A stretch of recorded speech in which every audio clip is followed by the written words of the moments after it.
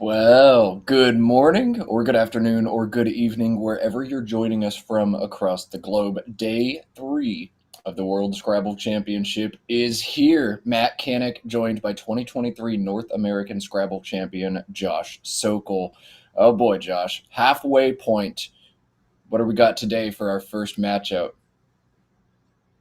Can't believe we've made it this far, Matt, but let's show the players. It is Paul Allen going first against Nigel Richards. We haven't seen Paul yet this stream. He is an amazing player. He's won the UK championships. He's won so many tournaments locally. Always a contender at the World Championships. Yeah, a fantastic player. Very emotive. So quite the opposite of his opponent, who needs no introduction, Matt. Nigel Richards, currently sitting in 6th place. Both players at the same record, but Nigel with 900 more spread points than Paul. Wow, that's a lot. Anyways, they're ready to play. Let's play Scrabble. Let's go.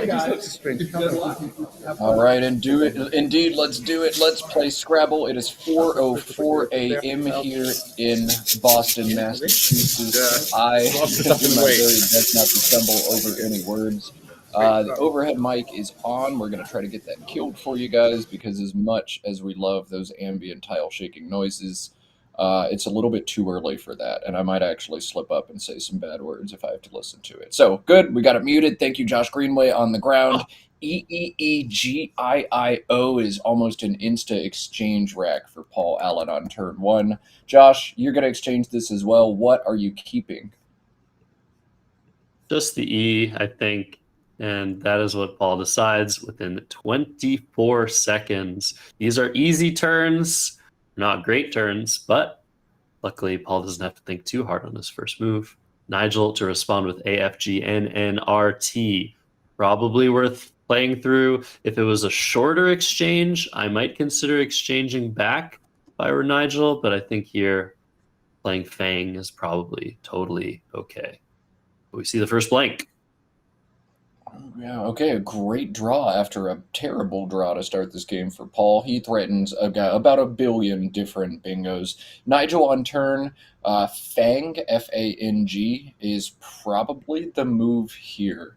Graft scores 6 more points, G-R-A-F-T, but it holds the double N's back and puts one additional floater back out there for the opponent to hit. I think this is going to be Fang. Yes, and he is playing it off center, which is normally a little bizarre, but in this particular instance, Fang taking too many hooks. I think an A hook, an S hook, an O hook, I believe, as well, potentially in the CSW lexicon. So this is Nigel's decision. I think I approve of it. No, yeah, it makes a lot of sense to do this. Unless you get hit with an ing or a double double, you're going to be sad. But standard placement, your opponent double doubles with an A and Fanga. That's going to make you really sad too. Paul back on turn. He trails now by just 16, but lots of bingos lined up. One scores 10 more than anything else. So Paul's got to have his sights fixated on either a double double or bingos that hit a triple word square. No double doubles exist for him. He'll spend a little bit of time looking there, but there is one from the G in Fang that he's able to play on this turn for 86 points. Yeah, it's pretty high probability. So I imagine that Paul has seen this word before. He's maybe even seen it played. He's maybe even played it himself. One playable 86 pointer for him. His blank racks, they're difficult. So many letters to think about. 26 possibilities, exponentially more difficult than a regular natural rack. But Paul knows how to deal with these racks. Going for the highest likelihood tiles first, maybe an S, maybe an N, maybe a T. And hopefully this leads him to find his highest scoring bonus of Gashlier. That is the word we're looking for. But it takes some time. These are tough racks, Matt. One thing that has impressed me about a lot of the players we've seen from Nigeria on the stream so far is when they do get wrecked, sort of like this, they don't have to spend 2 or 3 minutes on it. They seem to have a great command of what wrecks bingo, what wrecks don't bingo, and all that. But not everybody has that freaky anagramming rote memorization ability. This is also just a really hard one with the blank, with so many different floaters, double doubles, and triple word squares. But this is a bit of a time trap for Paul. And finally, on cue, he is cashing in Gashlier after 3 minutes of deliberation, his highest scoring option by 10. Paul surges ahead of Nigel Richards, 86-16, and ILNRTTT on the rack for Nigel. He's going to score 16 this turn. I just don't know which of two 16-point options he's going to choose. That's right. So, Nigel, as we've seen so many times already, in pretty big danger against his opponent early on. Not getting off to the greatest starts, but he is a fighter, as we know. He makes such incredible plays, whether he's ahead or behind. So, the two options getting rid of LITT that seem reasonable, either tilt to the H or flit, FLITT, from the F. He's considering flit at the moment, switched his reasoning over to that H. I think this is a little bit more open. This allows more space to remain unused on the board. So I think this is the right call. Tilt for 16. Doubling his score to 32. Paul Allen to respond with some vowel trouble. A vowel trouble indeed, but not so devastating that he's forced to exchange. He's got a number of options out of this rack. I love the decision from Nigel to play tilt, to keep that S in Gashlier open for the long term, to keep this board a little bit more open long term. Nigel has shown flexibility in his game all tournament. He plays a little bit differently when he's ahead versus when he's behind. Something I think some people in Scrabble don't do well enough, but Nigel's going to teach us how to play this game.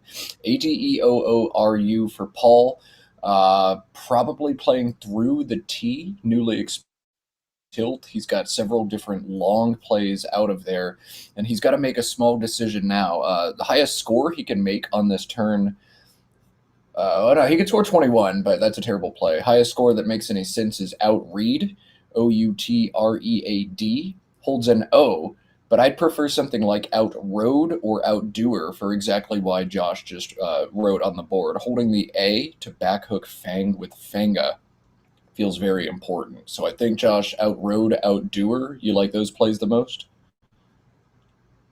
I'm not so sure about those actually. I like the fact that we're extending over here. We're trying to block this E, this R. I just hate putting the O there long term. That's such an easy bingo lane for Nigel to use. Down 54 points. So we're trying to play some defense here. Outdoor does a lot of things right and one big thing wrong for me. But what do you do instead? There's the option of a do I was putting on the board. You don't seem to like that one. One thing that it does do is it eliminates this S from contention, but that's not a huge deal here. So yeah, I'm not sure. I'm not sure how I would go here. It looks like outdo is being considered. AER is a pretty strong leave for Paul. Not really great with the E and the R on the board, but I understand this. I think this is the most balanced play he can make. Yeah, this is going to help you bingo a lot next turn. I like to play defense when I've got a lead, and I'd like to block that E and the R a little bit more, extend this word out. But Paul's opting to play a little bit of offense here instead. If he's able to draw another bingo, it's going to be very hard for him to lose this game. So outdo has some merit for sure. Outdo simming right neck and neck with outdoer and some of those other options through the T. But oof, AEPU on the draw for Paul. He's in vowel trouble yet again. Consonant trouble is the problem for Nigel. MNRRST in the game's second blank on his rack.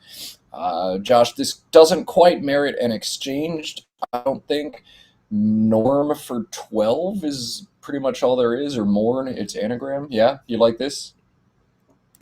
Yeah, it's interesting Nigel didn't choose to play Norm instead. That would take an E-hook. He must be reasoning that that E-hook is not really that great for him with his low-scoring tiles and potentially good for his opponent, Paul Allen. So Morn, a more defensive, contained play. SRT blank is such an incredibly strong leave. He has drawn ASS to that. He's going to be able to bingo with that with something like asserts. But yeah, SRT blank doesn't need any help. You don't need to create new threats on the board. You just need to draw one vowel. And that's what Nigel's done. Some of Nigel's draws this game have been booty, but the one he just drew, not so much. EAU is Paul's strongest equity play, 14 points, gets rid of some vowels. It does create one vertical bingo line just to the left of this play, but you've got to do something here. That's not going to be a high-scoring bingo should Nigel hit it, in most universes at least. So this play makes a lot of sense. Sim's preferred play as well. And we're back to Nigel now with an embarrassment of riches on his rack, the 3 S's and a blank. He can score as much as 80 on this move, and he's going to show us exactly how. That is a blank A. If we know anything, we should look at the blank slip just to confirm. But Assarts, how does one pronounce that word? Assarts? This is a play by Nigel. 80 points, the highest he can do, and it's either on hold. It's either been challenged or Paul has scored it something different. So they're just confirming the score there. But yeah, this is a valid word. Very nice. Nigel right back in it, up 12 points, and Paul to respond. He's drawn IJO. It was very balanced leave. You can just hammer the J here, but does he want to score even more than just the classic 36 points? He can do that. Rioja is on tap here. Rioja, 61 points. It does blow this board open, but man, 61 is so much to pass up. I think there are a few greedy players who would still consider JO here. That AEIPR leave is pretty synergistic, but you can't do that. A, there's only a few weak bingo lines on this board, and B, it's 61 points, man. 61. So you've got to play Rioja here. Paul has found it. He's going to look just a little bit longer and make sure there's nothing even better that stands out. But Rioja clear and away, Paul's top option on this turn. Engine's got it 18 points above JO, and here it comes. Tough day for Nigel. You get your bingo down and your opponent cashes a J, one of the weaker power tiles, for almost a bingo score. Also a tough draw for Nigel. CDIPRWY. No strong options here for Nigel. Looks like the maximum he could score is 26, and most of the plays he's got next turn have some kind of wart. The 3-letter WRY plays above outdo, but Josh, that leave, CDIP, feels pretty terrible. Nigel might teach several of us a new word. As you see, he sets up Wikipy, WICOPY, on his rack. Going to play through the O in Rioja. No double words, no stacks, no nothing, but it still scores a nice 22 and holds DR together. You like Wikipy, Josh? I don't like it. It creates so many threats. That I creates an X spot, that Y creates an F spot, a K spot, a B spot, an M spot. So this gives back a ton, but the leave is just so much better than anything else that can be considered here. But Nigel's just gonna play SWY. This is an incredible play. It feels like this leave is terrible, but actually it bingos a ton. And is there something that he can bingo or double through the Y that I'm not seeing? And I draw yields pyridic, PYRIDIC. Wow, that's a great play. Great recognition by Nigel. No surprises there, but Yeah, Swy for 17. The leave is just so much better on this board than anything else, and the danger involved in playing Wikipedia was too much for him to bear. So, great decision here. Bro, I don't get it. Like, how do you do all of this? How do you iterate through all of that? Run through Rye, run through Wikipedia, look at Swy, like a very non-traditional option. Identify how many times it hits something huge for you. Like, how on earth do you do all of this in so little time, Nigel? I don't get it. But Swy is an awesome play. As soon as he puts it down, it's like, oh man, that makes sense actually. Swy for just 17, but a Galaxy Brain play from Scrabble's GOAT, Nigel Richards. Back on Paul, he's ahead by 32, looking to expand that lead. DEEEOPV. No strong options for him, but he's got his sights set right now on Veep. This is going to play on the third row of this board, making PO with the Owen outdo. That's 20 points, but uses that V as a brick wall to make sure we don't get to the top or left side of this board. Josh, you like the defensive merit of Veep here? I like it. Like I said earlier, just that O and outdo creates such a big threat for somebody who's trying to maintain a lead. So Veep looks pretty strong. I don't like the leave much. The R in Rioja and the R in Gashlier create this mirror.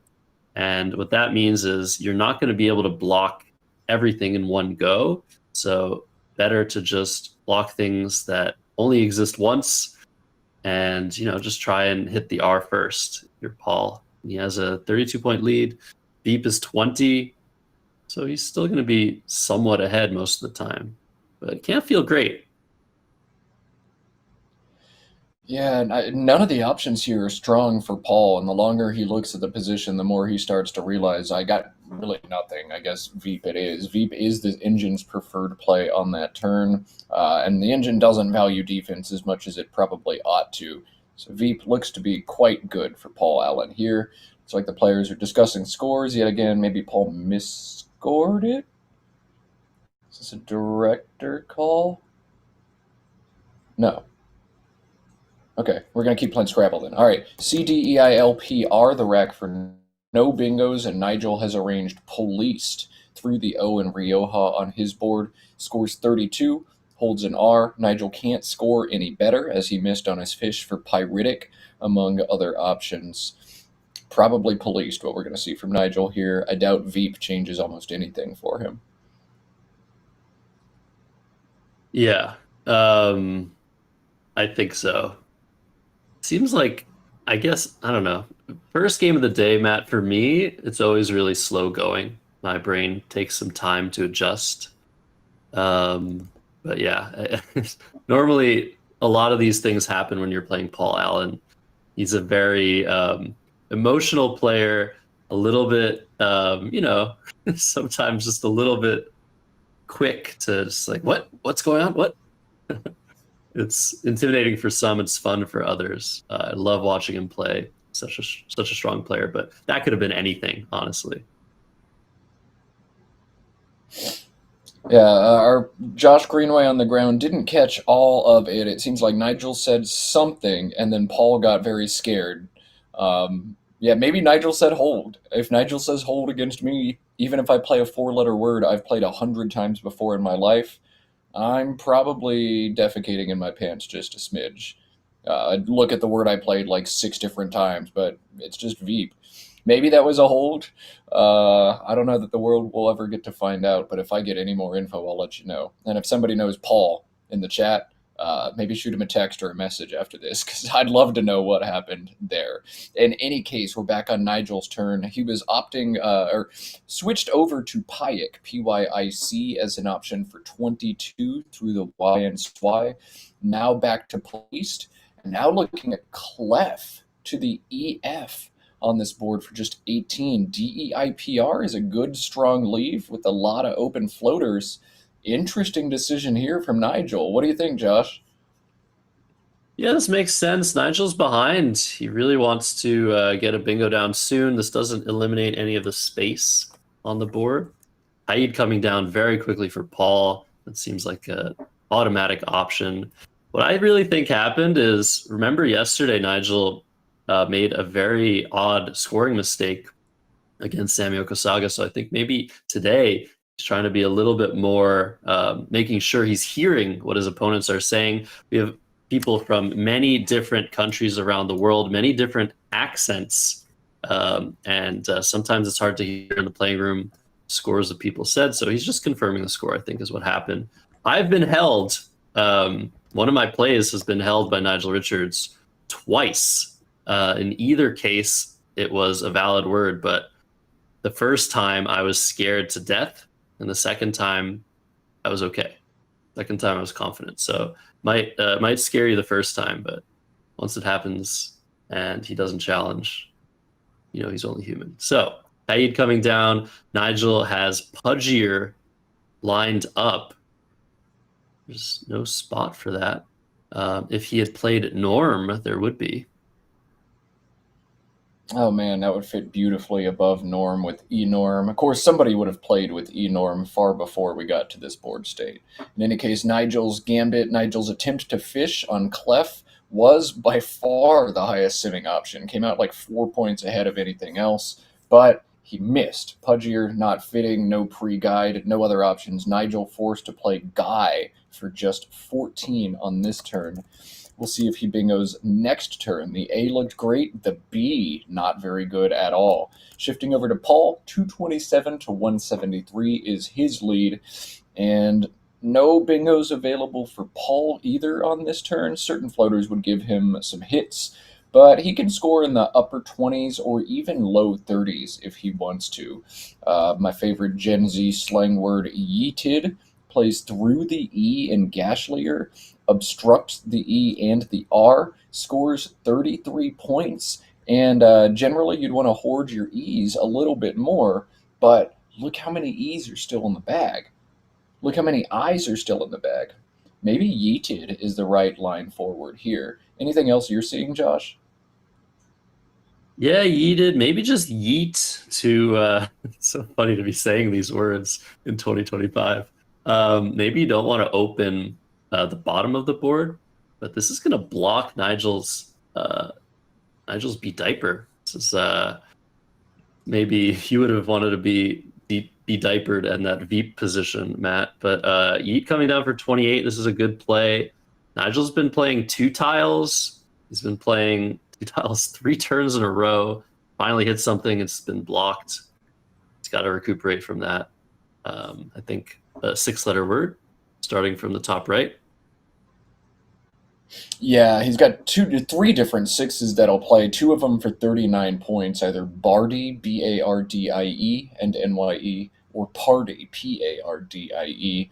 Of those, I would choose Bardie just because the B is a worse tile than a P, but a bit of a tilt-inducing turn there for Nigel. He's now missed on fishes a few times. Finally looks like he's connected, only to be blocked.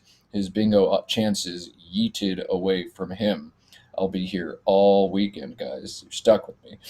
And now Nigel's just going to fish a B. Wow.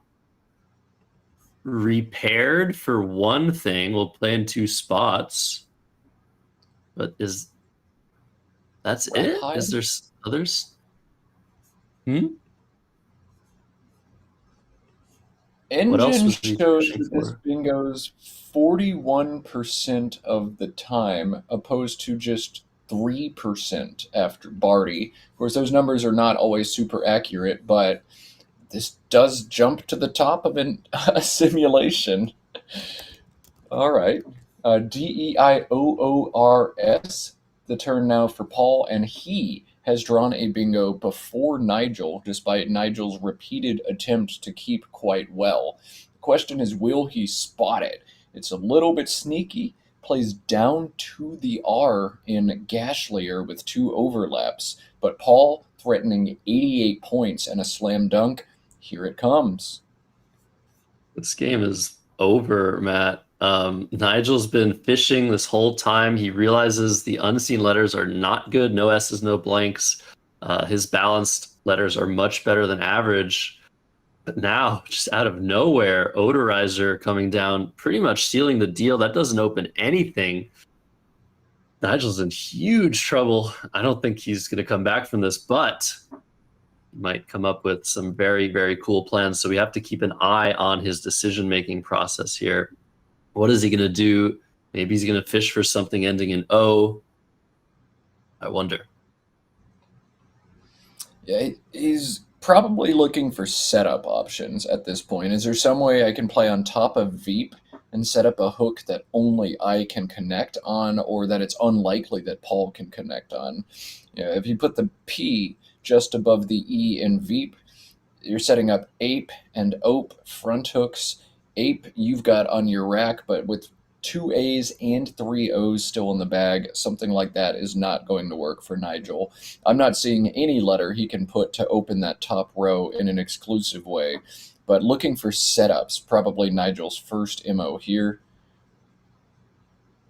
Is he going to fish again? So he was thinking about PAH on the top right. Idea being scores well, balances well. Maybe you can bingo from the R if that doesn't get blocked. But he's going to play GHI instead, open an 8s lane for himself through that I, and just keep trying to hit this R. It's kind of hard for Paul to both block this R and block what was just opened at the same time. Yeah, a little bit antsy there, but doing very well in this position. I feel like just playing anything over here will be good enough to win. Yeah, Paul's got a bit of a tricky turn, though. Only two constants on the rack, a K and a Z.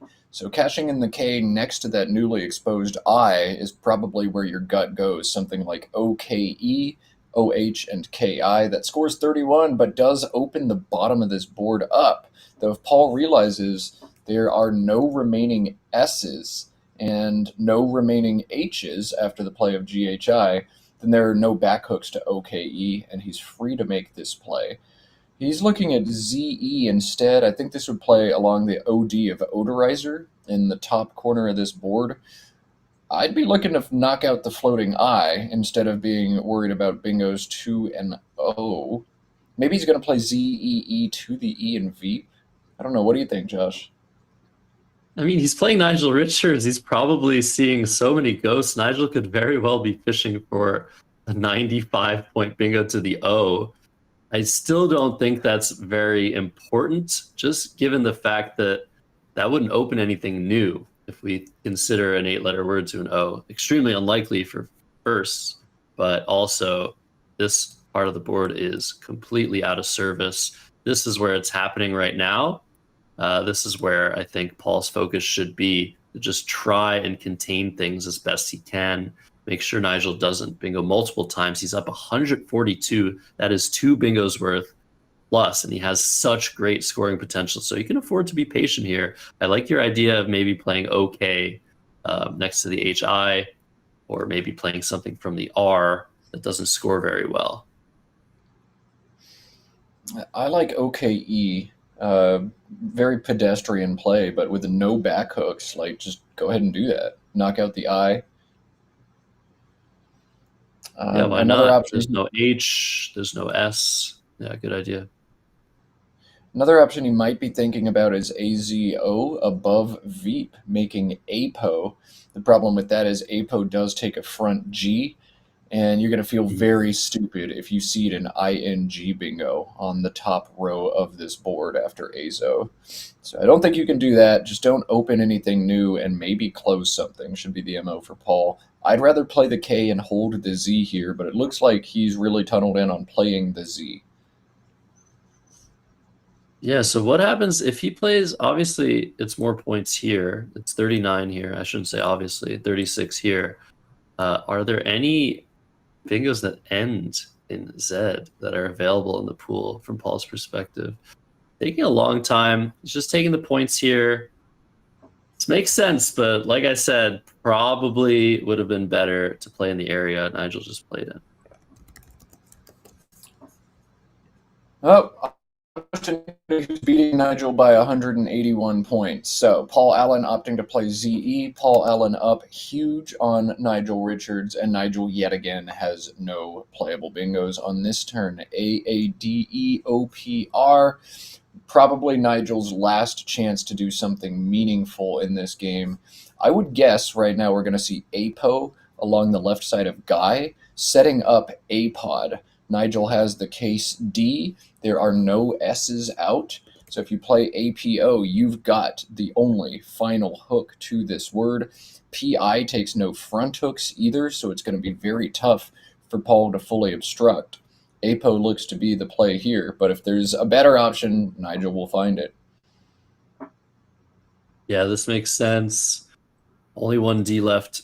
Actually, no Ds left at all. Yeah, like you said, the hook APO.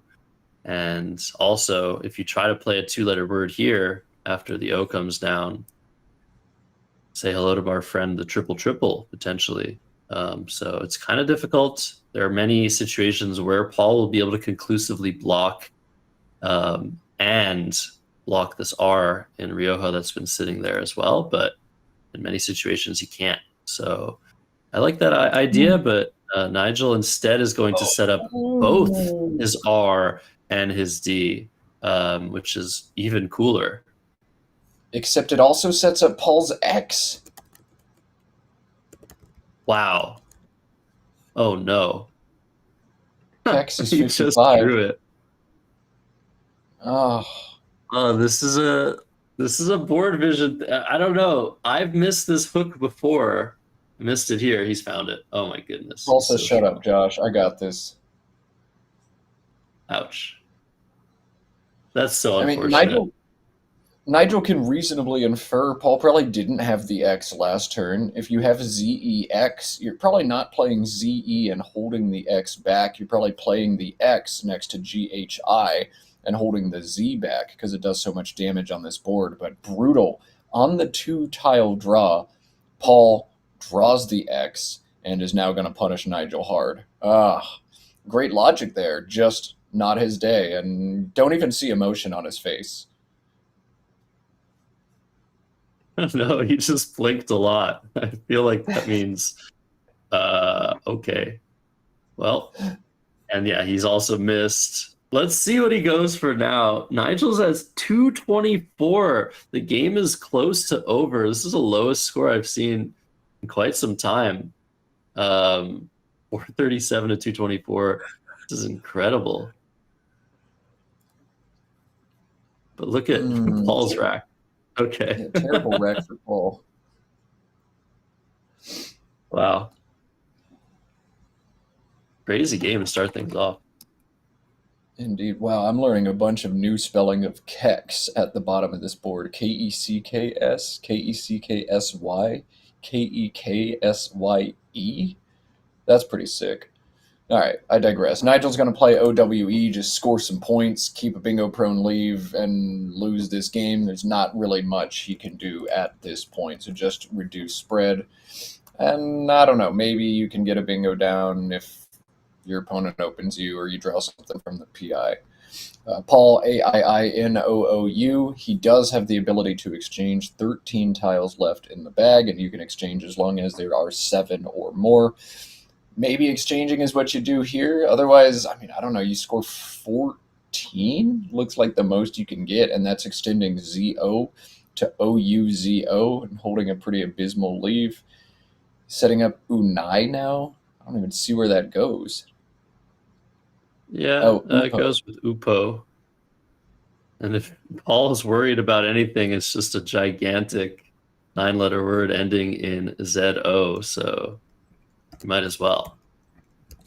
This also prevents setups from occurring in most of this area, so I think this is a very strong option. Crucially, it plays tiles and gets us closer to the end of the game. And if you're beating Nigel like this, like, I'd feel like this is a bit of a dream, and I'd just be rushing to try to get to the end of this game, get the letters out of the bag before Nigel can do some damage with them. Yeah, at this point, I don't know what Nigel's bingo chances are. Probably 0.0 3%, something like that. Maybe a 9 from the PI is something you could go for, but that's really all that's left on this board, and Paul might just block that next turn if he can. So the play that Nigel has lined up, Fri Nov, looks pretty good. Instead, he is switching. Rapini's the best play for him. That's pretty cool. Through the PI. That's very nice. Setting up the F. Beautiful. Yeah. I was wondering if Nigel would opt to do this as soon as I saw it pop up on the engine. It looks very strong, and of course Nigel's going to find it and set it up. Another booty draw, but this time actually booty. I'll be here all day. Wow. And all that was left to do on this board, I mean, if the scores were any closer, maybe a potential setup of AVEL, setting up an N or an R or something like that. At this point, I think both players know that game's over. Crazy. Oh, never seen Nigel beat this bad on stream. And yeah, he's going to lose huge on the stream. What a big win for Paul Allen. His stream debuted this tournament, and man, he's come out with a bang. He's played a very nice, very precise game and just dominated Nigel Richards. I think we've seen Nigel lose 3 straight on stream now, right, Josh? Feels like it. Yeah, it was Sammy, and then it was Wasim, and now it's Paul. These are only 3 of 6 losses that he's going to have this tournament. So obviously he is still very, very much in contention. We were talking about what the magic number might be, 22.5, 23 wins. There are still 15 games to go after this before they crown the 2 finalists. So definitely important to win a lot more than you lose for either of these 2 guys. But yeah, no need to write anyone off. Correct me if I'm wrong, Josh. I believe this tournament is using COP pairings. Is that right? Oh, I don't know. Could be. All right, we'll try to check in on the ground. Okay, no, they're not. COP pairings are usually used later in a tournament anyway, but I think they're using regular, maybe Chu pairings or Swiss pairings. Okay, so not using COP pairing. It looks like probably going to be just standard TSH pairings. I'm wondering when repeats are going to open up, because earlier repeats for Nigel is good news. If you're trailing, if you're in like 10th or 15th, you need repeat matchups ASAP. Otherwise, the players sitting in 1st, 2nd, 3rd, they continue to play people in like 15th or 20th place. A, they generally beat those players, and B, it's possible for them to all win at the same time, which means you just can't make progress. If you're Nigel, you want repeat matchups against the guys at the top of this field so you can beat them yourself. I wonder when the organizers are going to open up repeat matchups in this one. At this stage, it's a smidge early, but lunchtime today, maybe. By the end of the day, almost definitely we'll be seeing some repeat matchups. Here comes Bozo. High score for Paul. He's not going to open anything new, and Nigel once again finding garbage in the bag. DILMNNF. Ugh. Here comes Bozo. That's what people say when I walk in the playing room, Matt.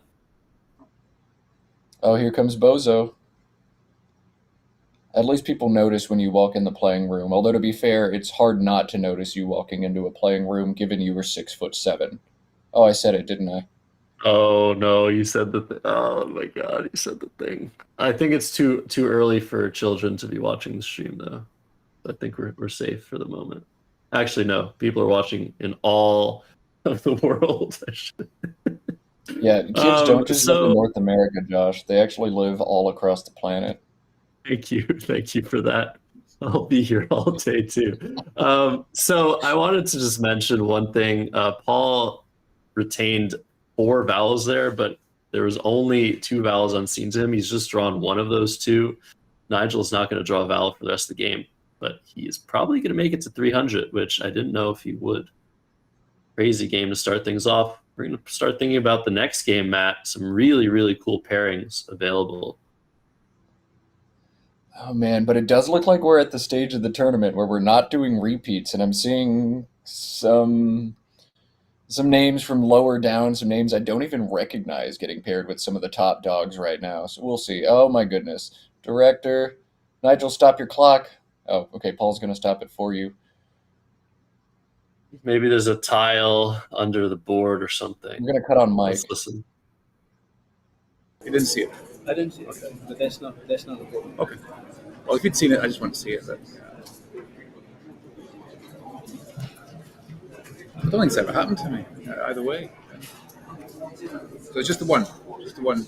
Yeah. Camera. I think it should be a 100-point penalty. If it wasn't bad enough. This game wasn't bad enough here already. Just accidental. I was going to count the tiles, and this is good. I'm happy just to go on. No foul, no foul. Yeah. I'm going to count the tiles. You both see it? Neither of us have seen it. Just carry on. I'm happy to just carry on. Neither of us have seen the tile. It fell in my lap. I just put it back there. Just carry on. Yeah, put it back. You have the right to. You are not guess food. Yeah, my right. You have the right to inform your control rule. Yeah. Say again, I can't.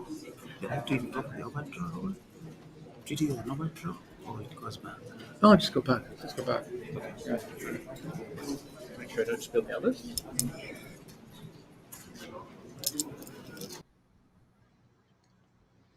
All right, that's some of the peak drama you'll ever see at a Scrabble tournament. Oh my goodness, a letter fell out of the bag. What do we do? Let's pause play for 2 minutes, call an adult over to help us navigate this crazy, wild, intense situation. Looks like a tile fell out of the bag face down, and they just put it back in the bag. That makes sense to me.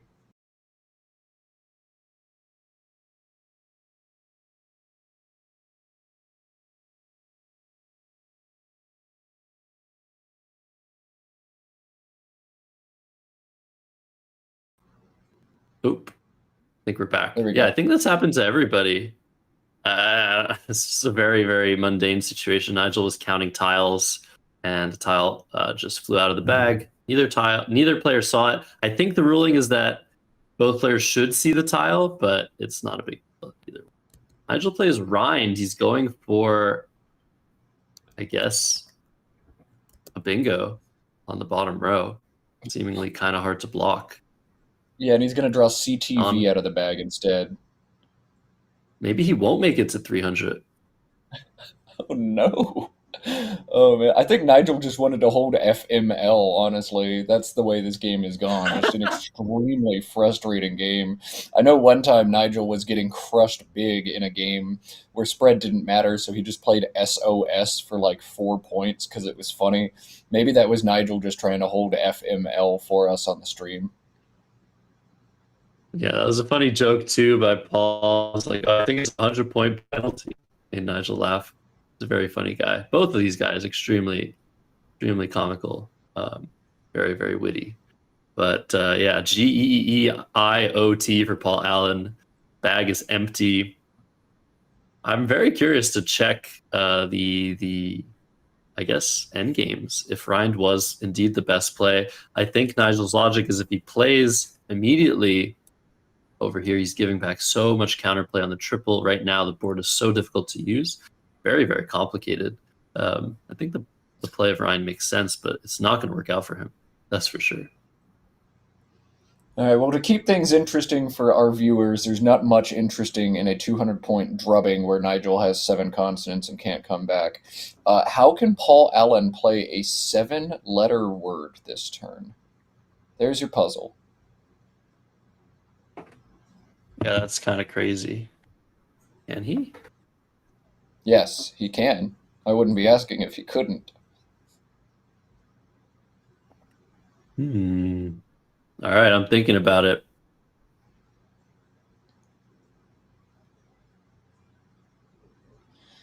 All right, while you think about it, I am going to tease through these next round matchups. Board 1 is Timmy Woko versus Sammy Okasaga. Board 3, Adam Logan and Willie Mwangi of Kenya Round 4, Waben Toe and Wasim Khatri. Ooh. I'm thinking we'll do Sammy Woko or Wasim Waben. Oh, man, the W's have been crushing it this tournament. Woko, Waben, Wasim, all right up near the top. Now Willie from Kenya up there too. Good tournament to have a name starting with W. Bad tournament to be named Nigel Richards, as we've seen him lose 3 straight streamed games now. Yeah, Paul's maybe gonna people play will finally stop asking to see Nigel on stream if he's just had terrible stream luck. All right, we see the play of what? I don't even what even happened on this board? Oh, Boet. Okay. So I finally spotted or checked what you meant by a 7-letter word. That's very cute. You can still put a letter here. Very nice, Matt. Yeah, just thank you for the plug it puzzle. out. Oh yeah, I should run this endgame. Let's see how good Boet is. Oh god, Nigel's best play, endgame wise, by 9 points, is literally if right there for 13. That's what he did. You got a black OG. Yeah, very God. nice. Very good job, Nigel. Perfect endgame. All right, then Paul actually gets to slow play this one now. Nigel's going to be stuck with the V and some of that other garbage, probably also the C. So the right thing for Paul is actually to play outdoor and like slowly 1 or 2 tiles at a time, dink and dunk tiles. He should first play unget if he sees it between the UN and the T on the board. To Because block look that. at what Nigel's threatening to play. Both already on the board. Yeah, you gotta block that. You gotta C and V stick Nigel Richards when you have the chance. You're not gonna get the chance again. Actually, yeah. Wow. Gravity. Crazy. Go ahead. I kind of want him to play outdoor because A, it's the answer to my puzzle, B, it's a cute play, and C, I want Nigel to play what he's got set up right now so we can tiptoe around that word for the rest of stream. Yeah, this is crazy. So I think he's considering just dropping the E for out, or dropping the E somewhere. Maybe it's not outdoor. Then going out with Fogey. He's shaking his head. He's like, I don't know. This is ridiculous. Well, under a minute, so he's probably going to make a few mistakes from here on out. Doesn't have time to calculate everything. Nigel has done it for you, though. You can maybe just ask him. I wonder how Nigel feels just watching his opponent completely bungle in games over and over and over. Like, he's got it all tracked and solved as well, and he's like, all right, you're going to score 4? Nice. Wonder if he thinks sarcastic comments like that under his breath or if he just allows it to happen. All right, here it comes. Thanks, Nigel. No reaction. You're going to call me a bozo? No, just a word. And he goes out here instead of sticking Nigel. It's his clock instead of stopping the clock. That's it. Crazy game. 518 and 305. Let's listen to overhead. 500. 8, 9, 18. 518 plays. Also 307. Run out of space. You want to go 305? Let's see, 281 Yes. plus 15. 30. Oh, that's the previous one. That's the study. Of course, yeah. 305. 305, 518. Crazy game. It's, yeah. I could have played the end better, but it's too complex for me. I was wondering if you were going to take it to the, but you only had 39 seconds. So. Yeah, well, I mean, I can't score much myself, can I, really? So, anyway, it's done. I've got. All right, well, that's probably it in terms of post-mortem. Nigel doesn't seem like he has much to say about that, so Paul's going to pull out his phone and punch in the score.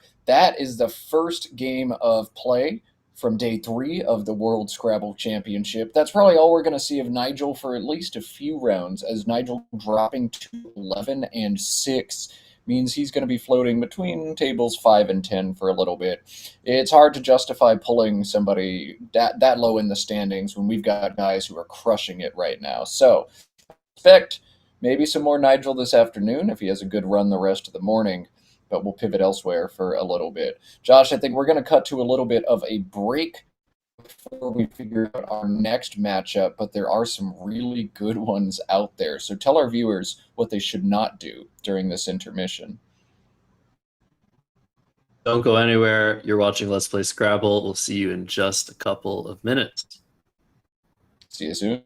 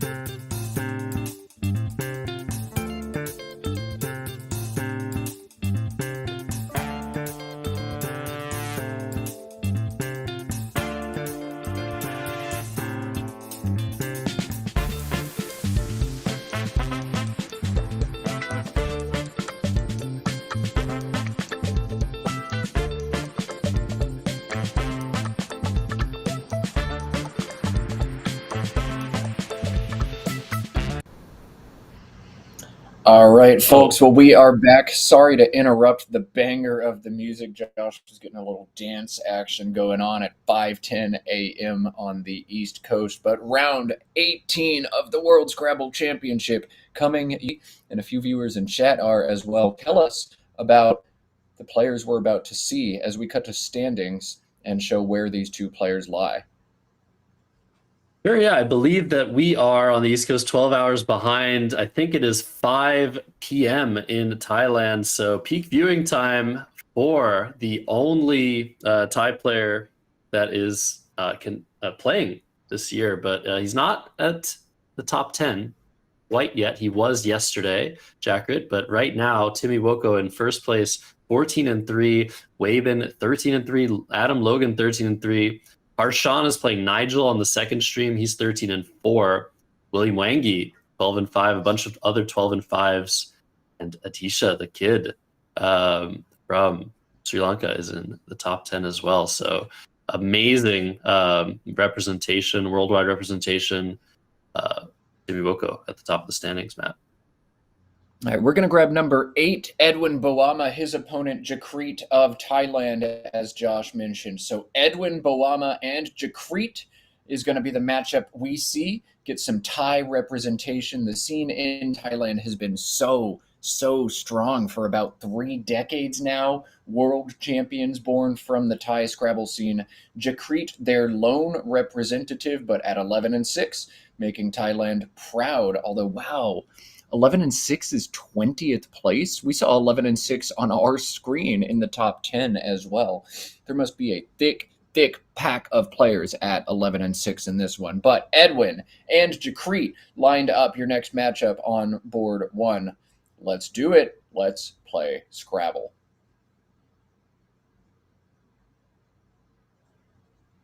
All right, Edwin going first in this game. He is representing very, very well. Both these guys, very low spreads. That means that they've been winning, but they've been winning small, maybe losing big. They've just been holding on to their standing for dear life. So they got to both keep winning if they want to get a chance to make it to the finals. 2 days of play left. We've seen the first game of the day. This is the second in Accra, Ghana, and a very good opening rack for Edwin. EENOSTT. This is a close but no cigar situation. No sevens for Edwin. He obviously can't get a floater if you're playing first. And all of a sudden, this turn gets weird. Do you score 4 points and play like T-O-T-E? Oh no, I think he's going to try a phony bingo here. This is not a word. S-O-N-E-T-T-E. Is this possibly a word with 2 N's? Is that what Edwin might be thinking of? I thought this was an easy rack, but turns out it's a trap. Jakkrit is instantly challenging this. This is not the worst phony to play. Yeah, this isn't even good with 2 N's. But Jakkrit's not going to be able to do anything about this now. He might have to exchange now that he knows all 7 tiles. There's so many 8-letter words that are playable with this rack of EENOSTT. So a little bit crazy start, but kind of an interesting gambit. Sometimes you can phony and your opponent's going to struggle to respond. I think we have to exchange for Jakkrit.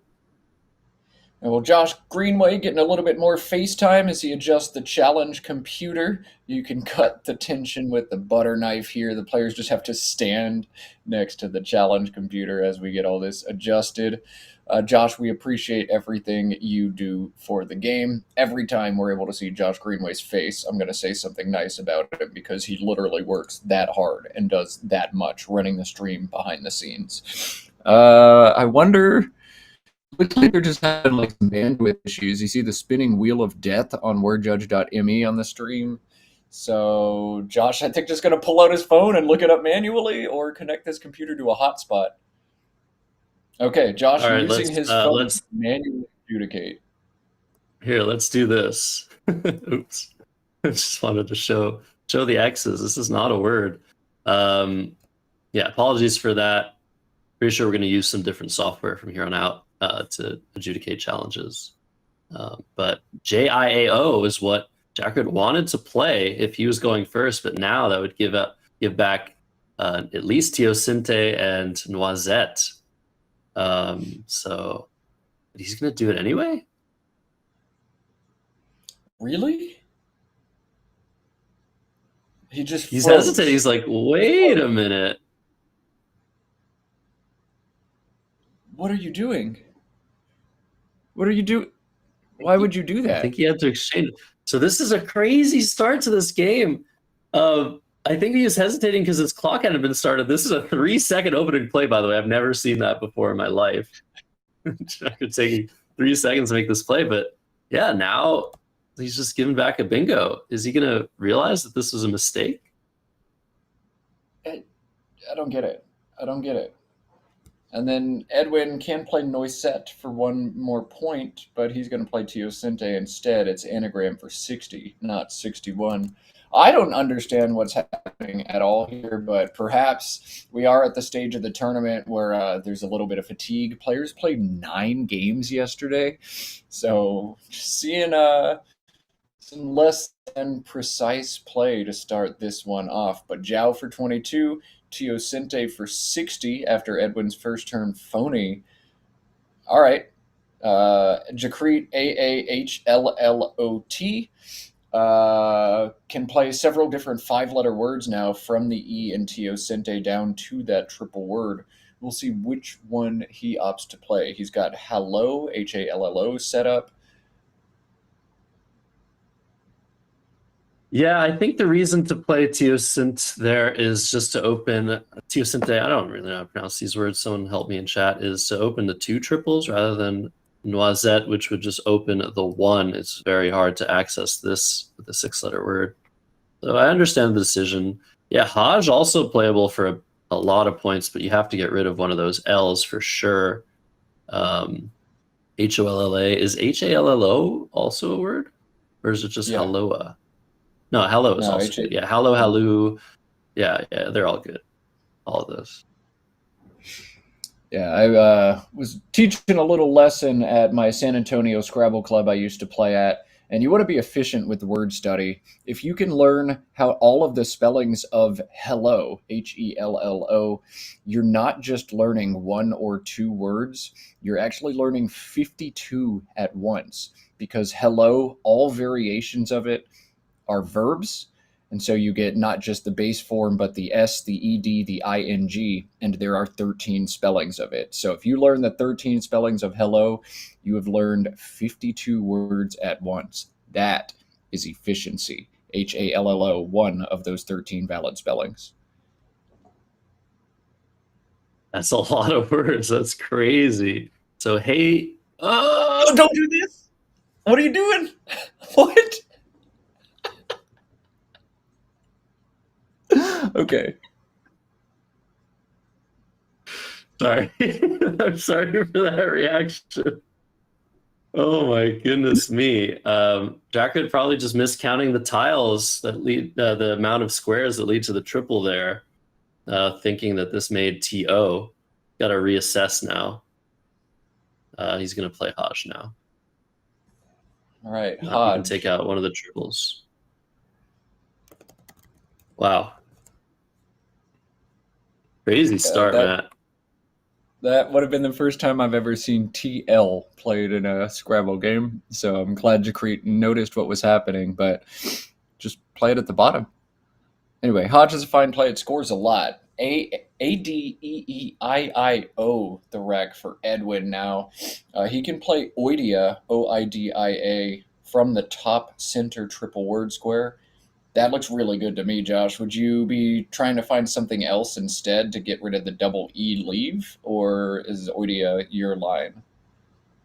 There's so little you can do here. You could play Iodine through the end now for a very nice score, and that is looking like what Edwin's thinking. Oh no, AINEE. That's actually far more defensive. Or AINE. Okay. So this is a 3-tile bingo leave. We've seen these before. You're going to bingo a lot, but you're going to get into trouble a lot. Yeah, I would have played. I think I would play Oidia at the top there with the lead. No need to keep a leave such as this one, but Edwin still hasn't hit the clock. He's going to change his mind potentially. No, he's just going to count the play. Yeah, this is a good play. I just feel like taking out one of the triples, scoring a little bit more is a little bit safer.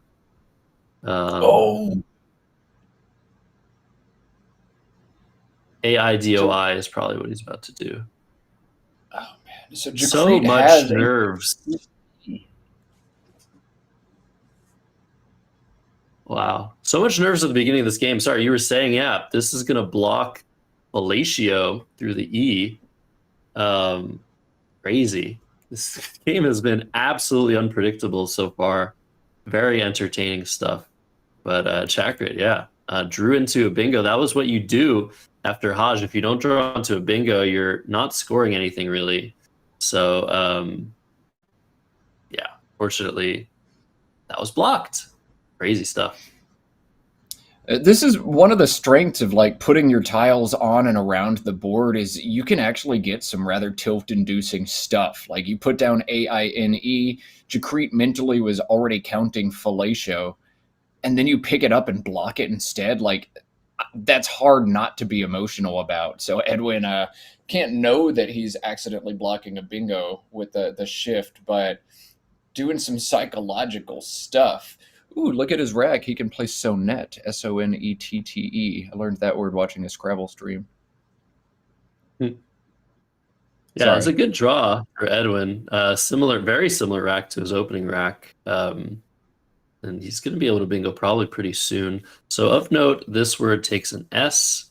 Edwin now drawing the second S of the game. That's a pretty important hook here. Jakkrit, again, I think he just should play onto this triple. He's looking at FILO. There's a bunch of plays. Float, flail, folia, philo, phyla. All very, very similar in value. You probably want to get rid of the O, slightly worse than the A. LAT is a pretty good leave. We'll see. Jakkrit looks very flummoxed by this turn, just shuffling these tiles around, trying to find anything. Yeah. Oh, this is like maximum shuffling. I don't think we've seen anybody shuffle the tiles quite like this. Wow, he's going through all the options.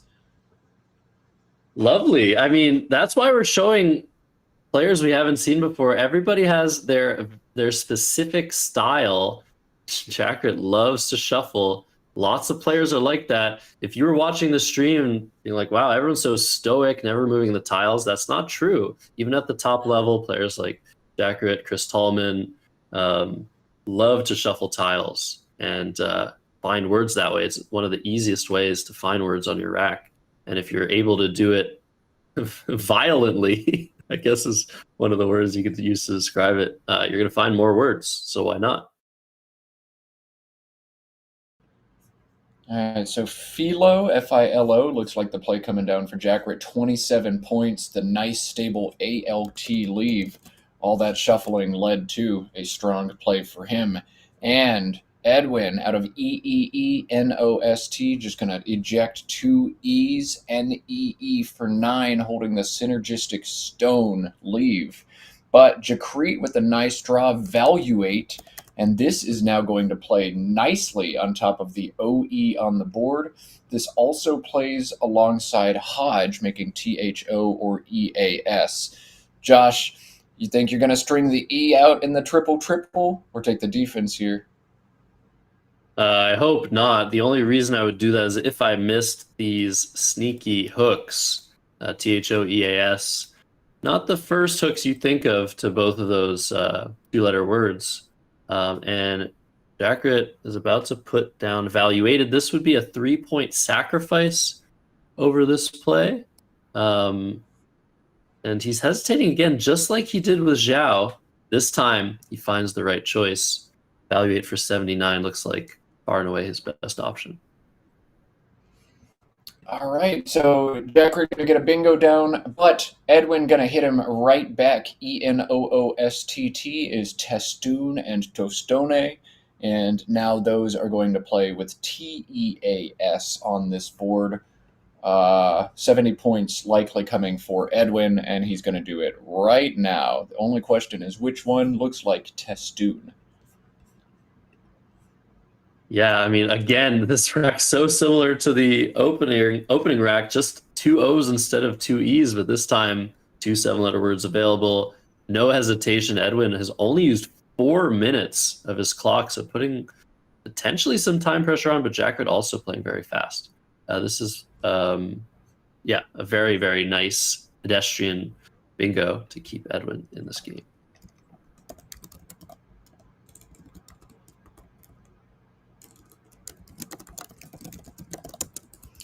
Now. All right, Jakkrit with a really interesting turn here. The A in Valuate gives him retax or pretax. Pretax is 6 more points, but retax, a nice sneaky setup.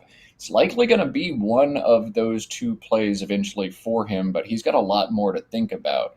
Excerpt and expert and lots of other options on this rack. Though once you see the double word, triple letter at the top, you got to play it there. Josh, between retax and pretax, what's your preference? Actually, I'm not so sure. Expat is super nice, keeping the ER doesn't open that big of a triple unless you have an S. But I think I would play pretax over retax. if this board was a little bit more, actually, you're making me think about it, Matt. If this board was more scoring heavy, if there were many places to score, I'd be more inclined to set my P up, but it just feels like you're getting the door shut on you so often with just a 3-tile play.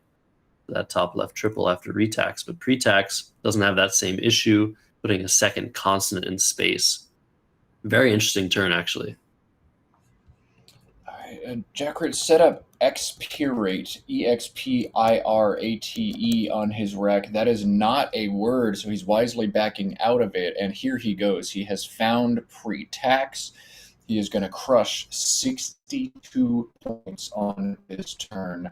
One thing I'd like to point out right now, as you see Jakkrit holding AE as a leave, there are a lot of unseen consonants, so those vowels are actually going to be quite important for him going forwards. Edwin has found a lot of those consonants, and the only vowels on his rack are these U's and perhaps a Y, depending on your perspective. This will be an interesting turn for Edwin. Despite the ugly tiles, he's got a lot of points, and this is the highest scoring play among them. 50 for Cushy. Yeah, this is one of those turns where you look at your tiles like, ugh, and then you realize, yuck, and then you realize, I can play Cushy for 50 points. This isn't a bad rack at all. And Jakkrit almost had his bingo blocked, but instead his bingo is just going to score 7 more after the play of Cushy. Assuming Jakkrit sees his bingo here, he's got 89 lined up with an 8-letter word. Should he miss that for any reason, there is a 7 on the rack that also plays for 68. Yeah, an incredibly good draw. We were talking about how many consonants were left. These are some decent consonants. There's some weird ones out there. C, V, V, W, W. Jakkrit's managed to draw some nice balance and rewarded with multiple options to bingo. They are just working out the scores. Both players need to ensure that they have the correct score and that both players agree on the score throughout the entirety of the game. So you'll often see top experts. I think we're a little bit more, we have too much ego, right? We don't ask the scores enough. And it leads to situations where we have to take a lot of time during the game and just, deal with the fact that our opponent has different scores written on their score sheets. I feel like lower rated players are, they keep their egos in check and they check the score every turn, every other turn. Seen a lot of this on the stream, and Badgered coming down very, very quickly after the discrepancies were handled. All right, neither player has drawn a blank yet, but I suspect Jakkrit's about to go in and pull one out of the bag. Edwin has found weird letters in there instead. GIIOQUV. You can see him rubbing his head a bit. He trails by now 103 after the mammoth play of Badgered. Looks like a hold as well, and Jakkrit with a wry grin as he looks over towards the camera, like, that one's definitely a word. Yeah, that's a very bad situation, of course. So Edwin accepts, I think, in the end. But this is we're on a whole lot of sheer tilt because it puts you in such a bad position. Edwin didn't get a T he needed for Kiviut, Qiviut. We love that word. Very going to be interesting to see how he tries to untangle here. You can play off your V and your G at the same time. You could play off your Q. Actually, there's nowhere good to play off the Q. And this is actually getting challenged in the end. So 5 extra points for Jakkrit, extending his lead to 108. It's pretty much game over a lot of the time. There we go.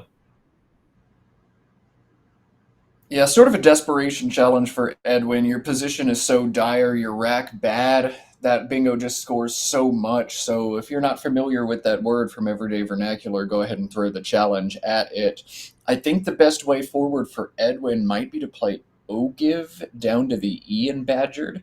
You don't want to obstruct the RED floating out in space, but at least by putting the O where Josh is drawing this arrow right at the top, you're creating not one but two different bingo lines on the left and on the right, as opposed to a play like Vigor here, where you put the V at the top of this word. You can't stack. The board's closed.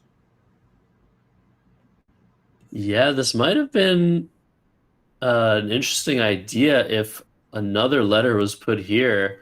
Unfortunately, this doesn't set up the Q in both directions. It almost does. So Vig, an awesome idea to set it up now.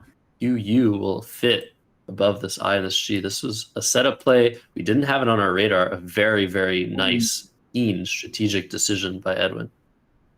Massive swing. Great play. Great thought there from Edwin. I wish I had spotted that to point it out, but I'm glad he did. And look at the pull for Jakkrit. 7 consonants. If he had pulled an A, he'd be stacking on top, but he is completely unaware of what's about to hit him. And oh man, Edwin finding a blank as well. He's going to play QUAI for almost a bingo score and hold a blank to bingo next turn. Oh my goodness, this one's getting fun.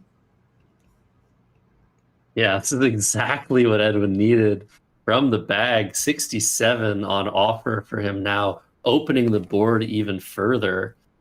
Suddenly, Jakkrit might be in a little bit of trouble. Edwin gets another key draw. Look at all those vowels. Look at all those consonants on Jakkrit's rack.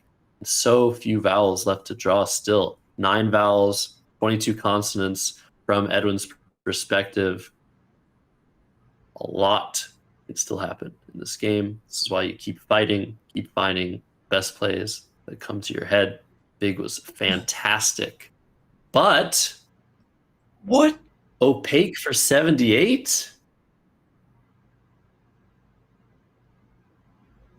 Okay. Woo! Edwin. Maybe a little really bit of playing scare tactics there, or Edwin maybe thought he had an E. You can't burn your blank there. It's not enough points, but all right, QUAI, that's the best play. Oh my goodness, the fake out. Okay, Quay for 6-7 points, and we're back on Jakkrit. FREMD, the word he set up on his rack. LN, the other 2 tiles. Fremd is going to play now with QUAIR, but opens a lot of space on the right side of the board. Not a play you can just pull the trigger on if you're Jakkrit. This is a challenging turn. Yeah, oh my god. Second blank. Sideways. Sideways blank alert. Goodness me. Yeah, you can score well, like you said, if you're Jakkrit, but only up 44 suddenly. Things are super interesting now.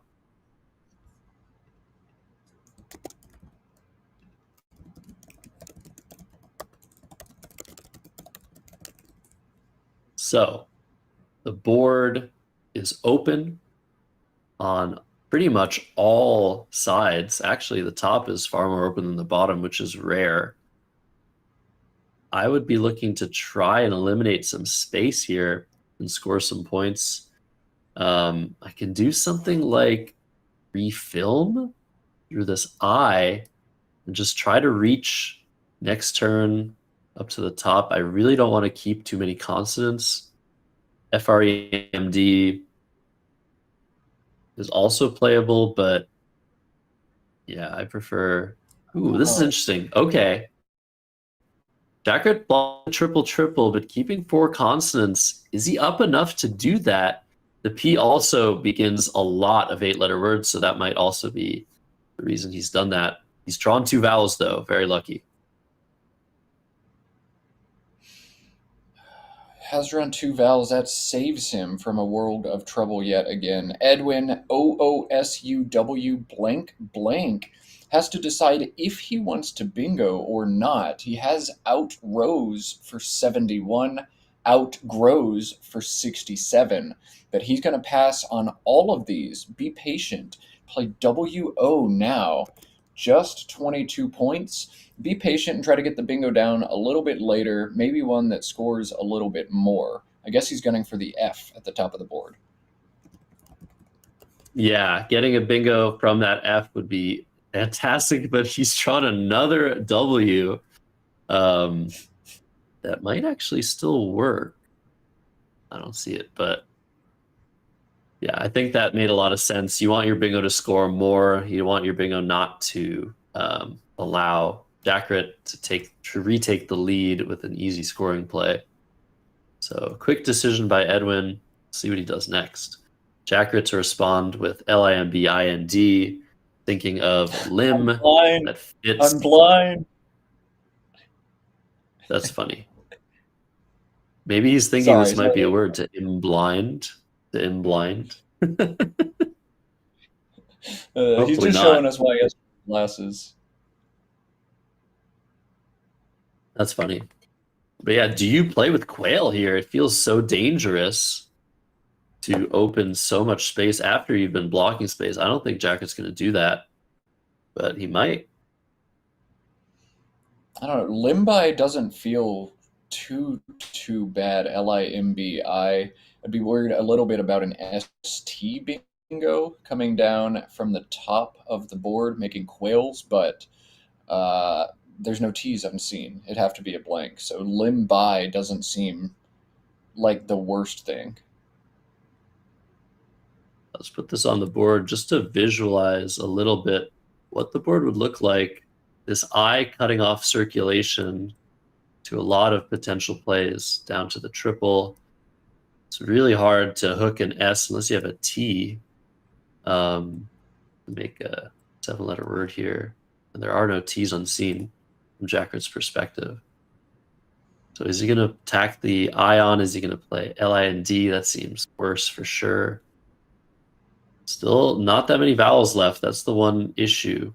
Jakkrit questioning whether he wants to risk this, but he's not up enough to, I don't know, feel comfortable in any situation. So I feel like he might as well just take points and try to outscore his way to victory.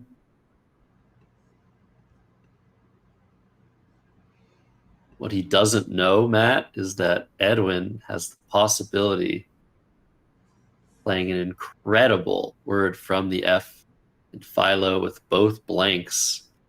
Or swunk has been mentioned in the chat. That is 98 points, making the blank an N and a K. But Nimbai is going to block that. No more. This is a very, very interesting decision by Jakkrit. Is it going to be enough? Edwin can still bingo on multiple parts of this board, but 43 plus 1861, that's just about the cusp of how far ahead you want to be when defending against a possible bingo from your opponent. Doesn't feel like multiple bingos are going to fit on this board anymore. Can Edwin bingo? Like, at all? If you're saying that, the engine's not generating anything for him. I don't think he actually has a single playable bingo despite having the S and the blank. So he's gonna stack OW right next to WO where he played last turn. That's pretty funny. OW is 24, keeps him in striking range with both blanks. But there was actually no playable bingo there for Edwin. I'm shocked that he just played super fast, though. I would have sat there surrender cobraing for about 4 minutes before deciding I probably missed 6 bingos. I'm losing my mind over here. This game has been incredibly bizarre. Yeah. One of the most bizarre games I've ever seen on stream. But, I mean, I guess there are so many more peripeties left in this story, in this storyline. See what happens next. Edwin still has both blanks. Those are time bombs. They can explode on you at any moment. 9-letter words, potentially. QUAI hooking plays still available. Can Jakkrit do anything about that? He almost has huge plays here with the Z. I feel like that Z is super important for Jakkrit's chances to stay alive in this game.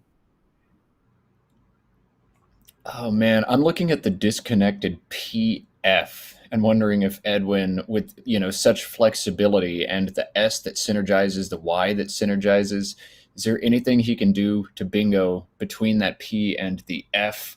I'm seeing speechify, Speechify. It's pretty close to that. Aperitifs, Aperitifs. Wonder if we're going to see something totally bonkers from him. Oh my goodness. And this is where magic happens. Both blanks aboard with options to play 8 or 9 letter words. Sometimes you see the craziest plays available. Edwin keeps drawing a little bit heavy. Drew a W, drew another W. He's now drawn a Y. So that's going to limit his options, his bingo options. At this point, he does have bingo options. That W-U combination was so deadly the last 2 turns. The Y and the U go a little bit better together. Jakkrit looking at playing something like Moz, I imagine, for 28. That can't feel very good. I would try and keep the Z here if I were Jakkrit.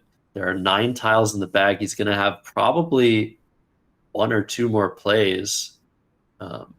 3 maybe for before the rest of the game.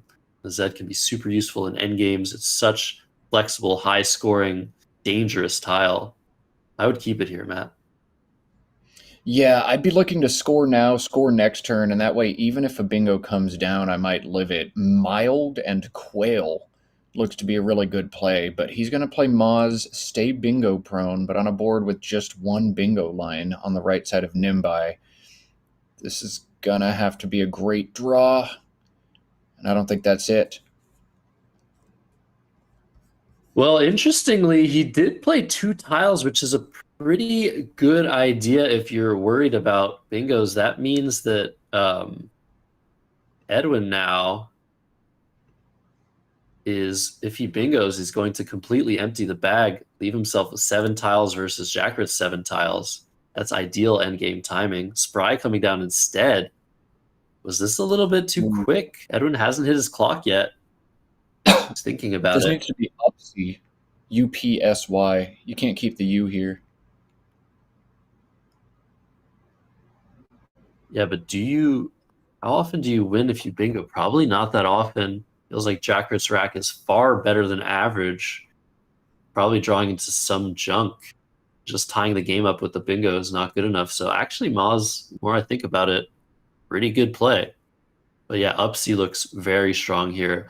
There's now enough vowels where you can afford to get rid of one of them. But is Edwin going to bingo? Russify was mentioned. That might be his highest score. Is there anything higher scoring, Matt? No, all of his bingo scores 78. Squirmy, Surlily, Surdity, Russify, all 78 with Quare or Quays. And here comes Russify. I believe. We'll have to get that blank name on, but it should be SF, those 2 blanks.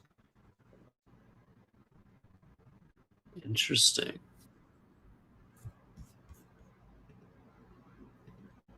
It could also be Rustily, but this is... Okay, we still got to get blank cam on. This can be Surlily, Surdity, DT. All right, Surdity, Surdity is what's coming down for Edwin. This will put him up by 13, and he'll pull the final 7 tiles out of the rack. So, Josh, to your point, MOZ playing just 2 tiles means Jakkrit is almost definitely going out first in this game. He would have to completely botch this endgame, I feel like, in order to lose. Yeah. Oh, wow. With these letters, AACDNPR, is that enough? Some potential high-scoring plays here. That actually might be enough. What are you seeing? What is the engine telling you? This is Jakkrit's game, but he's got exactly 3 wins. He needs to find an out and 2 that scores reasonably well for him. And, oh, geez, okay. It looks like the play might be on hold, or they're doing a scoring dispute. Yeah, Jakkrit has 3 wins. overhead. This is Oh, 18. 18. Okay, so 283. 283 and Also 411. 20. 411. 411. It's plus 3. 411 and 416. No, I have. You have a 291. 29. Hold on. You have 204, right? Oh, 292. 204 plus 21, 225. Plus 67, Yeah. 292. Yeah, 292. Okay, so 416. Correct? Yeah, 5 for me now. Okay. Thank you.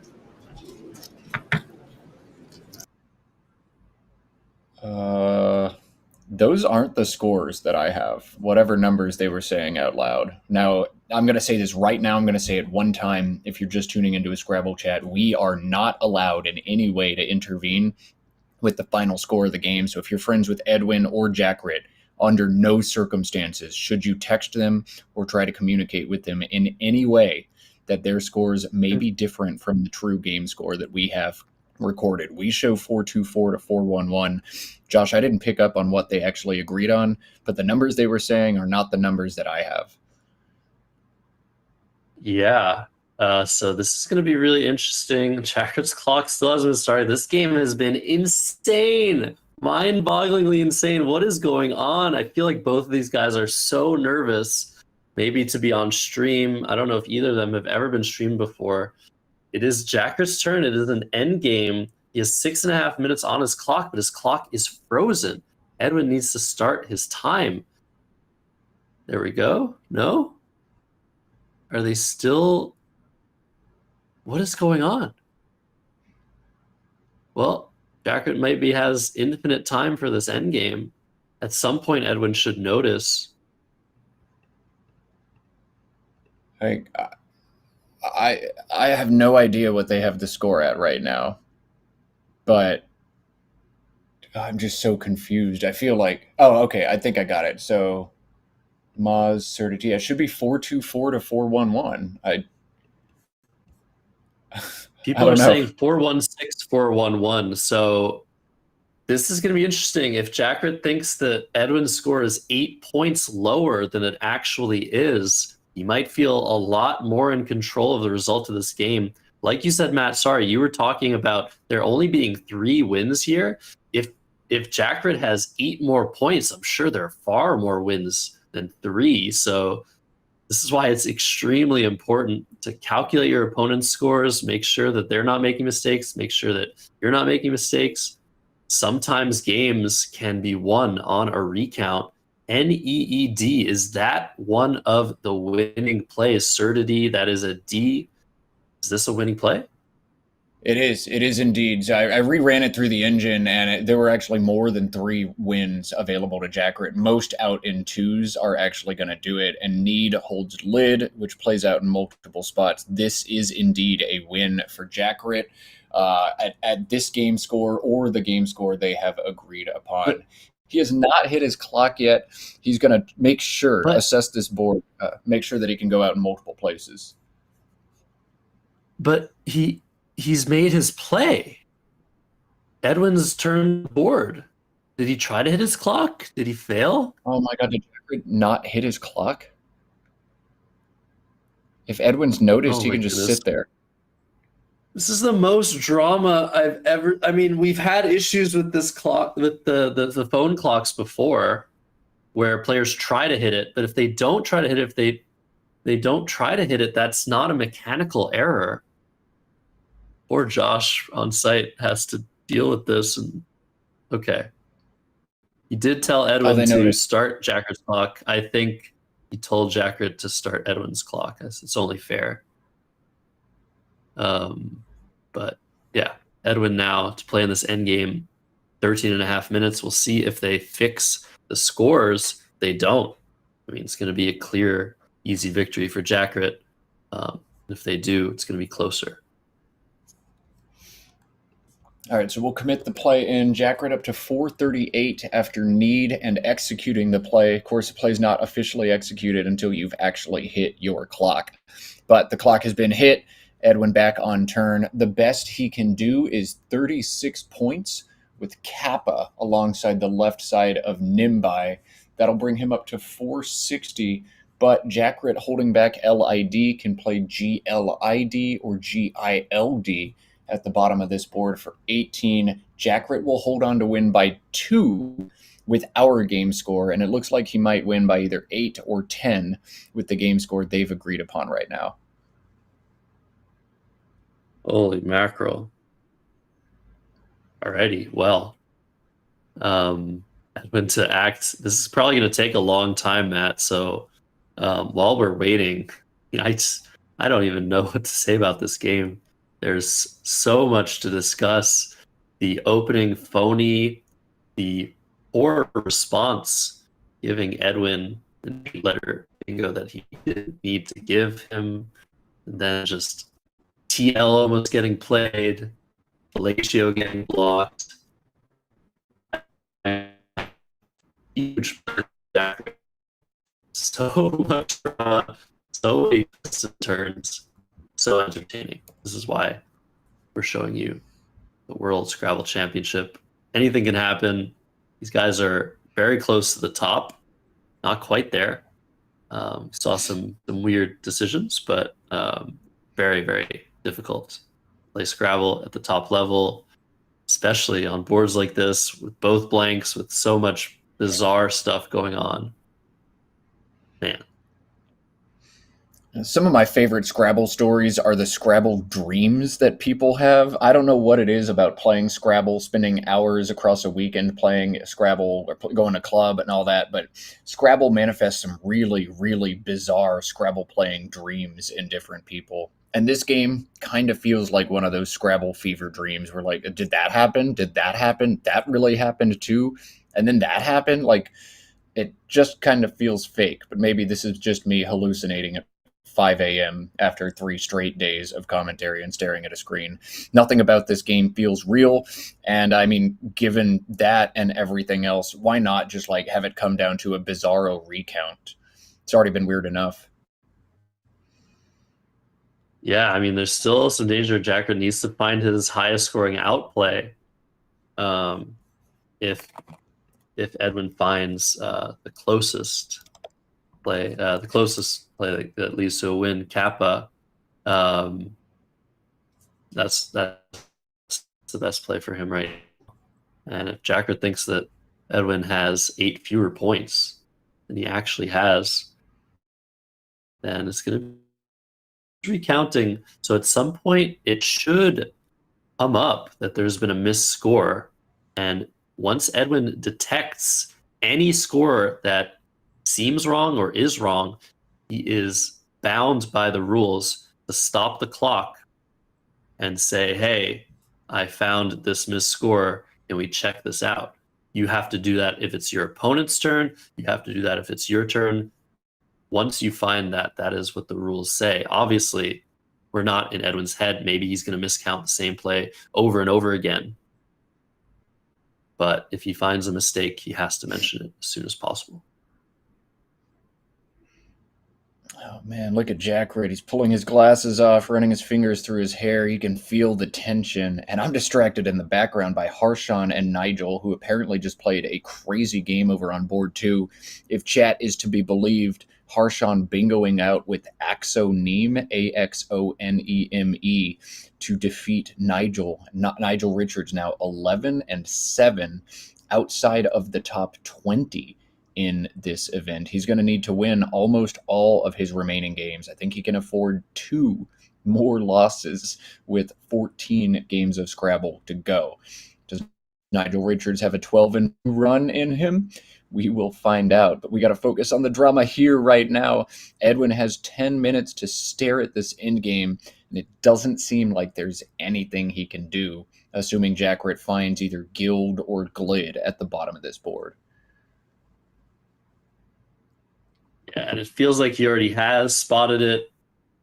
I feel like where the letters are on Jakkrit's rack indicates kind of where he's playing on the board.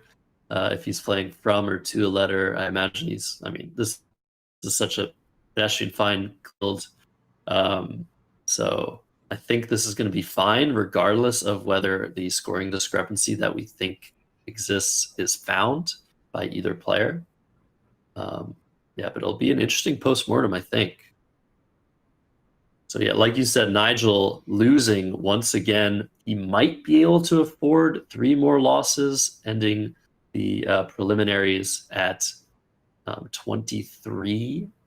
Or no, yeah, he can't afford 3. You're right. 22 and 10 is not going to do it.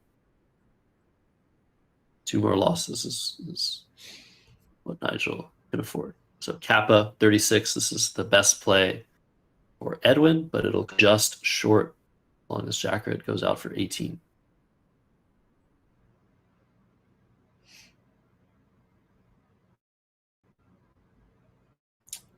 They're going to count this like 6 times because of course they are. Edwin now has not hit the clock. If Edwin intended to commit the play, he should probably do that. But I mean, what kind of game is this where just like nobody hits their clock and Jakkrit has perfect knowledge of his opponent's rack and gives him a bingo anyway, and nobody knows how to keep score? And I don't know. This truly is a fever dream of a game. This is not real life. My alarm is about to go off at 3 a.m. Let's listen to them again. What is going on? Why is Edwin's clock running? Can we listen to it? Oh, they've stopped talking. I don't know what's going on. This whole game, I don't know what's been going on. The play hasn't been committed technically. I don't understand.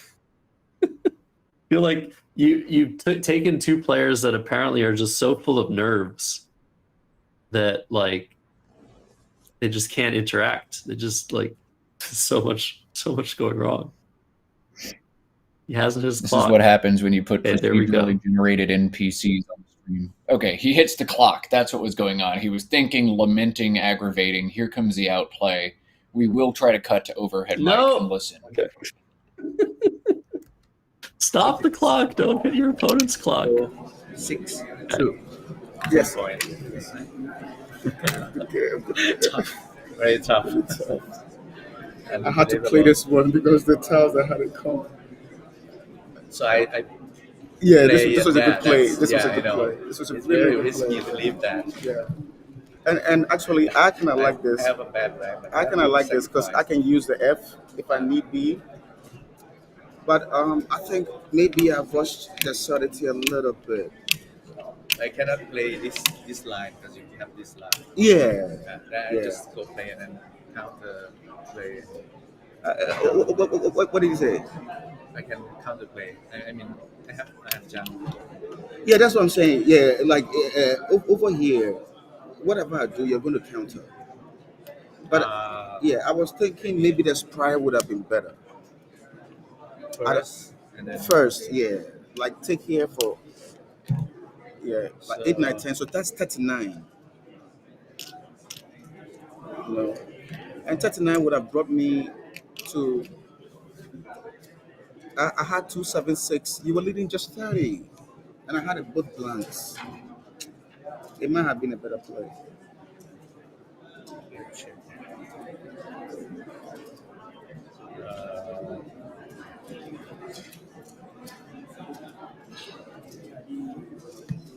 You do this first, And then at that time I have this one. Yeah, and then I'll have this. When did you do the bank? A long time ago. Sir, I want to pick the second one. I've had bingos, but not good bingos. So I had to jab with it, yeah. Like very cheap bingos that you would just play like some 30, 40 and just nullify. Then the NIMBY came at the right time. This came at the right time. Yeah, I would have played out rows, yeah. And I also had let you go there. And in case it has ace, yeah. I have maybe one blank. Actually, I can play that. Yeah, that's what I'm saying. This is very risky. It's very risky because if you play something that I can't lay, then I'm dead. Then it's over. Then this is the only thing. So to leave a sheer bingo to come and play spry and not get the bingo after is a Scrabble crime. I would rather play the bingo and let's go. Now I'm leading. And play with the sequence. Yeah, because after the bingo I'm leading. Now you have to win the game. Yeah, yeah. Because I when I know. play the spry, you are still leading. When you Yeah. you play opaque something, yeah, and you must have the black. Yeah, yeah, yeah. Okay. Good game, very good game, sir. Very good game. Tough. Let's finish.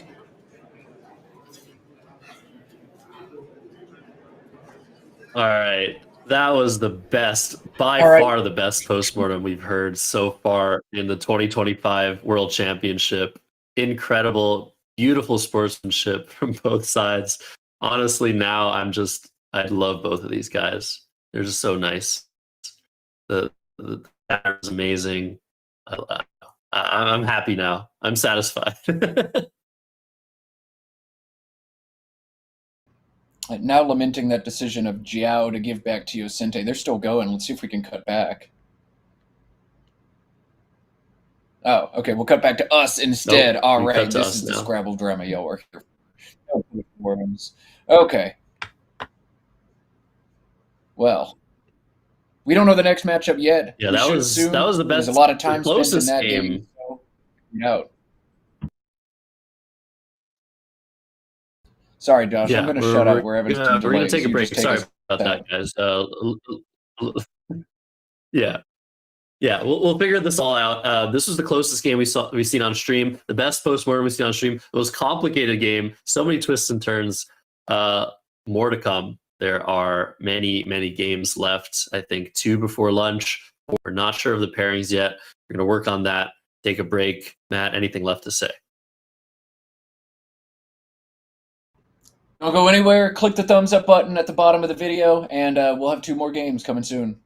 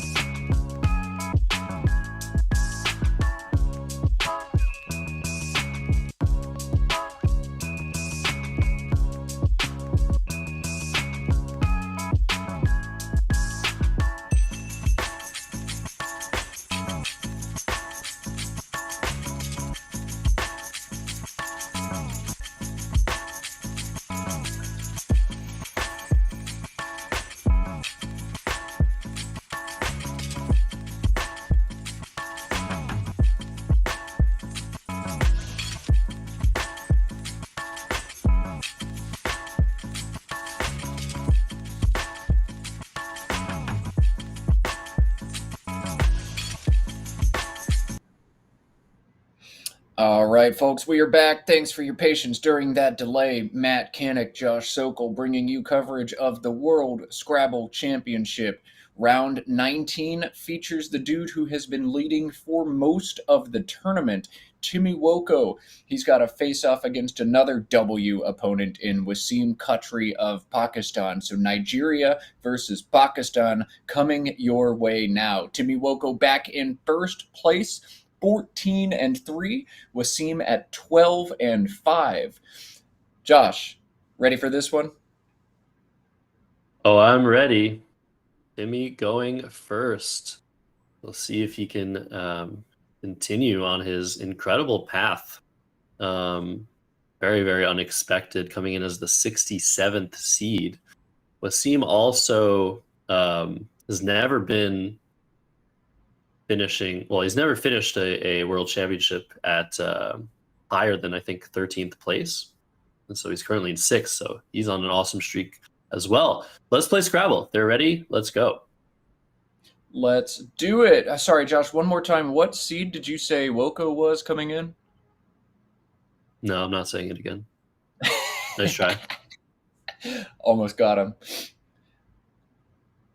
Almost, yeah. So we'll go out of Nigeria, Wasim Khatri out of Pakistan, and we said it before. If you are a Pakistani player, you know Wasim. He wins pretty much every year their national championship. He coaches everybody. An incredible youth amount of youths play in Pakistan. I think they've had tournaments with like 3,000 kids playing in them.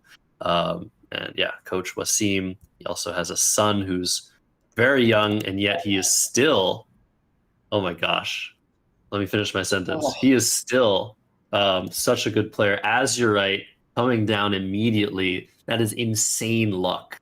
That is probably 98th, 99th percentile luck for Timmy Woko to start this game off.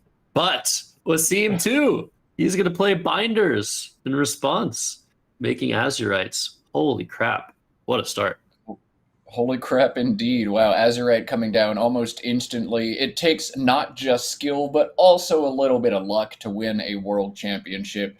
Timmy and Wasim showing us both how to draw with a little bit of luck. So Azurite 102, Binders for 85 is the highest scoring response. Wasim going to look for double-doubles through the U, look for higher scoring plays through the A, but highest score he'll find is 85.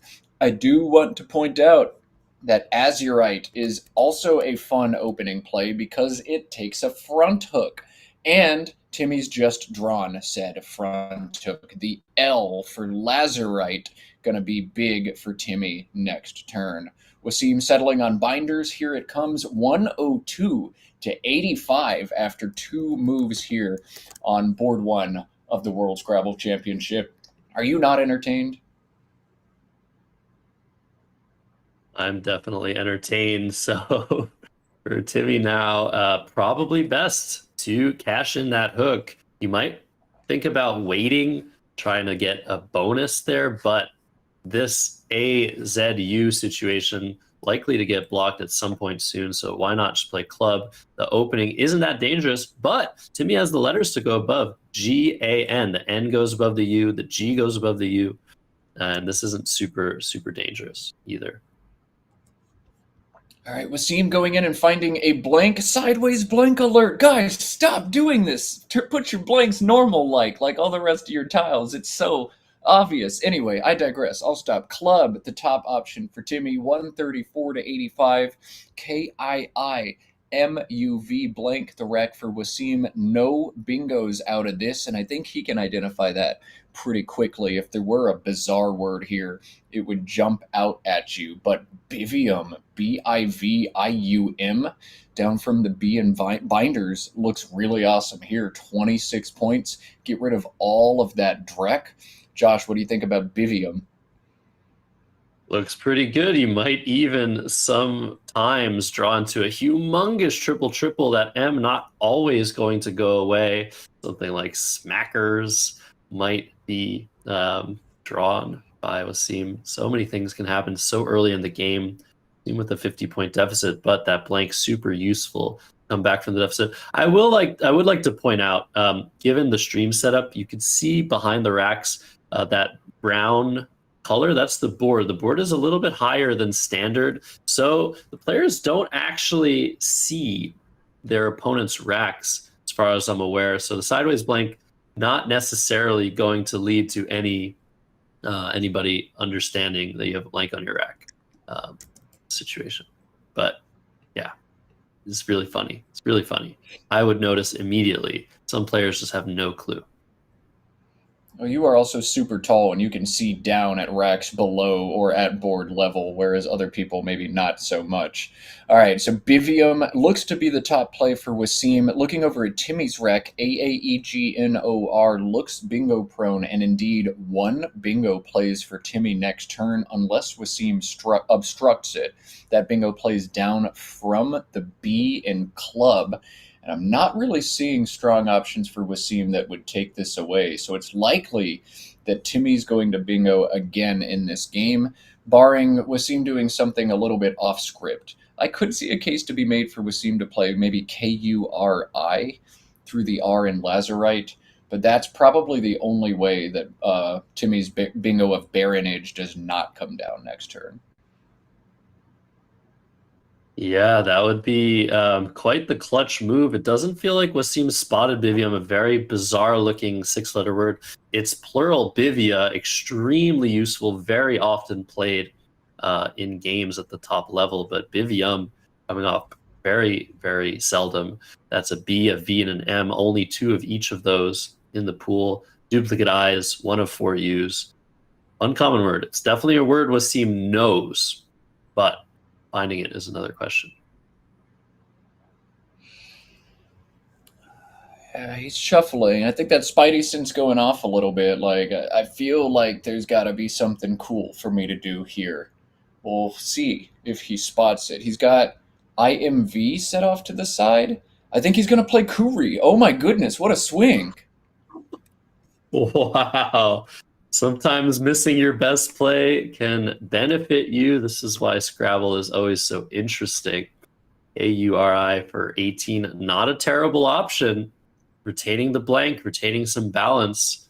And immediately, Timmy is just like, oh, I don't care. I'm going to play Angora. He probably spotted Baronage. It's like, well, it's been blocked. Well, gotta change course. And this is a great play. Keeps the lone E, uses that triple. It scores 31 points. Great play. This is a good play, but you can play the same tiles elsewhere on the board for 3 additional points. Organza through the Z was 34. Now, this does knock out a dangerous spot on the top of the board, but maybe a small misplay here from Timmy. I think I would have taken the 3 extra points with perfect word knowledge, but I'm also the eye in the sky with anagrammars and engines open. It is so tough to spot everything over the board. Back on Wasim, kept the blank last turn to go with IMV, picked up LOX to go with it. I suspect this will be Vox atop binders, and it will be Vox pretty quickly, but Wasim currently seems to be looking at Mux through the U in Lazarite. Now shifting over to Vox. This has to be the play, right, Josh? Yeah, indeed, it really does. I was just noticing how Roman numeral heavy this rack was. I think the VLMIX, all Roman numerals. But it's interesting that Wasim seems to be opting for leaving more things open. He's thinking about Mux pretty hard. 41 versus 42, but the leave of LIM blank seems a lot stronger than keeping the V. And floating that V out in space does not really feel like a problem. I understand wanting to leave more lines open, but yeah, I think coming to the right conclusion is Wasim Khatri. Vox for 42. Right back in it, down 20 points against Timmy with EOOPRTY. Another pretty good rack. Seems close to a lot of stuff here, Matt. Close to a lot of stuff, no bingos, but he does have several really cool plays from the Z. I was wondering if this would be Zooty or maybe a longer play, Zoopery, Zoopery, or Zoo Type Also options for Timmy, but the ERP leave quite synergistic. This feels strong to me. Wow, yeah, great play. You could have added the PE, but that sets up an S. Zupari, 4 more points with the leave, not quite as good. PER extremely strong, but now look at Wasim. He's drawn a second eye. This looks pretty bad, but he has 2 playable bingos here. And one of them is absolutely insane. Let's give it to the chat. Let's see if you can find it. Both of them are extremely low probability. We'll see. He has to dig into his word knowledge here, Wasim. And it looks like he's... he spotted Mihi. That is very close to what he wants to be finding. The best play here, Malihini, a Hawaiian word. 3 eyes, almost never been played before. Other option of hind milk. So this is a miss by Wasim, but he's not taking any time. He didn't spot something quickly, so he doesn't want to waste any more time looking for something that might not be there. But this is a big, big miss, the biggest mistake of the game so far. Yeah, man, Malihini so hard, or hand milk, the other bingo through the D in binders. Wasim has missed both of them. Sorry. But Wasim has missed both of them. Yeah. Mihi's still a good play, and a great draw from Wasim means he's certain to bingo next turn unless he opts not to. He's got tendrils from the T and Zuti as a double-double, as well as a bunch of other options. We'll look back at Timmy, who doesn't realize he's just dodged quite the bullet. He's up by 26, and we'll expand on that lead here with FAP. 25 points. EIR as a leave, good defensive play. Nothing wrong with this. And we're back on Wasim now. Yeah, the other option could have been Fave, F-A-V. Timmy struggling with words. That might have been something he missed, but this is a good play. He's up. He doesn't need to open a new line. Over to Wasim. He has so many good options here. I feel like he's going to double-double relatively soon. Not much of a difference between all the plays. You don't want to spend too much time here, especially with the 5-minute deficit. I wonder how long Wasim spins here. I mean, you're going to look at the double-double and extending the T to the triple.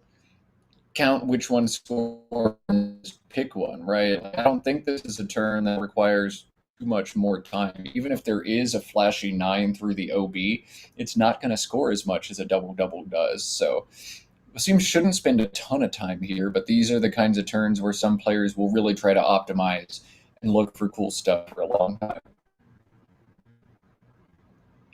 Indeed. So Wasim has 4 82-point plays from the Zuti, spanning across the 2 double scores. It's called a double-double.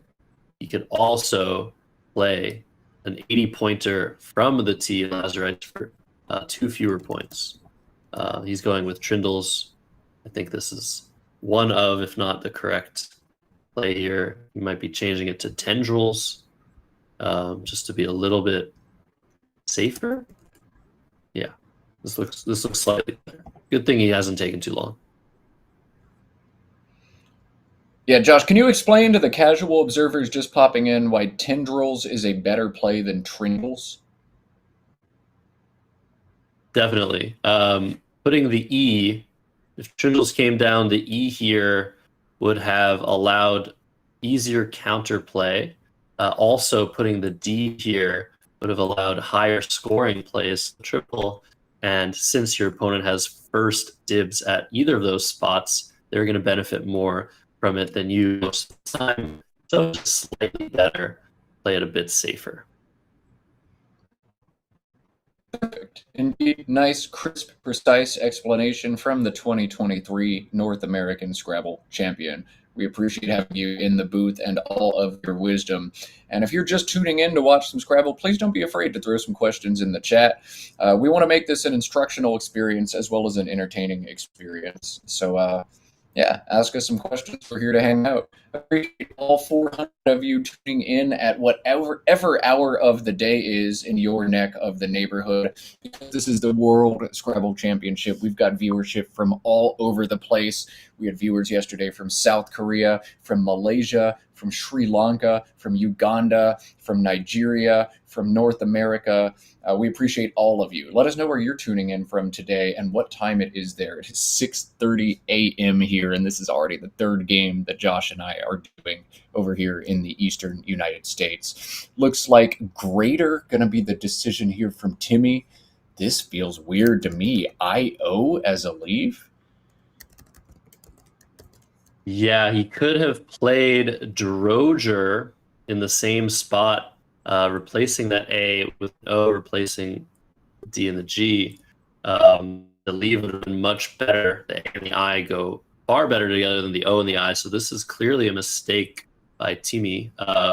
Maybe played a little bit quickly, but not a big one. We still had the biggest mistake of the game being Malihini, but look at all of those E's that Wasim's drawn out of the bag. There are so many left over. Almost no E's have been played up to this point. He has 3 of them. What are you thinking here, Matt? I think I'm thinking what Wasim is thinking. Just score some points. He's grabbed just JE to play to the E and greater. 26 points with JEE. Yeah, this looks good to me. I'd like to hold on to my S as this board starts to dry up. I imagine something at the bottom is going to get opened up, and I want to be prepared to pounce. I'd rather have more consonants and fewer vowels to pounce, but I can deal with this problem next turn. Let me cash the obvious points right now. And Wasim, with this play, taking a 33-point lead. That is not safe. However, what is safe is if your opponent has W's, 2 T's, and a Q, this is one of the worst racks in the tournament. Definitely a bad result of keeping OI on the rack. Where do you even start here? Do you play through? You can play Writ, W-R-I-T, for 20 points. That seems terrible, opening so much for the opponent. I feel like the Q isn't really going anywhere anytime soon. Might as well exchange here. Yeah, I would rather 20,000 volts, right? I won't finish that expression, rather than playing Writ. Writ feels so bad with so many unseen E's on top of that. What a brutal draw. Q, W, W, T, T will ruin any leave, no matter what. And Timmy forced to exchange there. That's got to be right. Although keeping the I, a little bit interesting. Only 3 in the bag. Makes some sense, though. EEFIOST, the rack for Wasim. He's up 281 to 248 after the exchange. Timmy finding 5 more consonants on the draw. Wasim doesn't have strong options here. And if you're in this situation, I think, Josh, with the lead, you don't want to open the board. So I think Wasim's looking at FOE and FY. Does that feel like the right line to you? He was almost ready. It seemed almost ready to play that pretty much immediately. But with this lead, you don't want to open the board. You can also try and outscore your opponent. Wasim 33. If he maintains a 70-ish point lead, that's going to out most bingos that Timmy might draw. There's a blank on scene to him. Maybe we play SEIF. Does open a little bit, but the hit. This is 37 points, extending the lead to exactly 70. I kind of like that. The S isn't really that strong on this board. Oh, I do like that. 37 points for SEIF under binders. If you go up by a bingo, then even if the nightmare bingo happens, you're probably in good shape. You're back on turn in a tie game. I like that more and more the longer I look at this. You don't need to keep the bingo prone stuff. He's going to play float. Okay, playing defense here is Wasim. This makes sense too. All right, this is even more defensive. If you don't want to go the outscoring route, just take out as much as you can. This D disappeared, this R disappeared. Very nice play.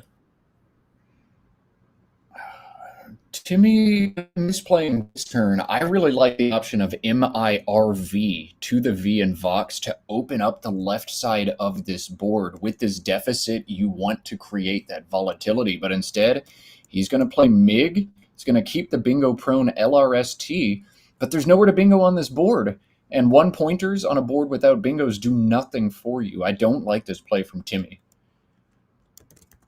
Yeah, totally agree with you. This felt like it was too quickly played, felt like it was too hopeful of a play as well. And Wasim just going to completely eliminate any possibility of opening the board in the same fashion that Merv would have with Bob 27, that V completely destroying and cutting off circulation from the top of the board. Beautiful play. All right, so Wasim playing Vav pretty quickly. That's a play that makes sense, but on the last turn, he had a V-Sud underneath binders, 5 overlaps, making OBA and XIS. Didn't open anything up and scored about 45 points. Maybe that's a line he wanted to think. Timmy making a nice play here. ERNST, a strong leave. You can cash in the L and the W for 15 with a blow, but another knock on this play. Once again, if you draw the bingo, where does it go? Wasim's not going to open the board. He's shown you that.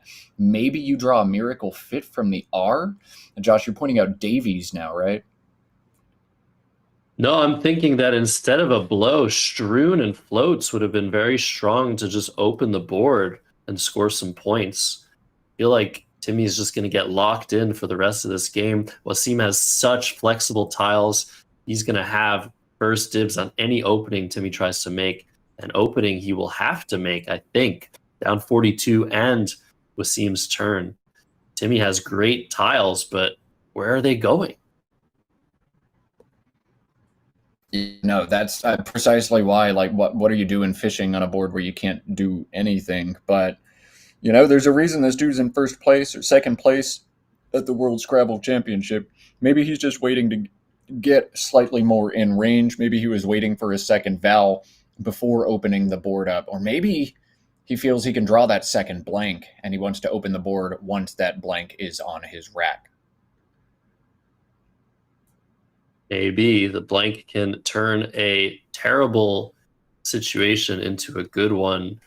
Can find bingos that are completely ridiculous that somehow fit on the board. Maybe that is what Timmy's gunning for. He needs that blank. If he doesn't draw the blank, he's not winning the game anyway. But I think Strewn would have been better to go for that blank, play 4 more tiles. Dewar coming down. This is a great, great play by Wasim once again, continuing to play defense. That R was a threat.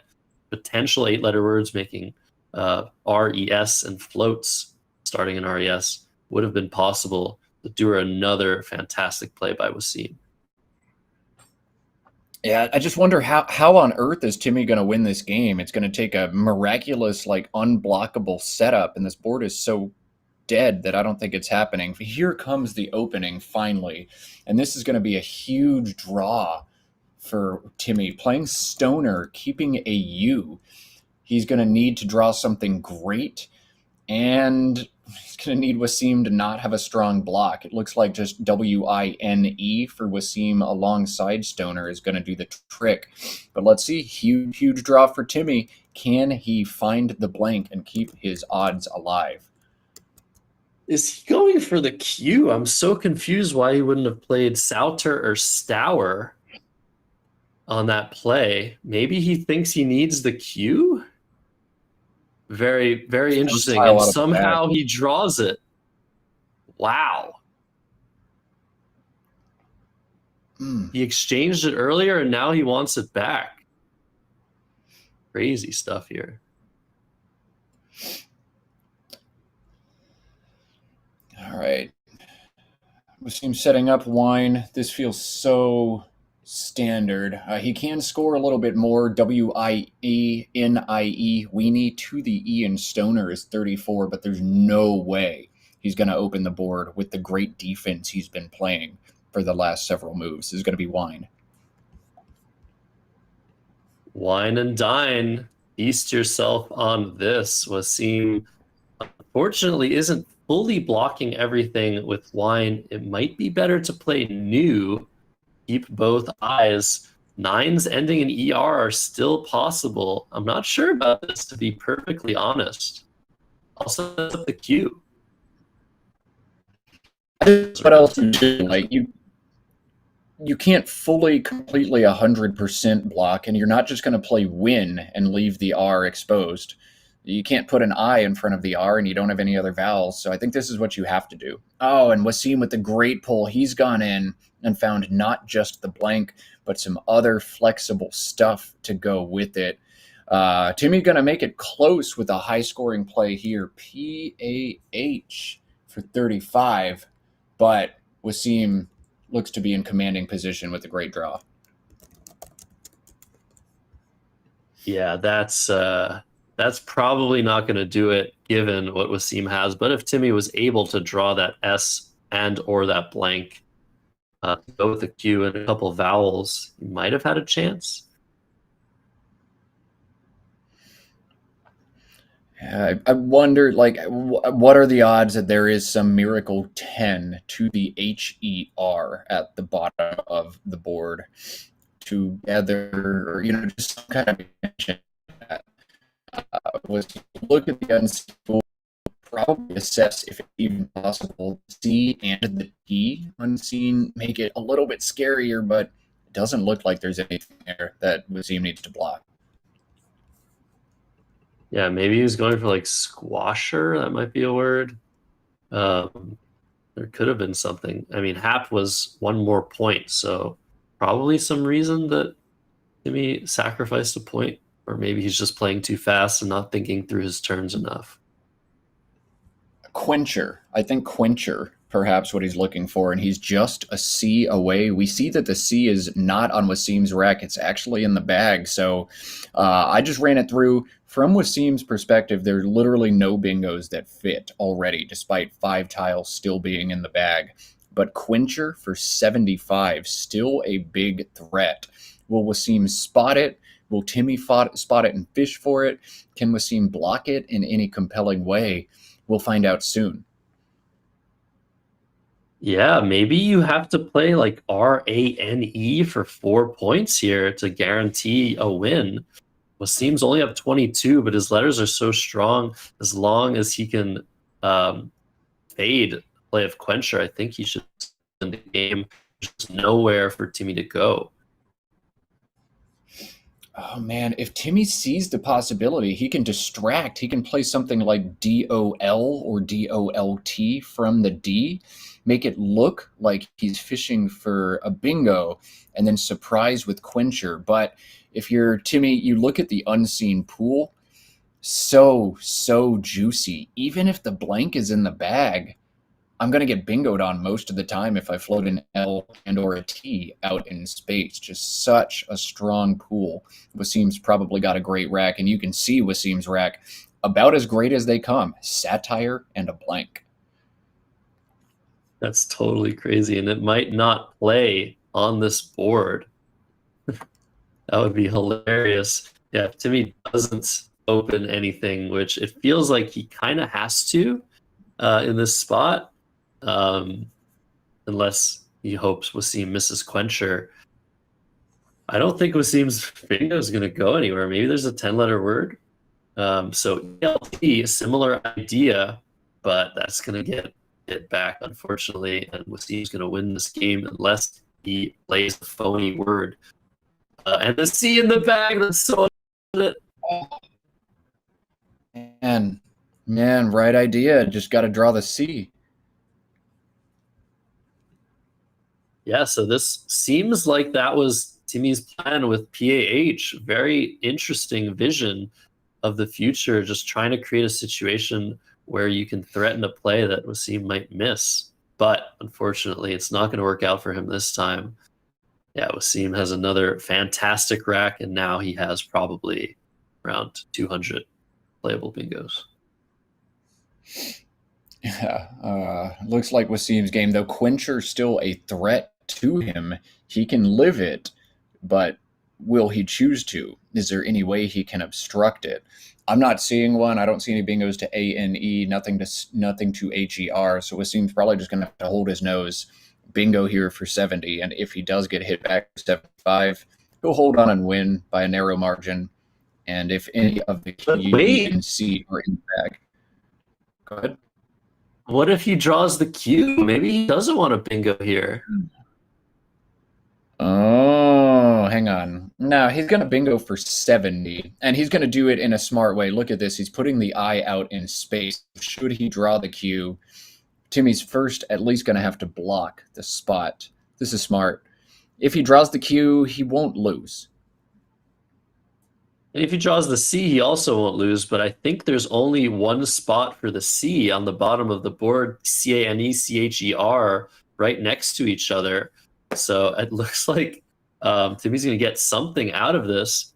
And actually, to be honest, there might be some danger. Can Timmy block the C and then somehow set himself up for a ton of points? NANE, is that the only way to block? Timmy can decrease the margin by 70 points. His best end game is going to be just the N in front of A and E for 4. Block Cane and Share together. And then slowly but surely go out. I'm wondering if there's a setup, though. Punching this through the engine now. There might be something hidden too. The problem is, no, after this, unfortunately, Timmy's out of consonants. Can you then set up QI somewhere for a ton of points? You can play VIE from the V and VOV to set up QI for 31, but it doesn't look like you can set up a double chi. Yeah, I don't know. Maybe it was correct for Wasim, at least spread-wise, to forgo the bingo here and maybe get blocked, but the risk of not getting stuck with 2 of the 8 tiles remaining in the bag. It is nice having a comfortable enough lead to know, like, even if I eat the Q or the C, I'm going to hang on and win. But, oh, man, that spread's going to be brutal. Yeah, so Timmy has 15 minutes to hopefully decrease his margin by 70 points here. There's only one spot for the C in the bottom right, and he can only block it with 1 tile. So if he notices that, he has to block it. He's talking about going for Quencher. I can read his lips. Wasim was like, oh, okay, that's what you're going for. I think Timmy trying to sort of say, you might have missed an opportunity to shut this game down. I might have won the game. From Wasim's perspective, if he had Quencher, then Wasim is picking up a 1-pointer that will certainly go out. So, you can't have a Quencher plus stick situation. That would be the nightmare for Wasim. But if he had just drawn it 1 turn earlier after PAH, I think that was possible. QURN was the leave. Yeah, he was going for it. Right, there were 124 bingos available, I think. If anybody actually wanted to know the answer, I said 200. I'm not Mac Meller. I can't do that as well as him. Man, it would be really cool to force Wasim to play Share and then just extend it with QUEN, but unfortunately that play doesn't quite exist, it seems. He can play Cane instead. Yeah, so let's see.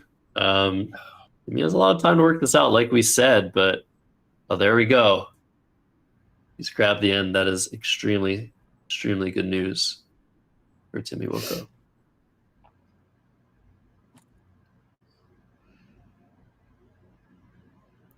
We'll see. Neither of these players has a tie. Spread very, very important.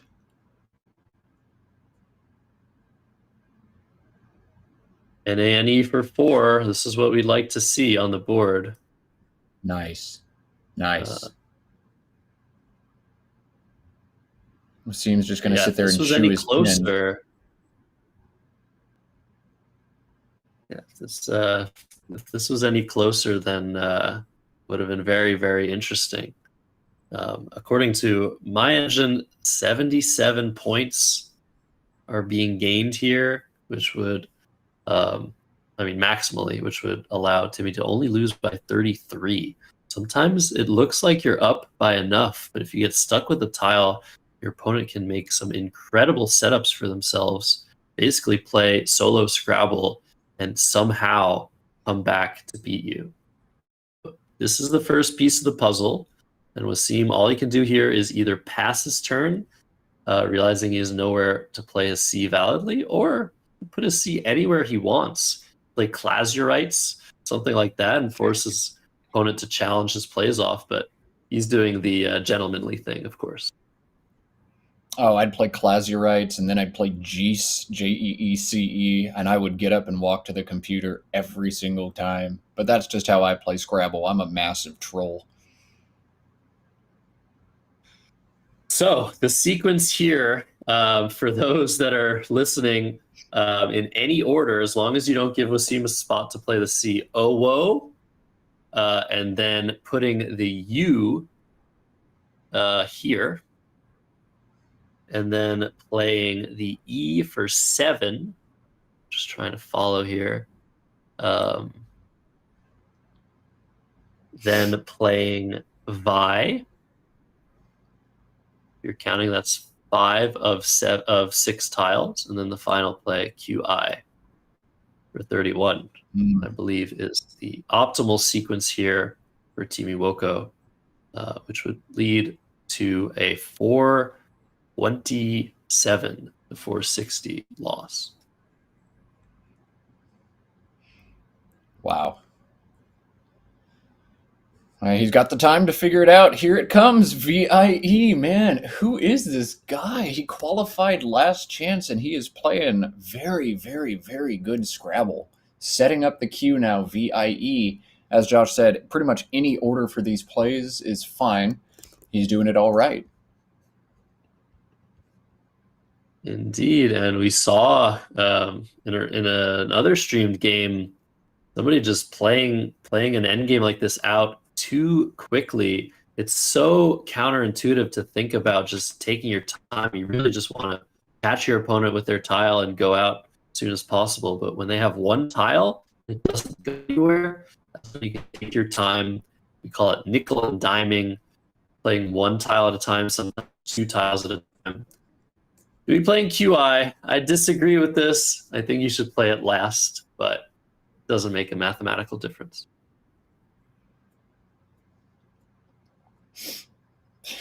Truly, just do whatever. He's staring at this for a long time, trying to make sure there's no other way, nothing else clever or crafty I can do to get more points out of this queue. But it's not there, Timmy. If Wasim challenged every single play that Timmy made, then he would lose the game. That's right. I forgot about 5 points. You can actually squeeze some extra opportunity out of it. Timmy hasn't hit his clock yet. This is an illegal move. He put the Q and the E down together. No. Wasim very quickly passed after QI. Okay. It was just lightning fast. I've actually won a game on this ruling before. If your opponent makes a play and picks it up but leaves one tile somewhere and then plays elsewhere, they play disconnected tiles. It's just an automatic loss of turn.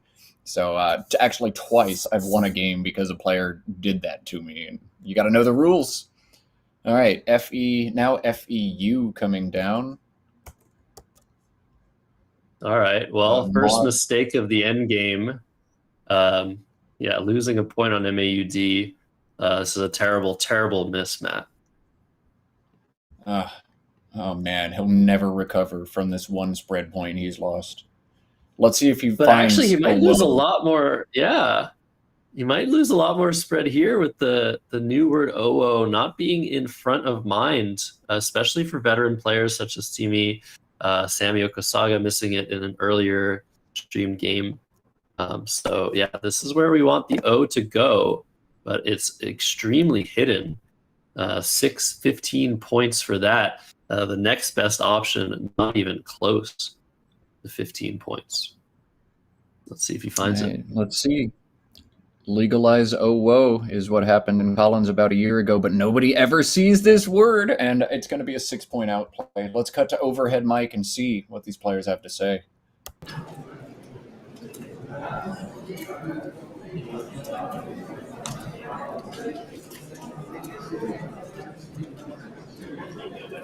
For 70. Can force it still.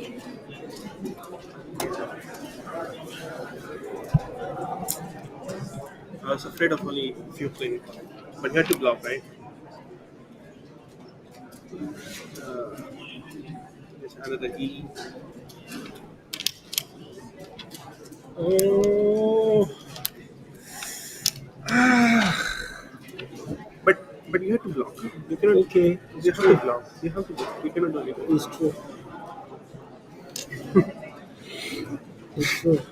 I needed to block. Yeah, you need a. If you didn't have this place, yeah, it would have caused you some problem. Yeah, I would have lost the game because it's cool enough. No, you would have still won. You would have still won. But it would have given you some big problem.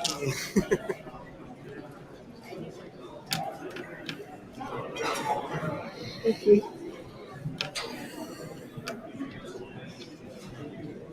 That sequence that Wasim putting on the board, if there was no spot for the C, that would have led to a 437 to 460 loss for Timmy.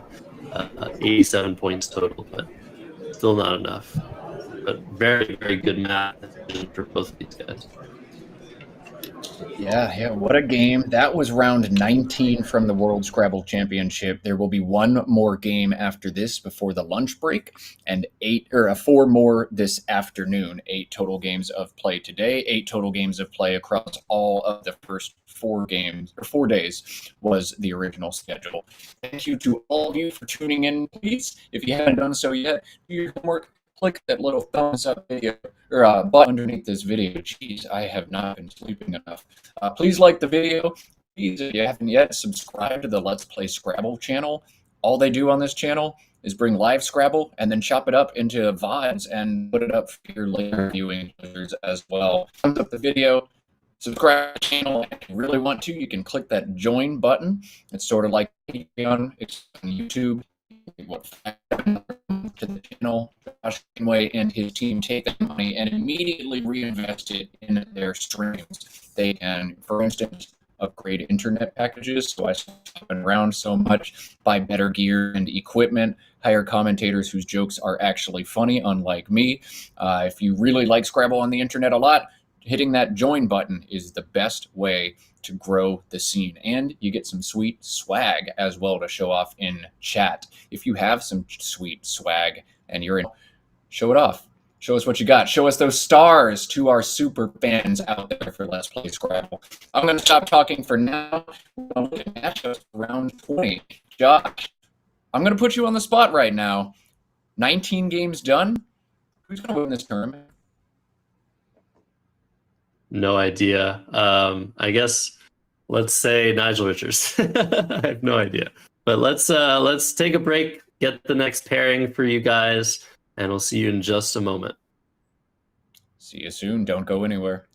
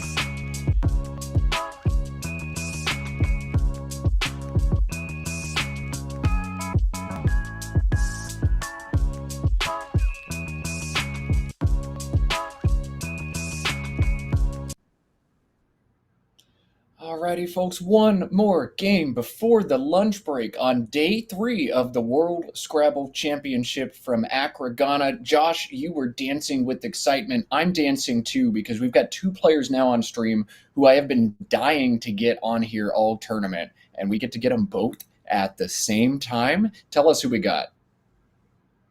Before we tell you who we're playing or who we're featuring, let's look at the standings for this game. Yes, let's look at some standings, see how people shake up. All right, Adam Logan, your current tournament leader, a full game ahead of Waben Toe and a game and a half ahead of everybody else. Adam and Waben with that tie at the end of day 1, sitting atop the standings as well. Harshan Lamabadu Surya in 3rd, Timmy Woko and Wasim rounding out the 14 fives, and 3 players at 13 and 6, Stanley Ubieti, Emmanuel Umujose, and Paul Allen, plus a few more who could get there pending results of their next game. But the game we're going to show you features 2 extremely strong players who are certainly lying in prowl. Josh, now tell us who we got. All right, let's see. We have on the left Oluwatimileyan Doko, the phenom, young phenom from Nigeria. On the right, we have Adhisha Disanayake, phenom from Sri Lanka. This is a matchup I have been waiting for. I didn't realize these guys are going to be playing each other, but now that I realize it, it's perfect. These are the two youngest, most amazing talents that I think we've seen in a long time. So let's see how their game goes. Doko to go first. Let's play Scrabble. Man, look at those 2 ratings on such youth players, 1996 versus 1999. This is going to be a matchup we probably see often over the next 2 decades or so on the world Scrabble scene. Doko, one of Africa's strongest young players, Adhisha of Sri Lanka, one of the strongest young players we've had. Boy, this is going to be good. Doko to play first, and what does he have? IOPL. Oh, that second I is a lot of trouble. Third I, my goodness. We went from maybe bingoing to probably exchanging. Josh, would you play Pili for 12, or would you throw it back? Yeah, I'd pronounce this word Pili. They're probably both the wrong pronunciation, just because Pili is a word. It's a tree, I believe, and it takes an S. If I pronounce it Pili, I might think that it is a plural, but I think it's worth playing for sure. 12 points. INO, pretty decent. You might draw an T for TION. You might draw an S. I think it's worth it. Oh, Pili, yeah. It is the plural of pilus, Pilus, but it is also a tree from the Philippines. So Pili, probably how we want to pronounce that one to help us remember that it takes an S. Pili for 12 is what Doko opts to do. Man, we've seen so many vertical openings at this tournament, and I'm here for it. It's finally time. Vertical opening is cool again. Thank you, Nigel.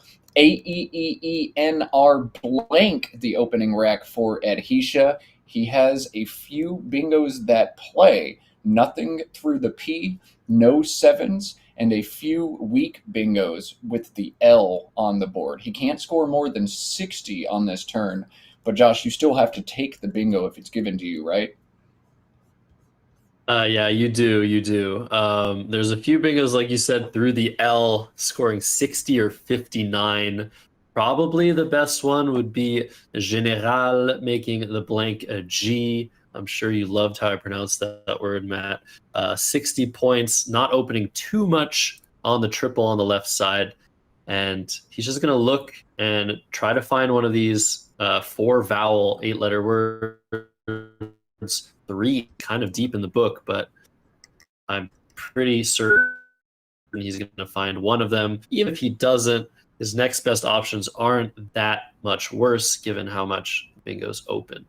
So yes, Pili will sometimes give your opponent the letter they need, but 12 points certainly worth it. It looks like venereal, the anagram of Levener, which also fits what Hisha's looking at, that would hit 2 out of the 3 double letter scores and score 59, but that blank V in the triple is certainly not a threat, Matt.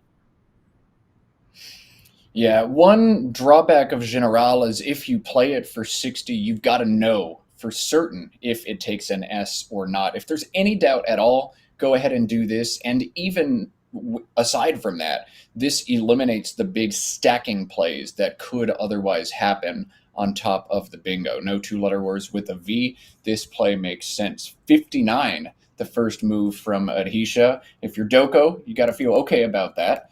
If you're going to have a blank on the first turn, I'd rather you get 59 for it than like 80 or 90. And we are off to the races here. Doko, 12 points, and probably not going to add much more to that on this move. Another brutal pull. AIIILNO. Josh, he's got to play through this, right?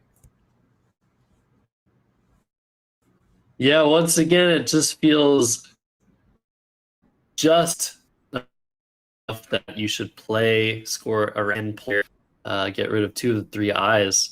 Okay, I was going to say he should drew the first eye of his game, and the second blank, oh my goodness.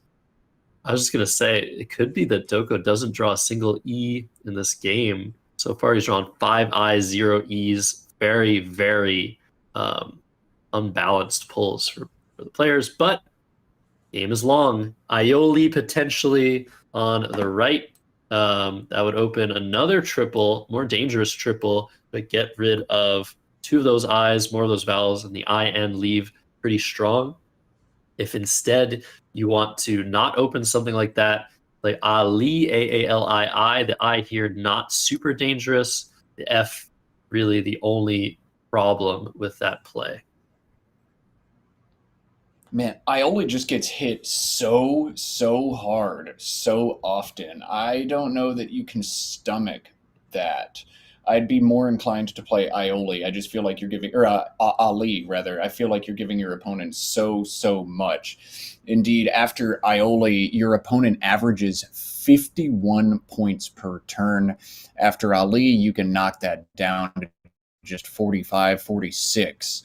So I'd be a little bit more inclined to play defense. I don't want to give my opponent a 50-point stack after a 55 or 59-point bingo on turn 1.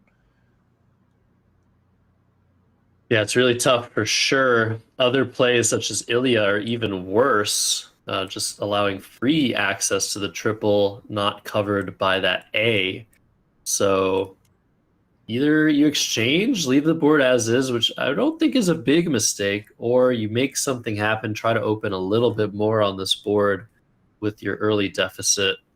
I'm liking AALII. That's another plant word, I think. Another fun tree, potentially. We love our botany words.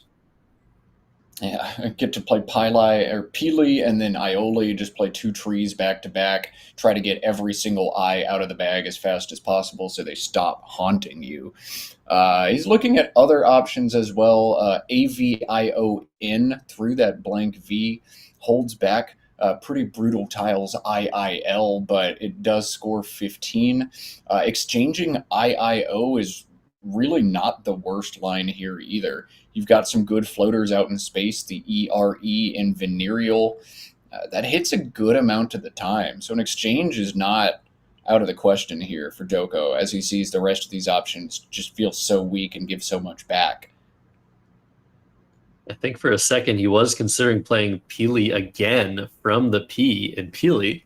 Avion, 15 points, keeping 2 eyes. Looks like it scores more. It hits a triple, but it's just completely just floundering on those scoring spots. Unfortunately, this is exactly what he should need. He has another blank rack, so the amount of time that Doko has spent, 4 minutes with that this terrible decision on his hands, is allowing Nahisha to sort through as many options as possible while he waits to see what Doko does. The only thing Nahisha will have to do after Doko's play is see what's changed. At this point, he's already prepared to do something if nothing changes, probably. And depending on what Doko does, Nahisha will just look a little bit longer. Would you ever play PI and IO, making IO twice here, keeping AIILN? No, but it's not a terrible play. I don't like making plays like those that are so committal to a certain result. If you play IO, you're very much going to be in trouble a lot of the time, and some of the time you're going to draw a bingo. I'd rather leave my options open, play a bit longer. Maybe I'll draw a scoring rack. Maybe I'll draw a bingo rack. Maybe I'll draw something balanced. So I tend to opt for that sort of play.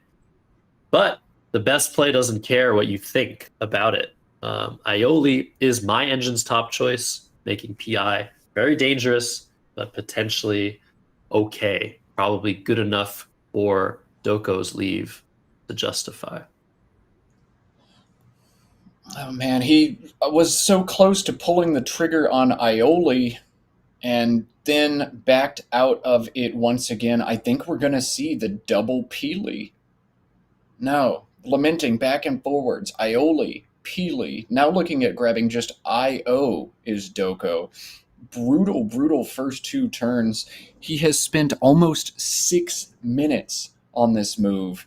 You don't like making this play because of how much it gives back, but this play wins a simulation by over 5 points, despite the massive warts it comes with.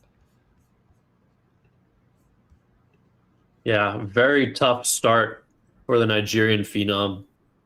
And it's going to get even tougher depending on what he draws. He doesn't hit immediately. He's just going to be taking over 100-point lead on the next turn. Tough stuff. Oh, man. And Adhisha threatening now a bunch of different bingos. In Groove, the only bingo he has through the blank V on the triple word. But he can actually score one more point. In Groove, 74. But there is a sneaky option on this board for 75 that was made available after Aioli. So this is what I'm talking about. Hisha maybe already spotting In Groove. I'm not sure how deep his word knowledge goes. Probably a word he's seen before. But now the possibility of a 5-way overlap has just entered the building. In Groove being spotted, it might be a better play. Just take out that triple, not open the bottom of the board as much. But I like the defense. Ionogen making IO prevents big plays from coming back. I think Doko's already ready to play something like Find or Finds next turn in the spot he just opened. So I think Ionogen is the best play. Let's see if Adhisha is able to spot it. I do like Ionogen quite a bit. Oh man, yeah, just stack everything, make it tough to get kind of to the top left of this board or out to the right side of this board. Long term, that's going to be good and defensive for Adhisha. It's not the worst idea, too, to just eliminate the Peely's hook immediately and take Goonies or Noogies with Peely's. But In Groove or Ionogen, probably the two best moves here for Adhisha. He's got to pick one. Yeah, I agree. I feel like, oh, there it is. Oh my goodness. Ooh. I feel like he had 6 minutes to think about all the possible 7-letter words in this rack. He's thinking about it. He's counting it up. He recognizes this word, and he's going to play it. Nice. Amazing. Brilliant. Nice. He put his head in his hands for just a little bit after he set it up. I think that was more of a, oh my god, I have to count this now. It's going to be so hard to count with so many overlaps. But realizing this is one more point than In Groove, Adhisha making a beautiful play. He leads 134-24. He's drawn both blanks. Doko has drawn 5 eyes, and now 6 consonants with a lone eye mocking him on his next rack. DFINSST. Boy, Doko's in danger of just getting absolutely blown out if he doesn't get a break in his favor soon. I think he's forced to play Fends, F-E-N-D-S, through the E in venereal here. I don't like how that knocks out the double-double line through the R, but no matter what you do out of a rack like this, you're going to knock some lines out. That's right. Another option, potentially diffs. keeping the strongest leave possible, INST, and still play a 7-letter word here. Maybe you can find an 8-letter word through some of these E's on the board, but this does a terrible job at maintaining the pressure on the bottom right by creating that right angle and hooking onto Ionogen. Yeah, no, diffs is such a bad play here. Just the bottom and the right side of this board eliminated from contention almost completely. You can't afford to do that. I like Fens, and I especially like Fens because it holds this IST combination. That's already a pretty strong combination of letters, but the ON at the top of this board, look at that, TIONS. 9-letter double doubles available. That is exactly the kind of play Doko needs to draw in this game. So wisely backing out of diffs. Let's see what he pulls. Can he finally draw a good rack in this game? Doko at 50, Adhisha 134. Adhisha's post bingo draw means he won't get a third consecutive bingo down. But the X makes this turn interesting. AHIMTWX. No strong plays for him here. Looks like 31 is about the max Adhisha can do on this move. Josh, lots of options here. Which one jumps out to you right away? Yeah, I might be down with playing something like Whim through the I for 38. Unfortunately, that does open a new lane here that would reopen the board, but that X could be really useful if Doko ends up playing through this blank V, putting an E, an A, and O here, that X suddenly scoring 50 points out of nowhere. So the X might have some hidden value on this board. I'm thinking about Whim or maybe Wit in the same spot, sacrificing 2 points and keeping the M for scoring potential as well. Oh man, yeah, that WHI underneath, and exactly as you said, trying to get a vowel next to the V, that's huge. Yeah, hold back the X. I don't think it's worth just dropping like Wex through one of the E's yet. Yeah, you've talked me into Whim completely, Josh. That looks great. Yeah, Sim prefers it to any plays that use the X. A very interesting idea, however, of exam. Just to block triple triples and set up the H for next turn. That's super likely to be taken by Timmy Doko, but it could be useful to think about something like that. Speaking of Timmy Doko, we mentioned a big draw into IST, and what does he draw? OOVY. Has not been his game so far, but he's not done yet. There's still a lot of Scrabble to be played. So far, though, just brutal start to this game for Doko. Yeah, this is the adversity that, the best players in the world have had to deal with when they are just not drawing what they need. But the ability to continually play your best move or close your best move despite what you draw, only way to get out of this sort of funk. There's no use in lamenting you've been drawing. You have to just try to find the best move, not miss something, because when you're losing by so much, it's far worse to miss something than when you're ahead.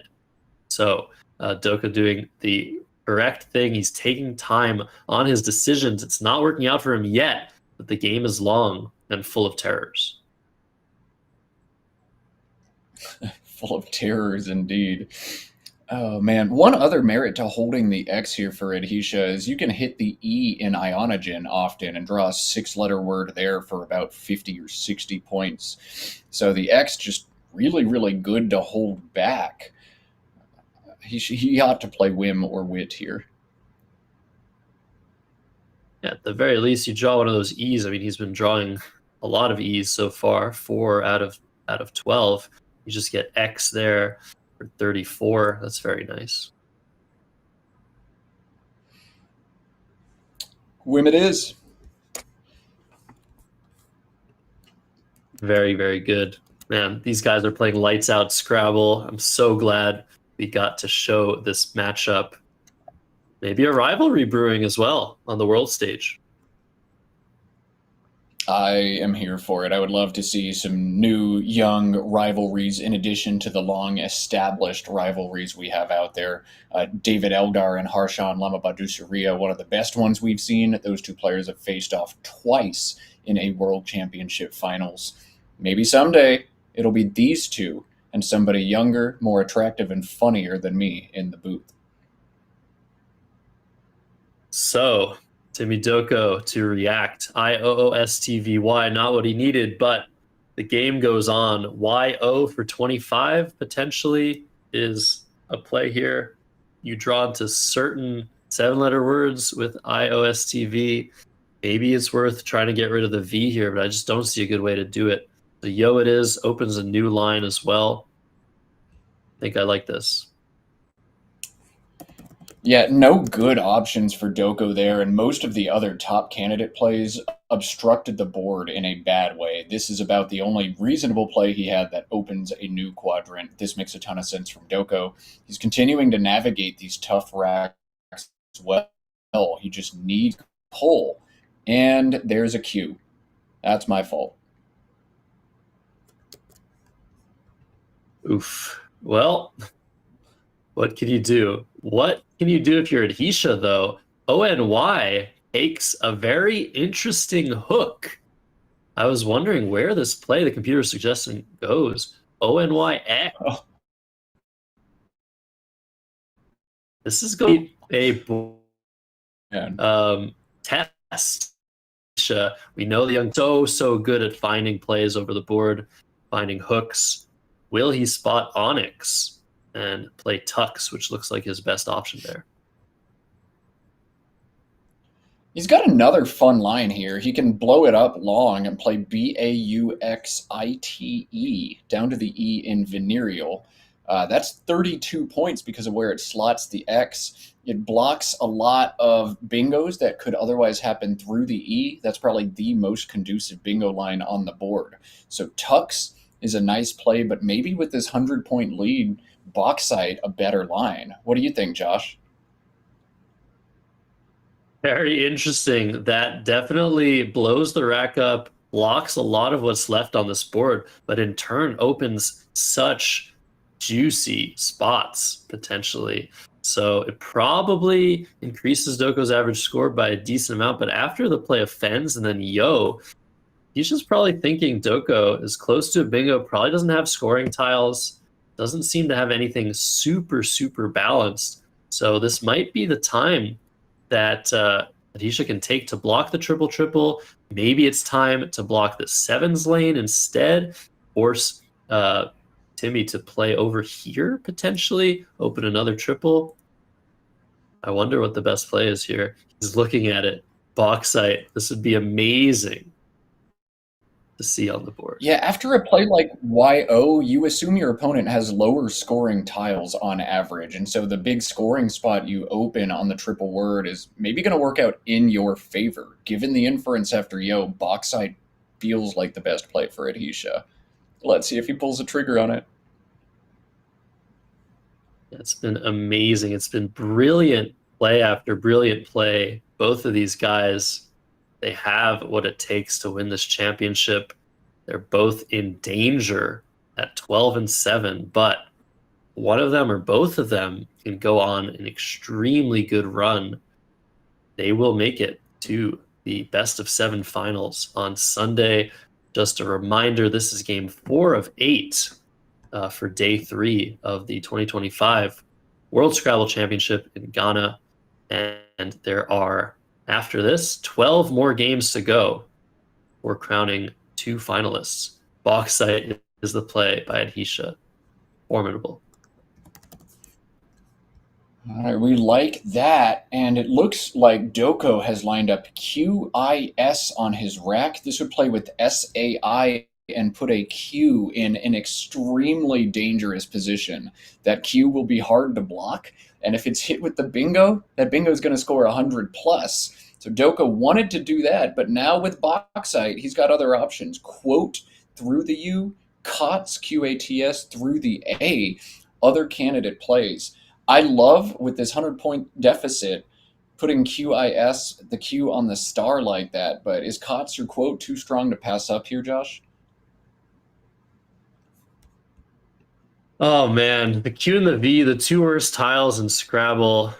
Yeah, create that danger. Adhisha will not be looking to keep a U on his rack all that often with his lead, so creating a potential for a very high scoring bingo looks quite strong. The problem being these overlaps hurt so much. So I think COTS for 46 is important to play here just for scoring defense alone, and that is what Timmy Doko does. Yeah, if you get hit for 50, then like even if you get that miracle Q bingo, you're probably down so much that you're going to lose anyway. So looks like Doko forced to play COTS, or so he feels. Josh agrees. I'm pretty sure I do as well.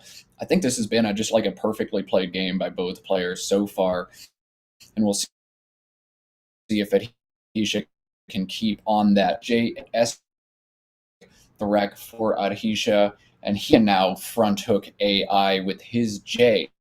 Taj and high is 40, but again, Josh opens up the top of this board. Is that something that Adhisha should do here because it scores so well?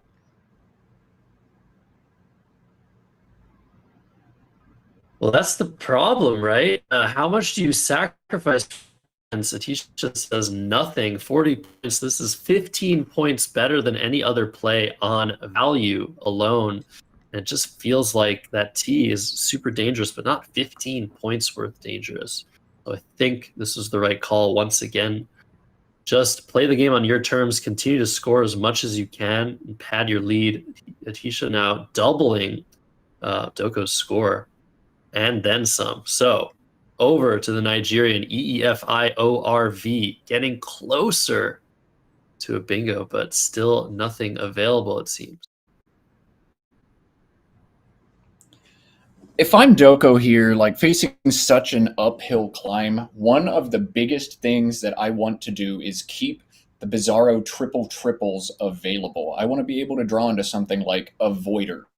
I need that option to stay available. So some of the top equity plays for Doko here play through the N in Venereal, making TEF, things like Fen or Feni, Feni. You can't play that here if you're Doko. You've got to keep these Hail Mary options available. Feni, strong at this game score. I like the play of 5 and Loof here for Doko a little bit. Not the strongest leave, but it does open a whole bunch.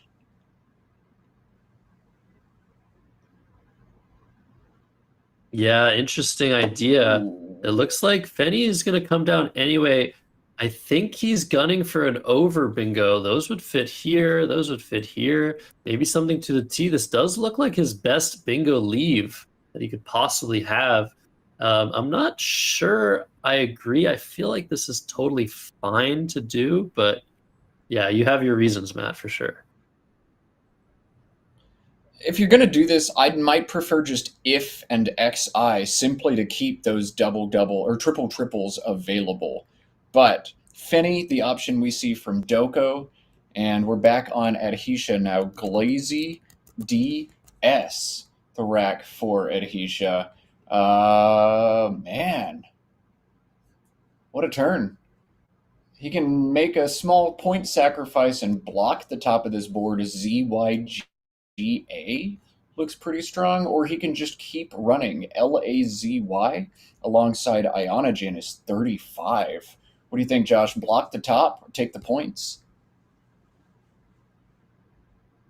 I think continuing in the same vein of just taking the points here is what I would do. I mean, you're up by 100 points. What's the worst that could happen if you just keep scoring 30, 40? It feels like you can't lose this game in many scenarios. And the play of lazy, I mean, look what it does to the board. It just destroys so many openings at once. Can't start a word in S. You can't start a word here. You can't start a word here. You can't start here. And those are the plays that Doko needs to make to reopen the board, he needs more than just a bingo. I think lazy, by far the best option. As I say that, comes down. Another fantastic play.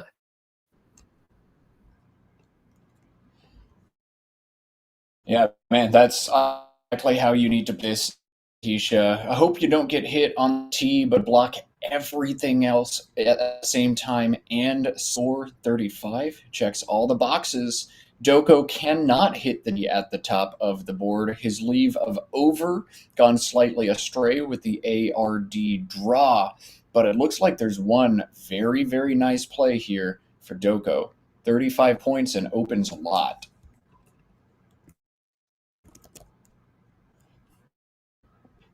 Yeah, VOAR, he's already spotted it. And he heard it. Seems right. like a hole-on situation at whatever score. Yeah.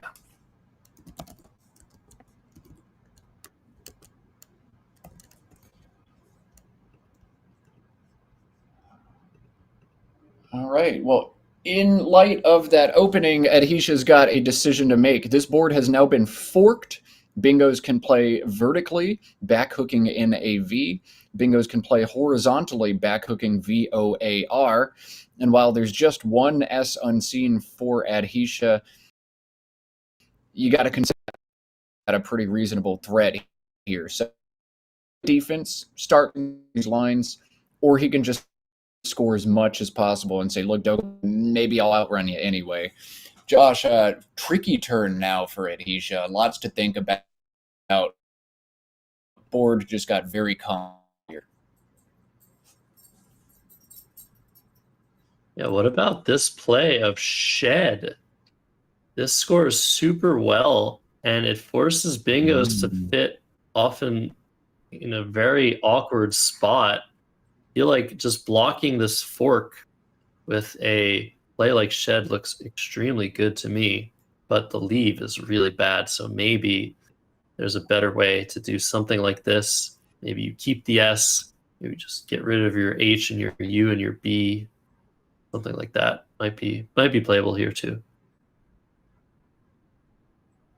I like that quite a bit. Oh man, Shed 39 points. The only bad case scenario is if Doko bingos to or from the T at the top and then draws the case S, you're rather weak to the things can then set up for himself. But you score so well that even if those nightmare scenarios happen, you might just win the game anyway. So Shed looking very strong here. I think the one thing you don't want to do is play debug. That's kind of the standard equity play, making Yad and RE. There's no way you open that triple up here. Got to stray from the equity.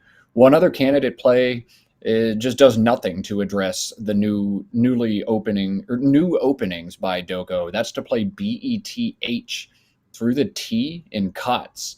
Ignore almost everything, score a bunch of points, keep the S, and do whatever you need to with it next turn. Not a bad line either. Yeah, at least that blocks bingos ending in T. So it doesn't do absolutely nothing. But yeah, I would like to address the board here. If you don't, Doko can just continue to open lines and force you to not be able to do anything about a potential comeback. So there's a fine line between making your highest scoring play, making your best balancing play, and making the best play for the board. And when you're up by almost 100 points, best play for the board tends to be the one you want to make. Yeah, board shaping becomes more and more important as the deficit gets wider and wider in a game. Whether you're winning or losing, the shape of the board matters a whole lot more in those one-sided games. Shed looks really good, but it is the kind of play that not too many people make. A lot of people love to ride the equity train and just kind of do what the computers say. Computers not as great at adjusting for game score. Adhisha looking budge, or maybe budges. This would play with NAVE. Budge 19, budges 32. What do you feel about those, Josh? I definitely play the S here. I don't think it's worth 13 points to keep. But he is stopping short of that, just taking that SH beautiful combination, taking it for himself, trying to hit maybe a killer blow next move with it. So I wouldn't have done this, but it's a reasonable play for sure. This is the kind of play that helps you win games by play knaves next turn. It's 90 plus points. Yeah, and over to Doko, who still has not hit his first bingo game. Looks like he's going to play KEA relatively quick. Do that. No. Okay. As I was saying, KEA for 26. This opens the second to bottom row. I'm not sure, though. Maybe you want to play those same tiles with Beak from the B and Bauxite and leave that lane that was just opened alone. I don't know. Maybe you take the points. Maybe this is better for the board. I think Doko knows better than me. He is so locked in. He's been so patient for such a long time. Let's see if he's able to get his first bingo of the game. That would be nice. Man, Adhesia with huge plays available. I initially saw the 7-letter chiasms, CHIASMS. That plays for 74, but it also plays for 102 with KEAS. The problem is that opens a triple line. He's got an embarrassment of riches here. Chiasms at the bottom, 102. He's got a bingo from the T at the top for 98. Wow. He's going to be put to a bit of a word knowledge check here, but he's played so precisely thus far. Can he find the huge bingo and slam this one shut? Yeah, Hatchisms, hopefully I'm pronouncing that right, is so incredibly devastating. If you find that, it's pretty much game over. The problem with chiasms is that it does open a triple. Looks like he's found it. Just double checking. Do I remember this word? Is there anything better? I cannot believe the patience of these two players, but under 5 minutes. So you have to be a little bit worried about Adhesia's clock.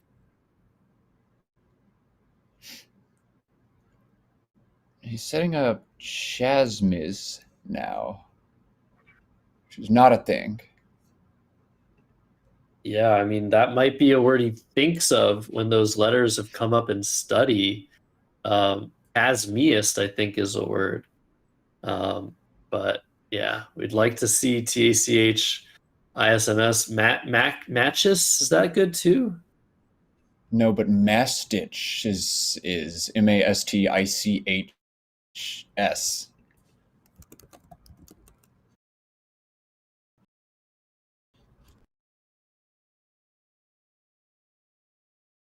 Or trippy. Mastitch, Tachism. He's going to play Chasm, looks like. You don't want to play anything you're unsure of here. But yeah, a play like this does give Doko some winning chances. It's probably not happening. He has the last S. This is shutting the board down. This is scoring almost 50 points.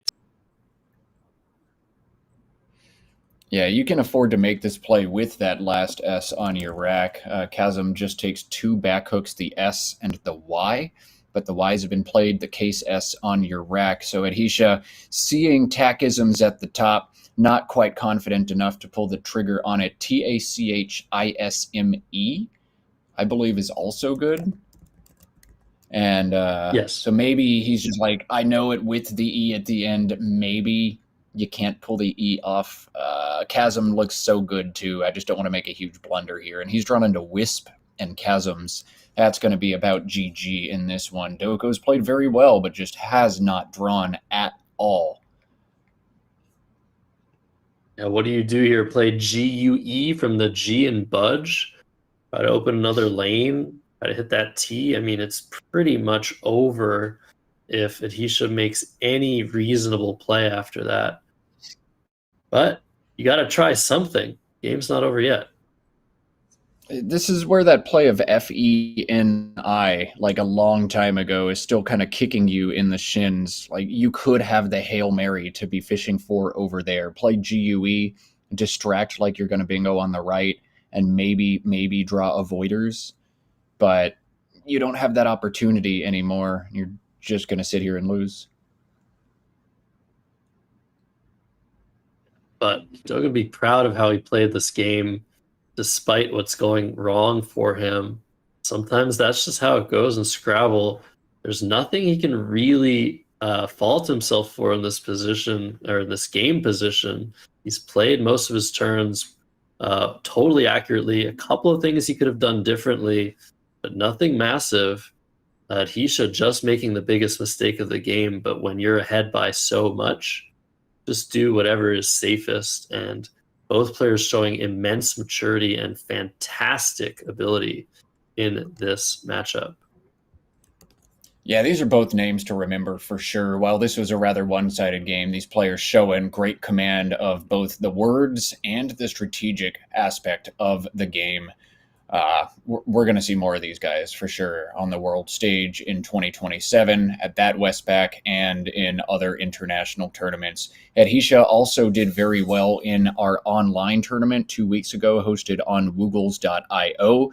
We hope to get more online tournaments there, but he is one of our strong players on that platform.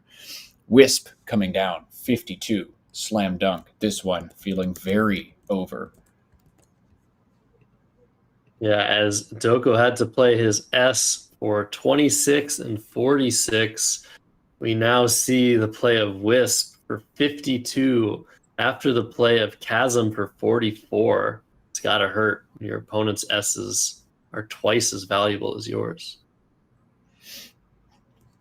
We're seeing in chat on board 2, Adam Logan, current tournament leader, is losing by 200 plus points.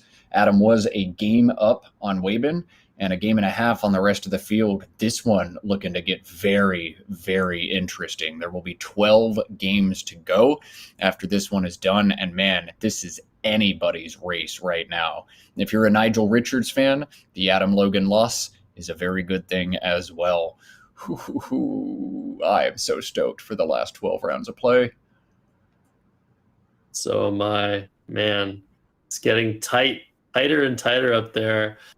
Toko can't think about that. He's got to think about winning every single game from here on out and maybe afford one more loss for the rest of the tournament. And Hisha going to sail to victory in this game unless something crazy happens. GED maybe, play from the G and budge, create a new triple lane. Ready doesn't fit anywhere. Yeah, no bingos here, but look at that unseen pool for Doko. Gives at least a little bit of life. You can probably pull closer. That doesn't look like the most flexible pool. Maybe there's something like Trouncer from the tee, but more likely than not, my opponent doesn't have a lot of flexibility. I've got the last A. I've got the last A, or last I, so I'd like to keep both of those. GED looks very strong. Yeah, I agree. Hisha luckily drew one vowel. I guess the only thing he was remotely worried about is having 7 consonants and having Doko bingo twice in a row. But that's not going to happen. Anyways, in this game that is totally over, I believe, both of these guys just trying to make their best plays. Doko trying to lose by as little as possible, and Hisha trying to win by as much as possible. So what will he do after this play of GED? He has the C and the V. Those are great tiles to block the board, but together with so many more consonants, feels very difficult to do anything reasonable. Maybe CLON next to the BU of Budge looks decent to me. Jailer also possible.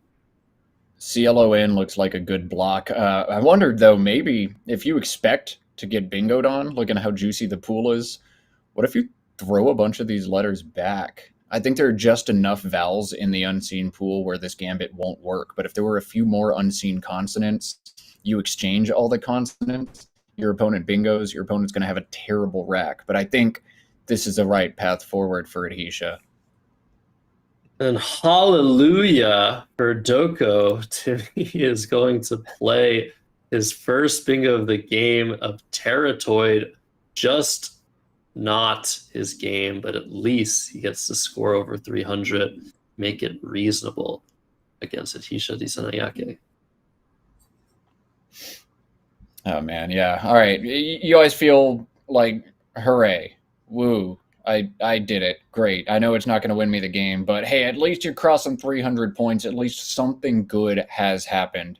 At times across the Scrabble board, it's easy to feel like you're cursed. And getting that bingo down is like, okay, I'm not actually cursed. Get out of my own head.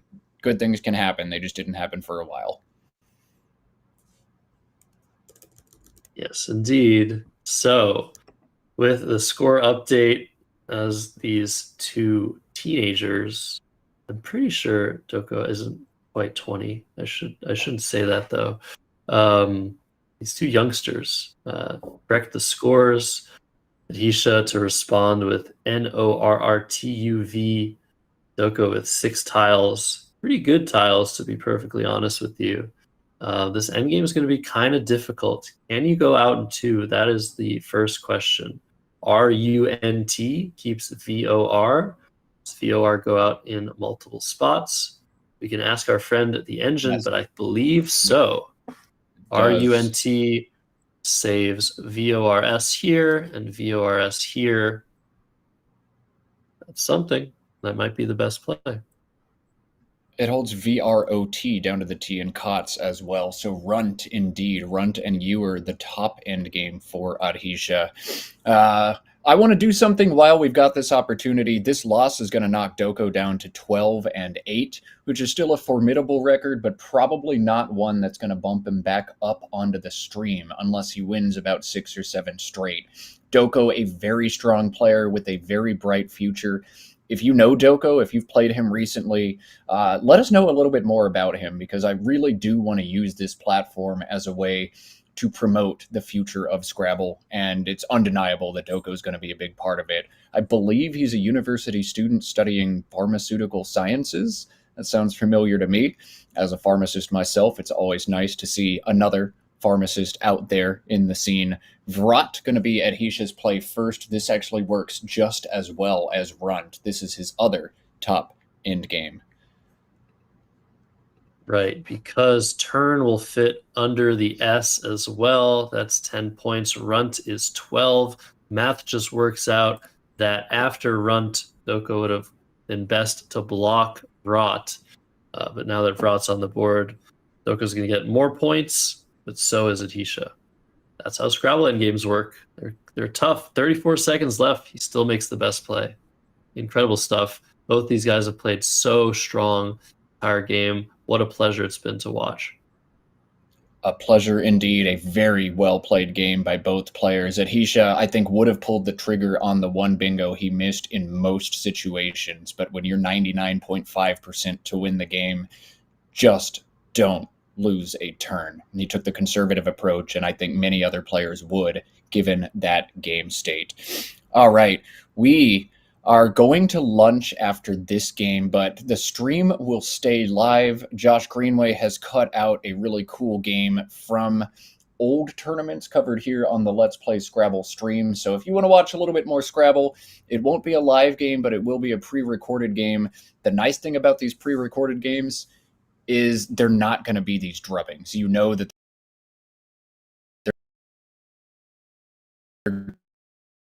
tournament. It's going to feature 2 of North America's top players, Matthew O'Connor and Matthew Tunnicliffe.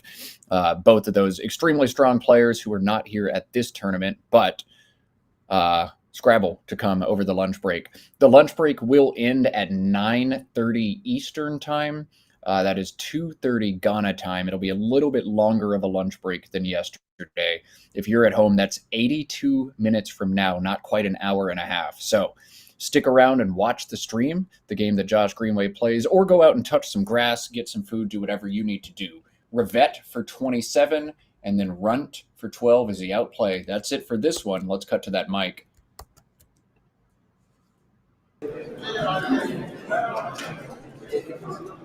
Yeah, 3 plus 6. Okay. Are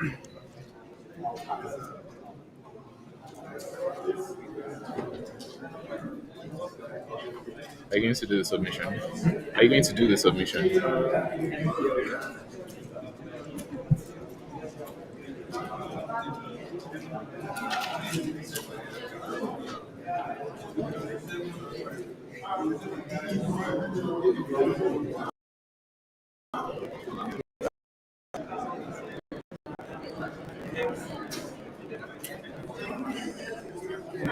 Well, no post-mortem at all, just you need to do the submission. So we'll let Adhisha relish in his stream victory. Condolences to Doko, who just got absolutely hosed by the tile bag, but he was able to pull it to about just 100 points in a game that looked like it was going to get crazy out of hand for a while. Matt Canik and Josh Sokol here in the booth. We are going to take this opportunity to go touch some grass, but again, 81 minutes. We'll be back with live play from the World Scrabble Championship. We'll keep the stream live. If you haven't yet, please click that thumbs up button underneath the video. We have a lot more Scrabble to come today, and we'd love to get bumped up the algorithm. Even if you're going to hop off for bed today, wherever you're joining us from, help drive some momentum on the stream, please, and thank you. All right, Josh, that's all I have. What do you have before we part for our meal break?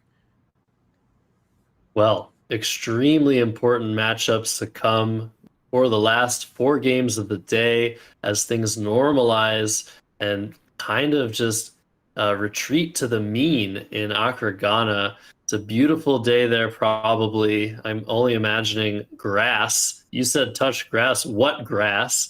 But we're going to take a lunch break. We're going to come back to you with another fantastic lunch. See you in 80 minutes.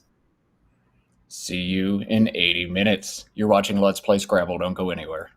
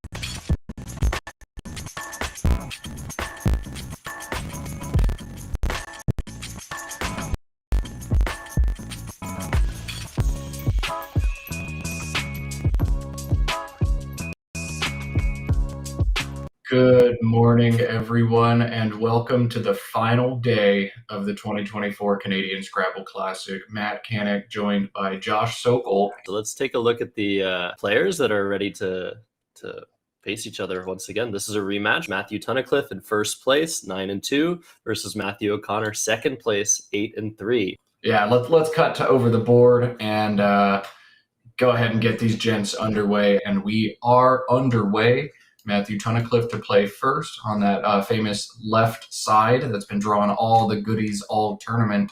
And he's going to have EEELNSS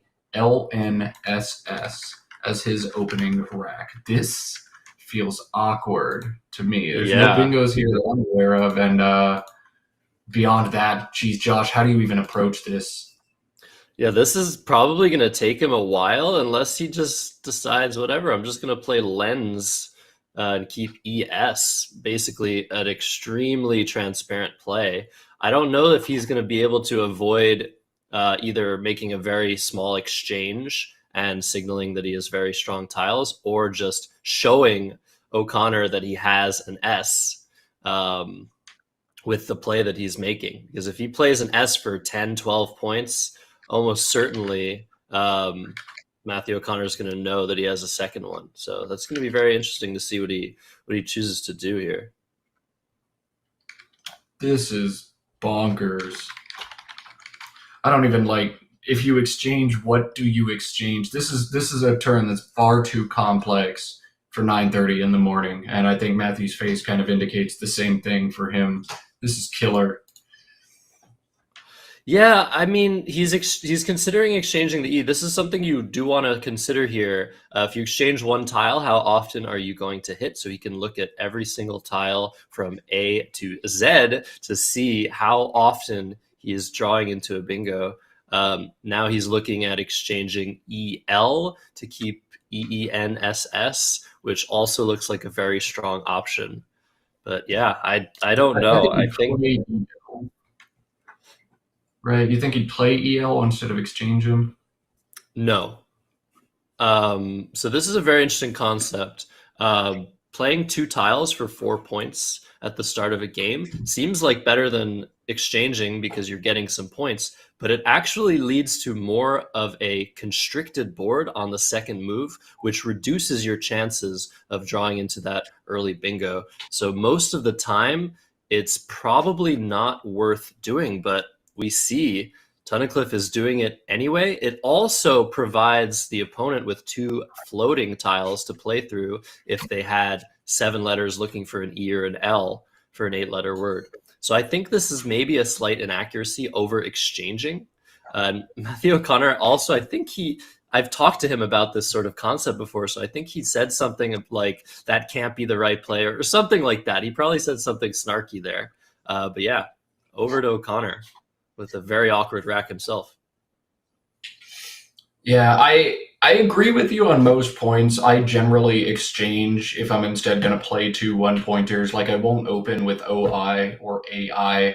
I'd rather exchange those, but I don't like how easy it is to stack on top of 2 vowels. In this case, in the case of EL, I think I'm slightly more inclined to actually play them and take the points, especially holding on to 2 S's. If I draw bingo, I'll be able to hook whatever in all likelihood. So EL, I'd probably play, but 2 vowels, I agree. Generally, it's best to exchange those instead of opening AI for 4 or something. In any case, Matthew O'Connor now to respond, facing a huge deficit of 4-0. Just had to work that in this one. Nice. I think LOX and ELL in all likelihood what he wants to play here, but maybe he's thinking hard about WOX beneath EL instead, just to kind of constrict the board a little bit more. I'm not seeing any great plays that like close everything off, and EL has too many front and back hooks, so anything else you see, would you consider just playing WELL around it, or you just locks and move on? No, it's definitely between locks and walks, and this is very interesting. Like, I will mention that there is no solid theory in Scrabble about the opening move here of do you play for 4 or do you exchange? But what's really interesting is how is somebody going to respond? So walks is way more of a defensive response. Excuse me, it's early. By Matt O'Connor, but he's sacrificing a good number of points over playing locks. So it could be that a play like EL might force Matthew O'Connor to overreact and try to play a little bit too defensively. As we see here, if he had played locks, I think he would be in pretty good shape and he would have more points, but he's drawn into a great bingo rack. So who's to blame him for this play? Yeah, wow. Who would have thought Matthew would get a bingo before the other Matthew? Who would have thought O'Connor would get a bingo before Tunnicliffe? But that blank, and then just his letters got really good as Tunnicliffe found more vowels after his opening move. So once again, Matthew Tunnicliffe with what is a rather challenging turn. EE and EEW jumps out. EE and EWE is a worse version of that. OE and EEW may be another option, as well as NEELE through the EL, making EX. I kind of like that last option, score some points, but it's 14 as opposed to EE or OE, which are 9. Josh, how do you approach this turn? I'm telling you, Matt, I would not have gotten myself into this position. I mean, this is pretty bad case scenario. Obviously Matthew Tunnicliffe doesn't know what's about to strike him here. But this is exactly why a play like EL might not be correct.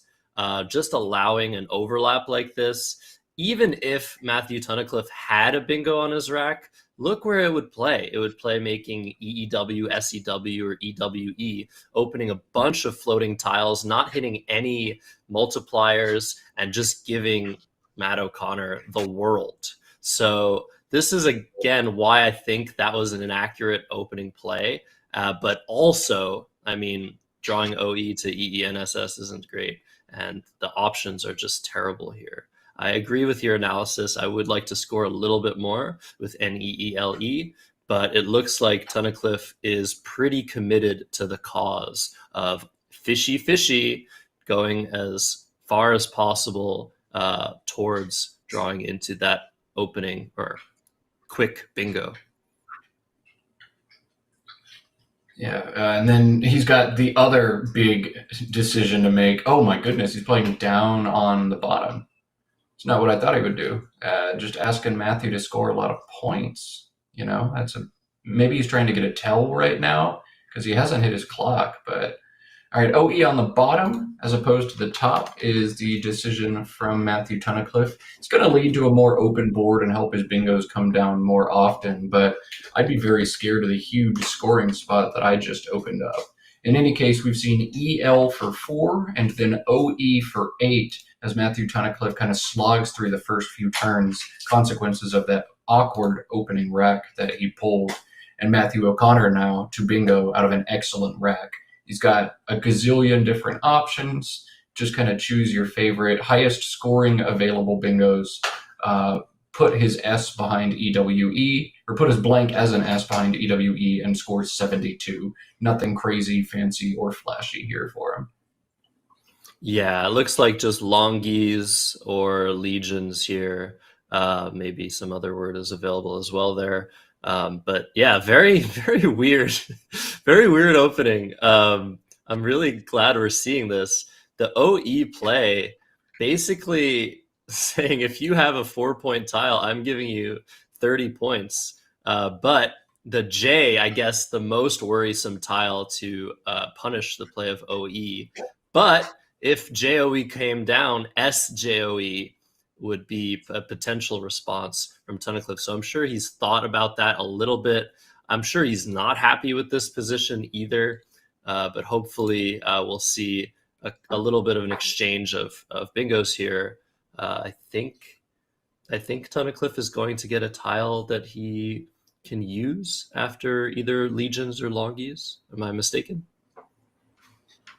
The L is going to help him bingo. C lines, SEALINES. So Eloins, Lignos, Longies, Legions all give the L back. Matthew Tunnicliffe will finally get a bingo down, assuming Matthew O'Connor does what we think he's going to do. But maybe he doesn't take the highest scoring bingo here. Maybe instead he's looking to play vertically front hooking OE in some way.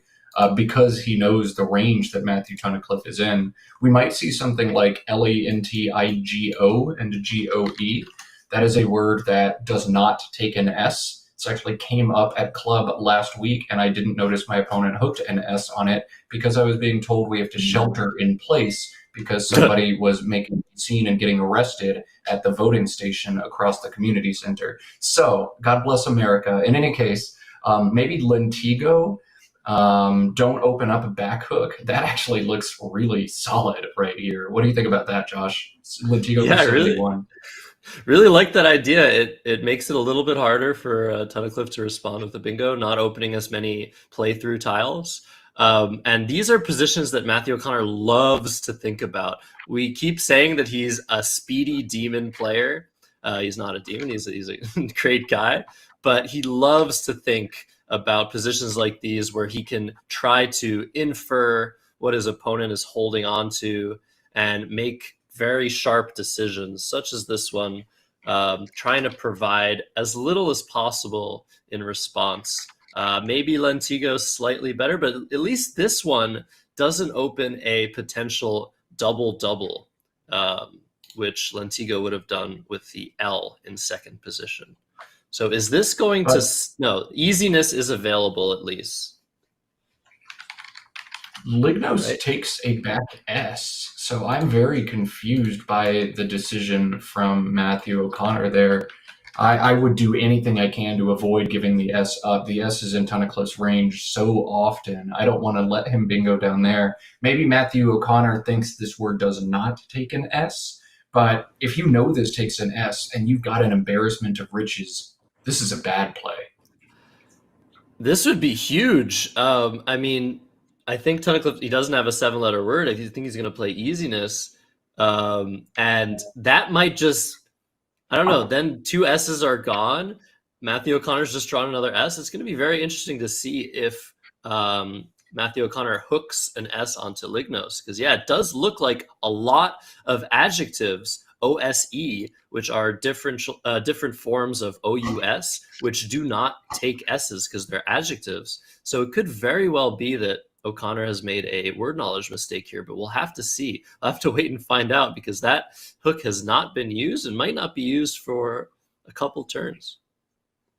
One of my favorite things about both of these players is they do have some deficits in word knowledge in certain places. They've definitely put a lot of time in. They know a lot of words, don't discount them at any means, but they're human in a way that some other top players are not. And that creates an extra level of dimension that I think is so fun to watch. But at the same time, it creates plays like Lignos, where it's like, what on earth? And I bet Matt Tunnicliffe knows Lignos takes an S and has to be shaking his head there. Like, I can't believe I wasn't able to burn you. I had 2 S's, so any playable 7 I draw goes down there no matter what. And, he's got to be a little bit annoyed that he wasn't able to burn him. But in any case, easiness comes down for 59.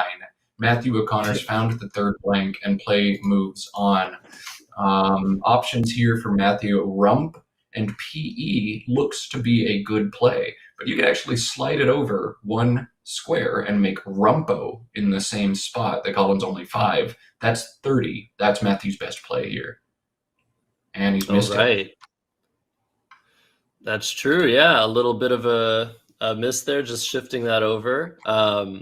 We did see some interesting foregoing or missing of 5-letter words that are valid in CSW. Once again, it could very well be that Matthew O'Connor has not learned the word rumpo, given that many North American players have only recently fully switched over to the CSW International Lexicon, and there are so many more words to learn.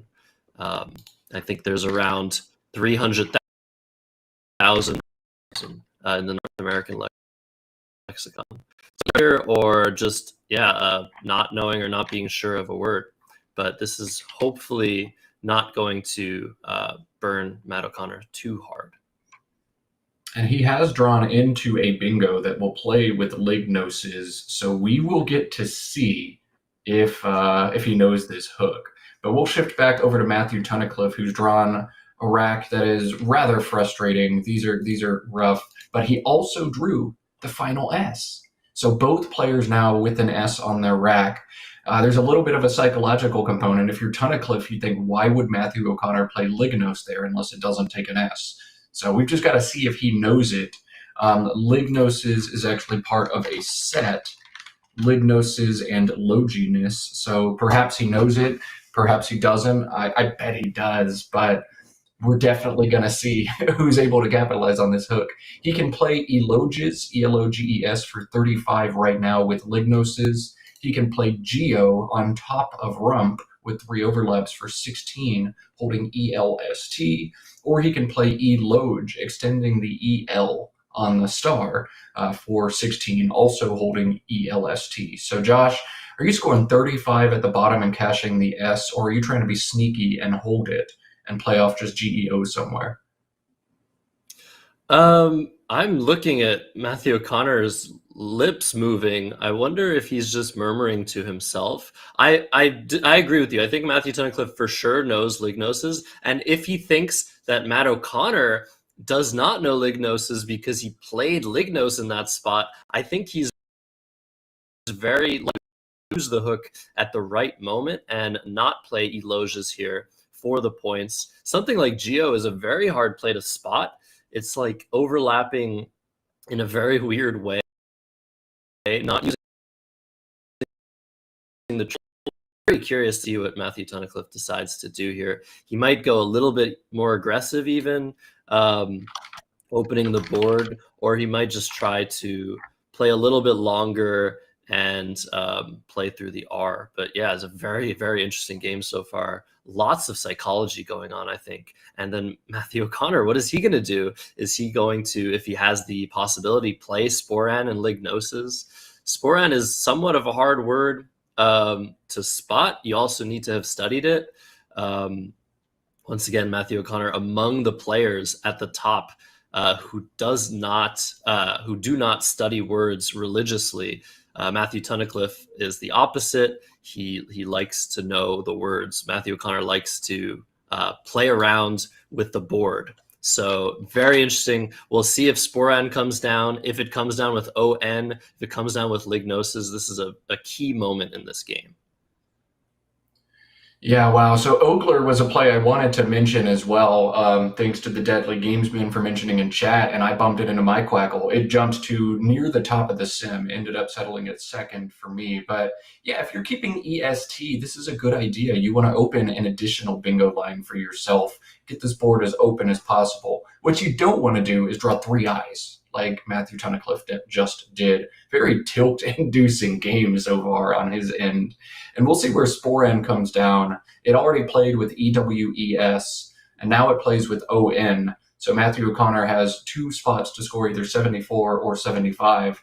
But yeah, he doesn't know that Lignos takes an S.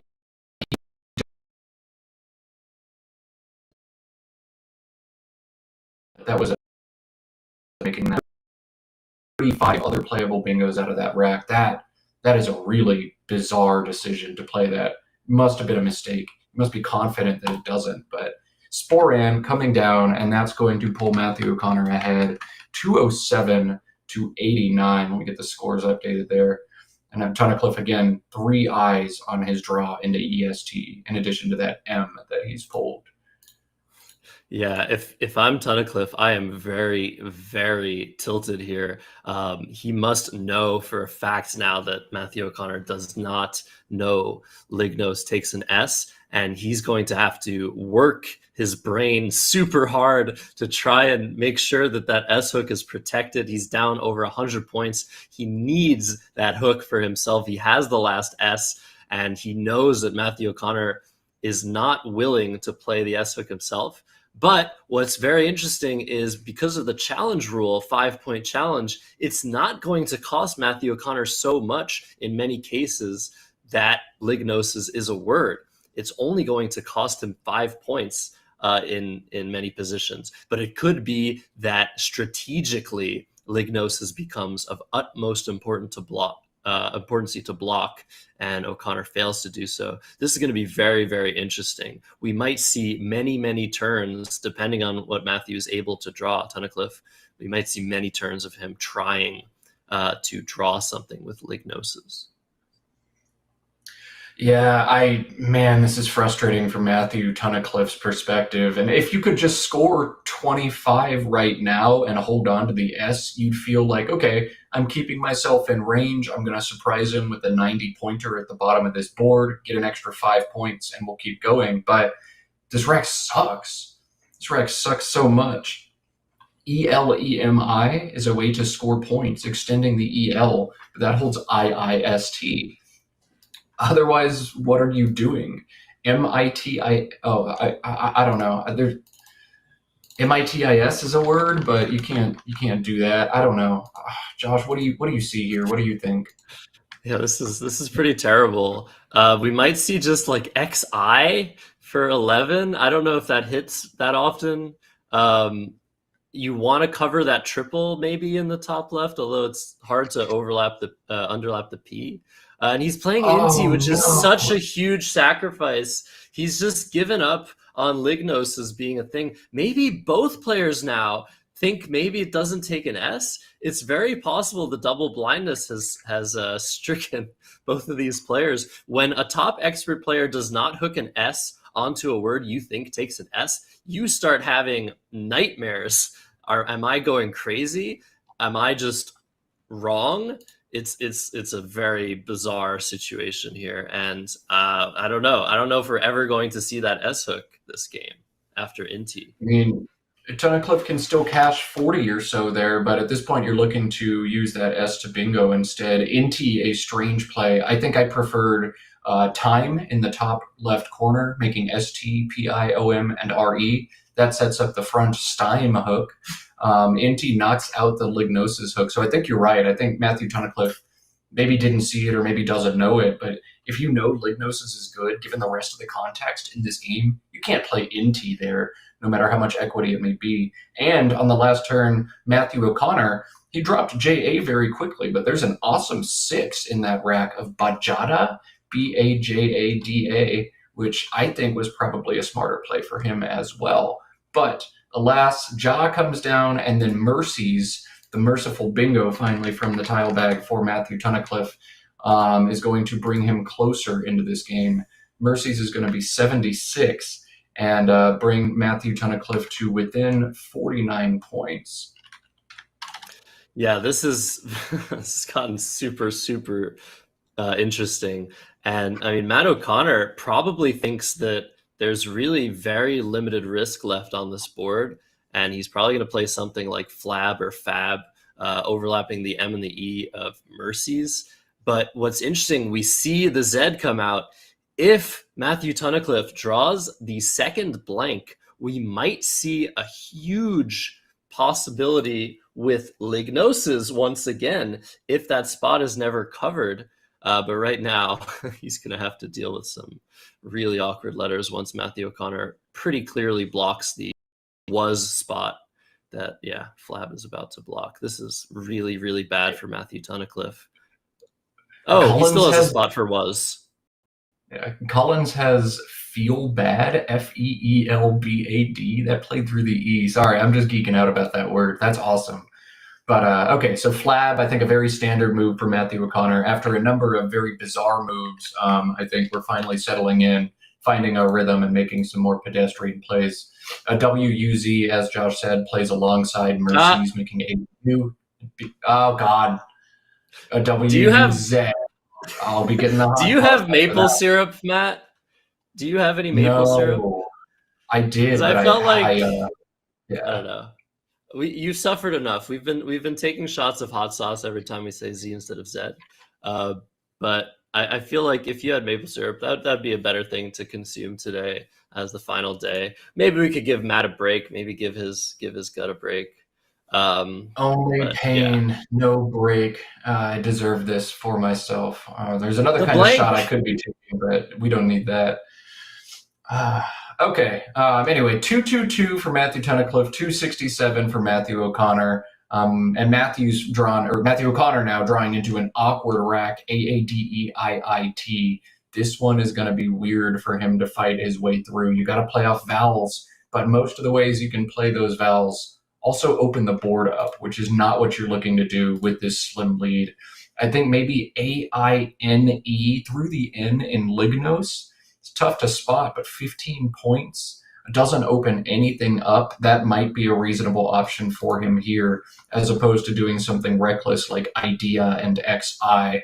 So he won't be scoring very well this turn. And on the other side, Matthew Tunnicliffe has found the second blank.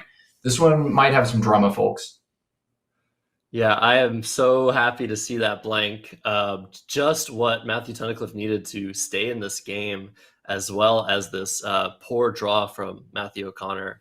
He will spot plays like AINE quite quickly. I think he's just considering whether or not he wants to score a little bit more aggressive here. He is up 45 points, so this is sort of a situation where I think you want to play a lot more conservatively. So I assume that what he's just thinking about is it worth keeping the E on this rack? Because E's, they're pretty good, they're pretty useful, and they're starting to get a bit scarce. So yeah, interesting to see what he comes up with here. As once again, he is lower on the clock than Matthew Tunnicliffe for the second game in a row. It's very bizarre to see this. Is that right? I show Matthew Tunnicliffe at 10 and Matthew O'Connor at 12. Oh, sorry, I was reading that at 16. Okay. Yeah. No, this is We've normal. got some interface stuff on our end, making it harder to see both the tiles and the scores. So bear with us, folks. Speaking of bear with us, bear with me as I give the plug one more time. This is the finals of the Canadian Scrabble Classic, brought to you by Let's Play Scrabble. The final 4 rounds here as Matthew comes down with AINE. If you haven't already, please consider liking this video. I expect big crowds today with our special guest, and I'd like to bump this as far up the algorithm as we can. So every like we get on the video helps us do that. We're already at 122 viewers, which is awesome. Let's get as high as we can. And our special guest, if you missed in the chat, is going to be Will Anderson, jumping into the commentary booth for the last 2 rounds today. So don't forget to like this video. And while you're at it, if you haven't yet, subscribe to the Let's Play Scrabble channel if you like watching Scrabble on the internet. Lots more Scrabble to come. All right. In any case, AINE is indeed the play we saw from Matthew O'Connor. Matthew Tunnicliffe with that blank, looking to do some damage. No playable bingos for him. TIDDY plays beneath easiness, making ST and SI for 30. NUDDY plays down through the U in rump for 22. And then there are smaller plays like DYE and aped and AY in the bottom left corner. Josh, are you looking to keep your rack as balanced as possible here? Are you looking to try to open up the board? Do you just play TIDDY for 30? There's a lot to think about here. What would you do? Yeah, I think TIDDY is the play here. If we get the scores updated, Tunnicliffe is down by 60 here. So you still need to score some points. But he is just playing TYND. So now this S hook on Lignosis completely gone. That is such a bizarre thing. Both players seemingly not aware, or at some points aware, and then chickening out of the S hook on Lignosis in a variety of different ways. I like this play TYND because it keeps an eye with vowels getting a bit scarce, although that's a lot of vowels. Yeah, what did you say about vowels? Okay. Anyway, yeah, he's found a bunch of vowels, but you can be patient in this situation. I don't know that the C in Mercies is going to get obstructed without a huge sacrifice for Matthew O'Connor. So if you don't bingo this turn, you have the opportunity to open a line, playing something like XI and IO, and try to hit one next turn. I'm not in a rush here. There's not much left to do on this board. So as long as I've got the blank and I can get the bingo at some point, I'm feeling all right. I've just got to make sure Matthew O'Connor doesn't score in the process. How does Matthew O'Connor score this turn? This is a tough one. Highest equity move is something we should not see. That's Urtica, URTICA, and XU for 27. Sometimes Quackle's static plays make you laugh because it's like, given the context, given who Matthew O'Connor is as a player with his defensive tendencies, that's never going to happen. But if that doesn't happen, there's not many ways to keep this board tight and not give back much to your opponent. I think the one sneaky play that does all of that and scores well is Goetic, GOETIC. But that's degree of difficulty 9 or 10 out of 10. That's tough to spot. Josh, what are you thinking here? This is very difficult. Goetic, although does score pretty well, that C is going right on top of a double word score, and so play with CH, both H's being out, will easily reopen the board. I think we might see something like Uric, which is okay. That's exactly what's happening here. Just scoring some points, keeping decently. I don't know how many vowels Matthew O'Connor is going to draw for the rest of this game, but now Tunnicliffe has 2 clear targets, that C in Uric, that C in Mercies. He's going to be looking to find a bingo through one of those C's in the next couple of moves. So this is going to be very dicey. Dicey indeed. What I'm worried about if I'm Matthew Tunnicliffe is there are two unseen Vs, and Matthew O'Connor could use one of them to just absolutely slam this board shut over the next few turns. So while I see two different Cs, it's in the realm of possibilities that both go away, and Matthew O'Connor, the type of player who would make a big sacrifice to make them go away. But I can't be paranoid. I can't be thinking about all that. The other big concern I have is we've only got 8 vowels left already in that pool. So there's a chance that Matthew's in trouble. And if he's not in trouble yet, there's a chance that one of us is in trouble over the next few turns. So if I am Matthew Tunnicliffe, I'm probably just looking to play 2 vowels. I think a play like IO in the bottom left corner makes a ton of sense. I don't know that I need to open the board at this point, but I would be very sad if a V comes down in exactly the right square and just absolutely crushes me. But here's the deal. Okay, there are lots of bad tiles to come. Lots of consonants, the Q, 2 Vs, way too many Ts, but Matthew O'Connor has 2 of those. The problem with this board, if you're in the lead, which Matthew O'Connor is that there's many places where a bingo may or may not come down. The W in was, the C in mercies, the C or the I in Uric, the I in Inti. You cannot block all of those at once. All you can do is try over multiple moves to get rid of those threats, or just score your way to victory, which is, I think, what Matthew O'Connor has decided to do with the play of Uric. He did have a nice lead. He still has a decent lead. He has drawn an H to score with. So I think this game is going to get very, very close. I don't think Matthew O'Connor can stop all of the threats. I think he needs to just try and score his way to victory. Yeah, Matthew Tunnicliffe with a very good pull after the IO play we expected, but Matthew O'Connor with a high scoring opportunity at the bottom. HOT or HOUT, both playing down here. Matthew O'Connor opting for HOT, I think given the unseen Q and the lack of vowels in general, this is the one I prefer as well. You can't get in trouble. So he's going to play hot and sprint away from the table, doing, I guess, some punishment laps around the track. Maybe he showed up late this morning. Just kidding. Yeah, so just so everyone's aware, there's nothing unbecoming about what just happened. Matthew O'Connor probably just had to use, let's say, the washroom, because we're in Canada, and you're allowed to do that once you've made your play, so that you aren't drawing letters. You don't know what you have. You have way less of a chance of being able to look up words while you're away from the table. So this is perfect etiquette here as we see Radicate come down. Actually, what'll be interesting to see is if Matthew Tunnicliffe, okay, he actually stops the clock. He doesn't have to do that. This is a good sportsmanship, but also it might not be good sportsmanship because that's not what you're supposed to do. You're supposed to start your opponent's clock, even if they need to go. And yeah, because Matthew Tunnicliffe is doing this, it's sort of like collusion, right, Matt? Because you're basically doing something someone else wouldn't be doing. So you're giving your opponent an unfair advantage. Anyways, we won't talk about this too much, but I guess, yeah, this collusion is a very nice Canadian thing.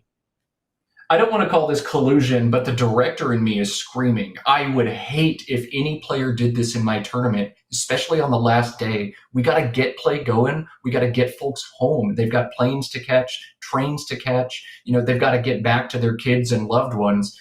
You can't delay the tournament like this. So the director in me is screaming like, no, clocks are going, especially since this is the stream board. It always runs on a delay anyway, and especially because pairings need these game results to come in. So the director in me would say, just start his clock. I appreciate as a sportsman what Matthew Tunnicliffe is doing. Gentleman move for sure. Absolutely no reason to stop the clock. You don't have to. But the director in me is like, oh my God, please restart it. Please restart it. Now everybody's going to be delayed because Matthew had to go use the bathroom. You're also playing against one of the fastest players in the world. So it's also just like, do you not think he could finish the game in 2 minutes? Obviously, like, I'm not accusing Matthew Tunnicliffe of doing anything unbecoming. But once again, it's probably not appropriate to stop the clock here. Since all games are running at the same time, they are on a set 1 hour per game schedule. Maybe there is some other emergency. It could be something else, which would merit stopping the clock. But this is a very interesting position now. We're staring into very, very partial knowledge of what's to come. The scores now after Eradicate, which I assume is what was just played, 336 to 330 in Matthew Tunnicliffe's favor. And there's going to be 11 in the bag after this play. And what's going to be interesting to see is if Matthew O'Connor manages to draw a key vowel here and maybe even a Q. The Q with that U might come in handy. It might still be a problem to draw the Q. There are no I's left for QI in the top left corner. There's a lot left to see in this game. So I guess on one hand, I am glad that Matthew O'Connor is going to have an appropriate amount of time to deal with this position. But on the other hand, I would have started the clock. All right, so Matthew O'Connor has returned. We'll get those clocks going again. Finally, the director and me is satisfied. You hate to go to the bathroom and come back and see your opponent drop a bingo on you and take the lead for the first time all game. But alas, that's what's happened. And Josh is right. The Q is going to be huge. There's the double cheese spot next to Eradicate above Uric right now. The E from Eradicate is huge, and Matthew just drew it too. So that's a big tile and a big swing. AADENTU, the rack for Matthew Tunnicliffe, or Matthew O'Connor. And the Q. And the Q on Matthew Tunnicliffe's rack. As long as the double cheese spot is taken away, I think this is game O'Connor. Let's get the pool updated now that O'Connor's actually drawn his tiles. There are 15 unseen, and look at the unseen pool. Unseen to Matthew O'Connor. BDEFGHKNOQRTVVY. Like, wow, you can sit there and do nothing and probably win this game. Yeah, okay. This is troublesome. Okay, so there's 8 in the bag. It's Matthew O'Connor's turn. I do not think that it is right to block the QI spot, by the way. It's not that big of a threat. I think you want to play 5 tiles or 6 tiles here if you can, maybe underneath HOT, just to leave as few tiles as possible in the bag. Maybe try to keep your E for Eradicate. I don't know. This is a complicated position. We see the two commentators disagreeing, but yeah, this is not surface level. There's so much to work out in this position. I think I've already played DI and DI right there. If I draw the Q, I've got the U and the bailouts, Queen and Eradicate, or a number of other options. I want to take away every vowel from my opponent and make them suffer as much as possible. The only thing I'm really concerned about is if a 5-letter word is playable beneath hot for 50, something blank O blank blank Y, horny or something in that vein, that would be bad. But I don't know, that Q, I'm looking to obstruct. Yeah, QI can come down for 11, but I'm not letting it come down for 22 instead. I mean, it's interesting. Like I said, Matthew O'Connor has the A-E combo and the U, so if he does draw the Q right now, he has very good options with it, such as Quare through the blank R of Eradicate. So there is something to be said about just keeping the letters you need to defend against the Q, but you're behind by 6. The Q might still become a factor later when you no longer have the option to play Quare.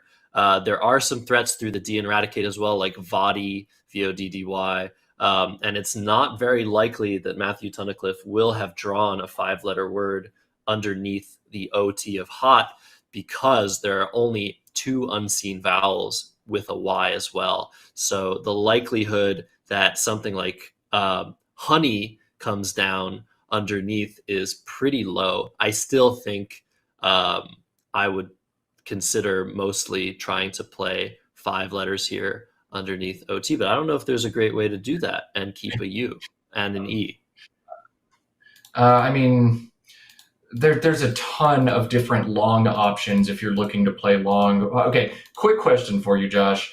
In Matt's position right now, Matthew O'Connor's position, looking at this pool, looking at your 6-point deficit, what percent do you think he is to win this game? I think he's around 70 to 80%, maybe 82% to win the game. I'm actually seeing the option of Adnate, Adnate, overlapping the RAD.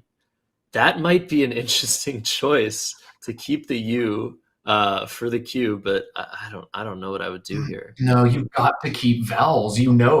Okay, if you draw a vowel next turn, you were going to win this game anyway. If Matthew Tunnicliffe doesn't have any vowels or only has one, you're going to win this game. So you have to assume and prepare for the worst case scenario, which is you're drawing entirely consonants for the rest of this game. Otherwise, you're going to win anyway. You need to keep your vowels, in my opinion, here, no matter what.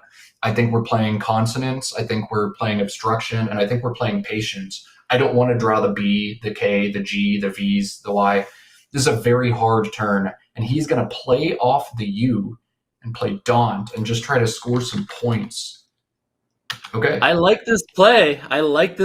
Even if he draws the Q, he does have the spot for it, but it's going to come down instantly. Matthew O'Connor now is up by 1. No, it's a tie game now, right? Oh, my goodness.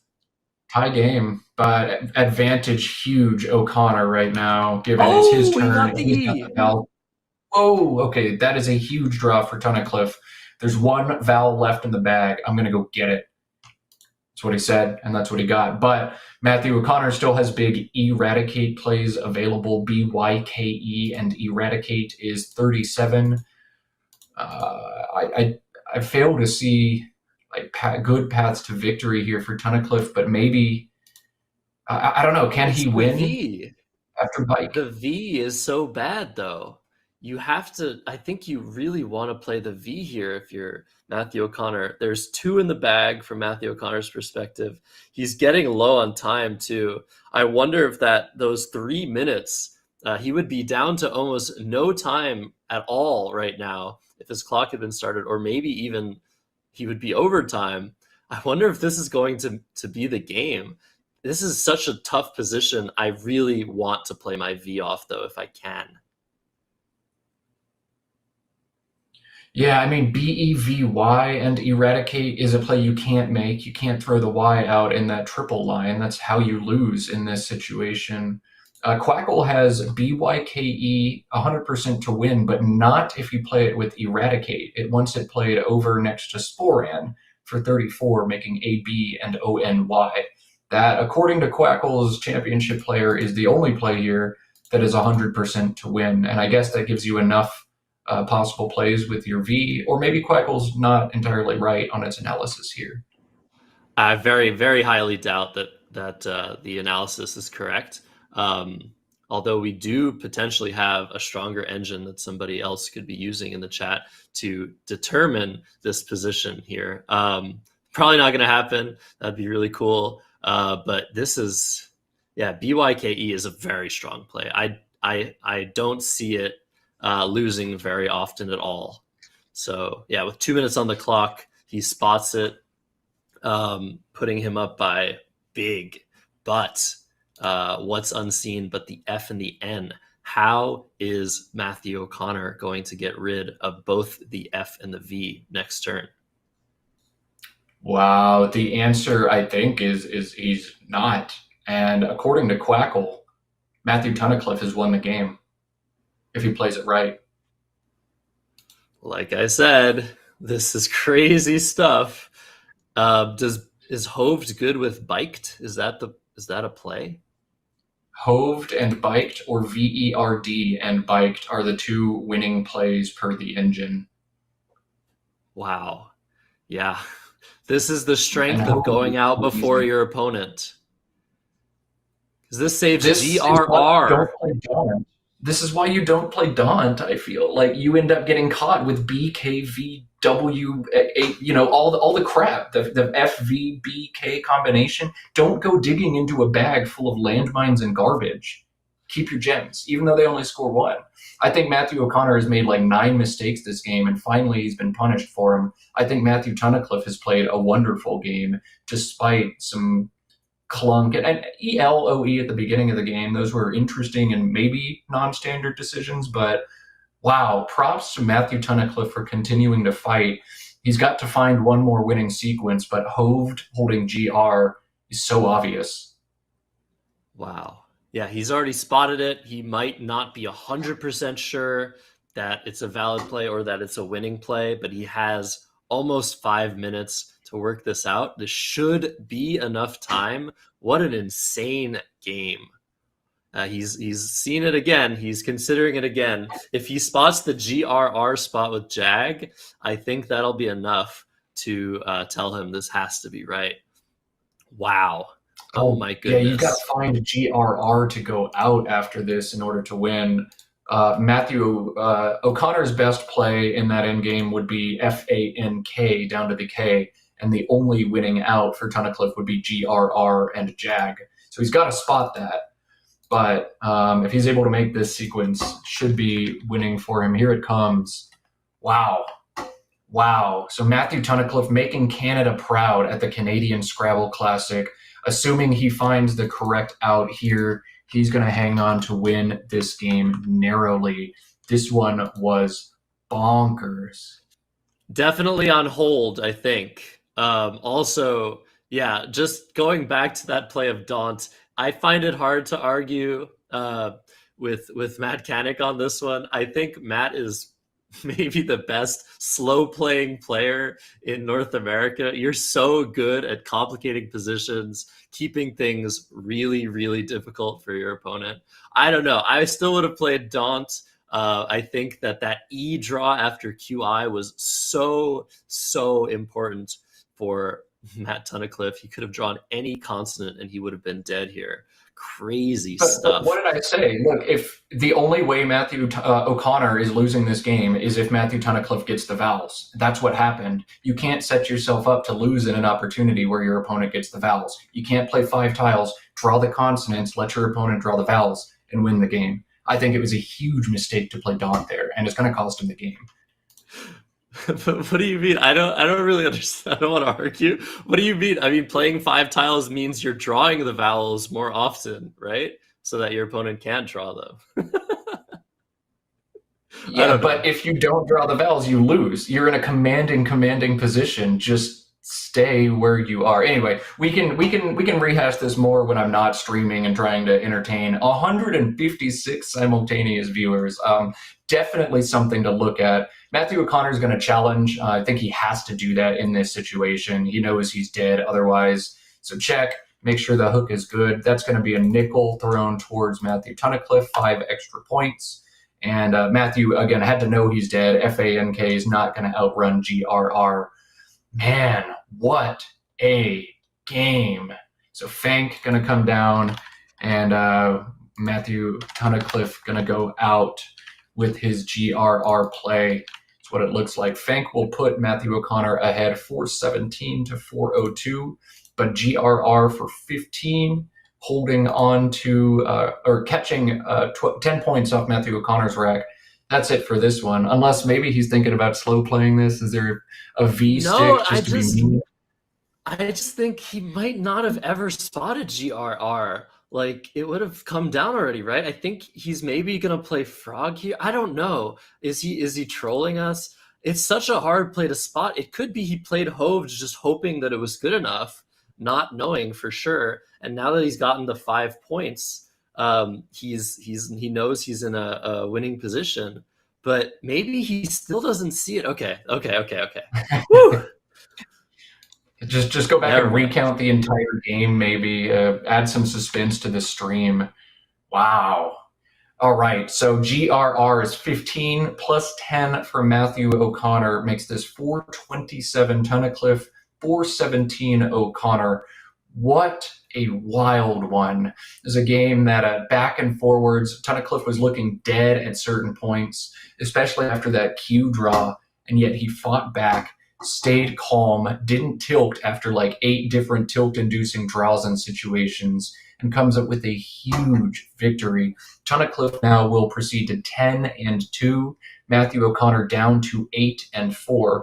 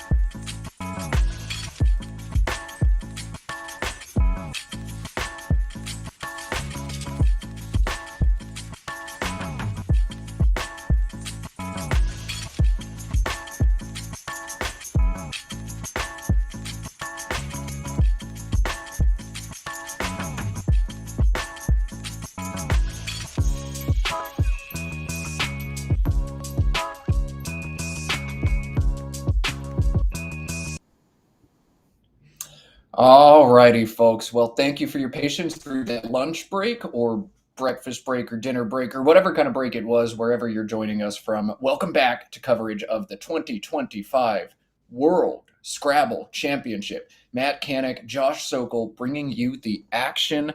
And my goodness, do we have a game coming next? Josh, what's in the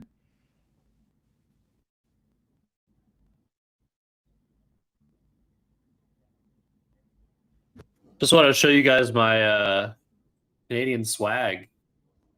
That's what we're doing right now. Flags, maple leaves. Why am I showing these, Matt? Why are you showing these, Josh? Because Adam Logan, Canada's finest, perhaps, is back on board one. Adam Logan going to be one of our two combatants on the board, but the other player, Enod, aka Inam the Phenom, 12 years old and earned a spot at table 1 on afternoon of day 3 of the World Scrabble Championship. So Adam Logan versus a 12-year-old. This is going to be very, very interesting. We had Inam on stream yesterday already. He played to an impressive victory in what Will Anderson called perhaps the most accurately played game on stream yesterday. Can Inam keep his stream magic up against former world champion Adam Logan? We'll find out. Josh, if you had to put money on this one, who would you pick? I gotta choose my countryman, but I would not be at all surprised if Inam takes down the Canadian world champion / legend of the game. He's shown incredible spirit, potential, skill. He's shown everything that it takes to be one of the best Scrabble players in the world. 2025 World Scrabble Championship. Inam Yershad to act first against Adam Logan. Let's play Scrabble. Yeah, indeed. Let's do it. Let's play Scrabble. Sometimes the matchups draw themselves. Sometimes we have to decide between a bunch of games, but all we did is look at the table 1 matchup. We saw Adam Logan. Good.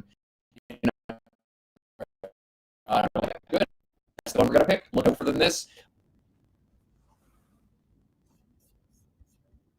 Off to the races indeed. Let's take a look at that first rack.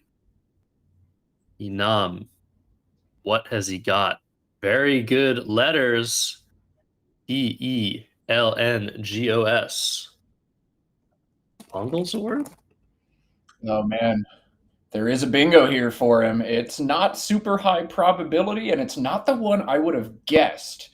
But 1 7-letter bingo, and he set it up right on cue. Let's go. Inam plunges the bingo for him, though it looks like he might be doubting the validity of the 7, looking at just the 5 plong instead. Will he be confident enough to play it, thinking about Pongles? That's what I thought. Pongles, I think, is the word that we might both be thinking of. This guy's word knowledge is insane. Is he going to play the 7? No, he's not, but he saw it. He saw it. Wow. All right. Well, Adam, with one of the most classic CSW only words there is, he's already set it up on his rack. EUOUAES is the only 7 in this rack. Adam set to bingo either with plonge or with plongs, and it's got to be a bit of a gut punch for Inam. If Adam plays this with plonge, Inam's probably going to challenge it, given he didn't play it last turn, and he'll realize, oh no, I had it all along, didn't I?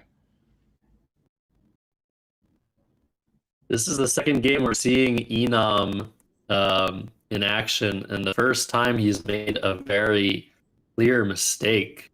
But, I mean, he's making that little of mistake in such a strong field of players. Imagine the other players in the field. They're also making mistakes. Not everyone's perfect in this field. Inam showing a little bit of word knowledge issues there, but he's only 12 years old. How many words did you know when you were 12? I knew how to play cat, dog, and probably XI at that age. Yeah, I did play my first tournament at age 12, and to give you a sense of where I was, I had multiple two-letter words challenged off. I went 2 and 11. Yeah, it was a yikes. So yeah, I was playing at 12, but I was playing at about a 400 or 500 rating, not qualifying for table 1 at the World Championship. All right, here comes Ewoways. This can also be spelled with 2 V's, Evovaes, right, Josh? Yeah, and there's mention once this E hook comes down, is Inam going to challenge out of spite? Is he going to just say, "Yep, okay, I messed up. I wasn't sure. This is a word. I trust you, Master Logan." And I think the latter is what's occurring here. No challenge on the E hook, and Ebrios or Erosible are both playable now. Which will he take? Oh, he's found a double-double. This is a very nice play for him. Boilers is 36 points, but the 2 bingos available. He's not spotting them. This is still good for Inam.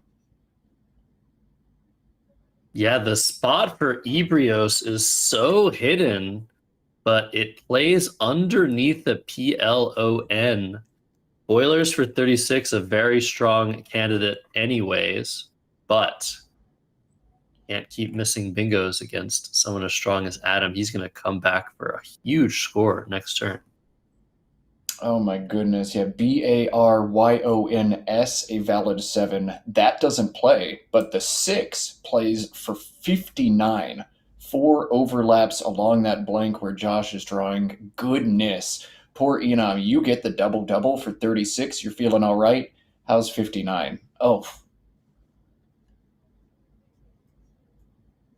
Yeah, I think Adam just looking for a potential 8-letter word now. It might fit on the board, but when he doesn't see that, I'm sure he's going to see the 59 pointer. The only question is, do you want to retain 2 more letters and play Boney? I probably wouldn't. That's 9 points of sacrifice for just an A and an R. I think with this lead of 10 points, Adam wants to score as much as possible. This board isn't super conducive to bingos either. Yeah, you take the extra points. You play all your tiles here. Play the 6, and you might even get another 5 out of it. Perhaps. And I guess in terms of scoring spots after play hits the board, this one looks like the biggest one. And if you keep ARS, you're not going to use that spot. So just in case Inam hasn't drawn a play there, which is somewhat unlikely, Adam is definitely benefited by drawing 6 tiles, trying to draw a scoring tile, and continue to pad his lead early in this game. All right, here it comes. Baryon, 459 points. We'll see if Inam opts to add another 5 to it. Nope, he's accepting the play, letting it go. All right, Inam, you're down 58 to 1. You got 3 A's and a rack, and it looks like we're starting to fall apart a little bit. The letters all over on their side, as so many young people do in this game now. Josh, do you see any creative ways for Inam to try to claw back in this one? Not really. He has some targets on the board. That S and Boilers is good. That B and Baryon is good. Potential 7s will fit here. So I think just taking Avian is totally fine here. 22 points, keep the A and the E, hope to draw something next turn. And it looks like he is going for that option. Very nice play. Yeah, great word knowledge here. You could play it down, making AS and opening the triple, but perhaps a little bit too early, a little bit too desperate for that. It's been an emotional game from Inam's perspective. The plunges you're not sure of, and then the Baryon, but you're very much not out of this game. Stay patient. See what you can draw into AE. Makes sense. Adam on ACHFSTJ. Weird turn for him. Probably going to cash in the J for some points, but he can score a lot more if he holds it back. Josh, are you going to play the J on this move with something like Jaffa? Jaffa to the A, one of my favorite words in the dictionary, by the way. People from Don't New look it Zealand, up. Kiwis know. Yeah, it's just a very funny word. A little dangerous. Throwing that J out in space, just an A and an I score 30 easy points.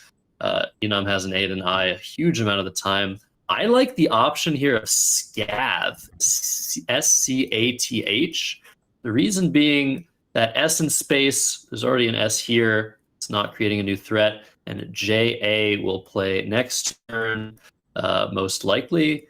So yeah, maybe keeping the J. We've seen a lot of this theme in the past over this broadcast. The J can be useful as a tile to continue to score with. I like that option. Also chafed through the A, CHAFT. That's pretty good. In space will cause some problems later on.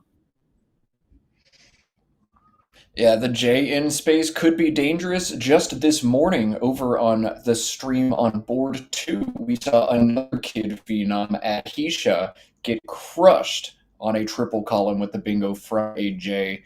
He was playing Waben, I believe, and Waben's post bingo draw was ABEMNOS. A J in a triple lane led to job names for over 100 points and an immediate game over. So unlikely, but very scary are those J's out in space. Adam may opt to play FAH, ABBA, and NOH, but I don't know, Jaffa holding CHST, that feels very, very juicy to me. I love the synergy between the CHTS together. Get 2 vowels, I'm in serious business, and even more unlikely scoring for a gazillion next turn. I'd play Jaffa here. So all is close according to an engine. Adam's mind is trying to crunch the numbers, as we've said before. Not only one of the best Scrabble players of all time, one of the best mathematicians of all time. He loves to calculate certain things like probabilities mid-game. There's almost nobody that can do it like him. So he's thinking. He hasn't lined anything up. All of these and thinking. I feel like he really should be playing a bit faster. From what we've seen, he's been playing accurately. He's been playing great, missing almost nothing. But getting into some time trouble late, especially kids like Inam who don't think they're as much as whether expert might. You really want to be playing a little bit faster, but Chafed is the best play according to the engine.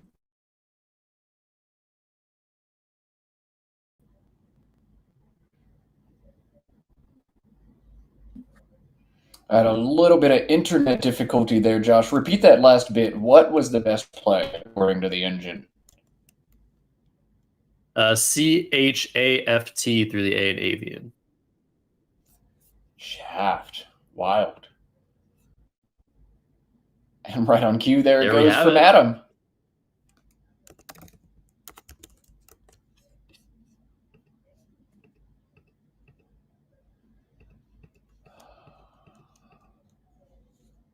All right. Thanks for your patience through these internet woes. Josh Greenway doing everything he can on the ground. He got a lot of help yesterday from the Stream 2 guy, Nelson Oganje, who helped him reset the internet and connect to different sources. He's doing everything he can on the ground to keep this smooth. We really do appreciate your patience. Inam plays Woo. Yeah, that makes a ton of sense. Really nice, strong play from him. AEINZ. A great leave, and who knows, maybe he draws a bingo from the B at the top. Adams found some trouble, ACIIIJS on his rec. He's up 47. He can play the J for about 30 right now. He's already drawn set up Ahi, AJI, and he's going to play it, block the B, score 29 points. You like this, Josh?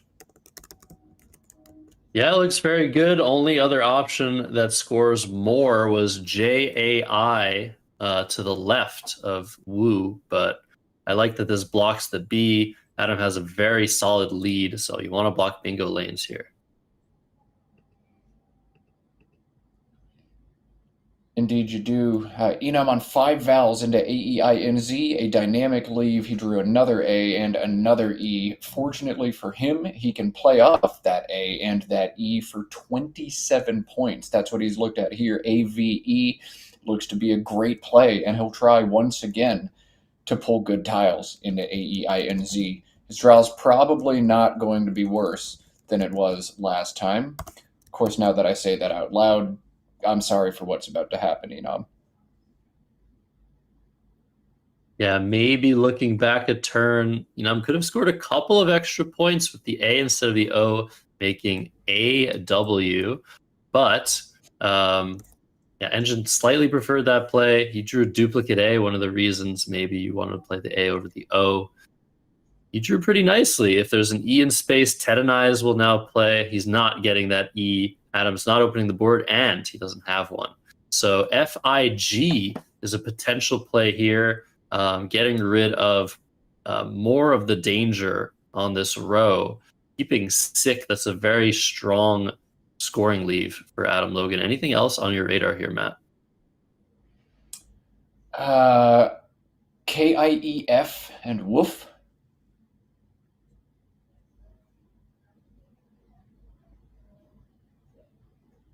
It's a pretty good play. I just hate the C and the G together, right? Last time we saw someone keep a CG together, they immediately drew into in cages. So I kind of just feel like Adam's going to draw in cages again. Yeah, we always talk about the famous anti-synergy between the C and the G, and it really, truly is atrocious. Go crunch some numbers on any kind of leave valuator, and you'll see those tiles do not play nice together. But sometimes you draw in cages, and that's a lot of points. So the engine giving reason to either the play that Matt mentioned, KIEF and Woof, scoring very nicely, Big and Rief, keeping the synergistic leave but scoring only 21, and GIS. GIS would score the most here, besides Keefe, for 28, and it really, really plays very nice defense. Keeping FICK, but just completely dominating the board. How do you like that play? Oh, man. I love it. How on earth does your opponent get back into the game after GIS? And when they do open the board back up, you've got FICK. You're almost definitely going to score a bunch in response. Oh, man, that's pretty sick. But you know what else is sick?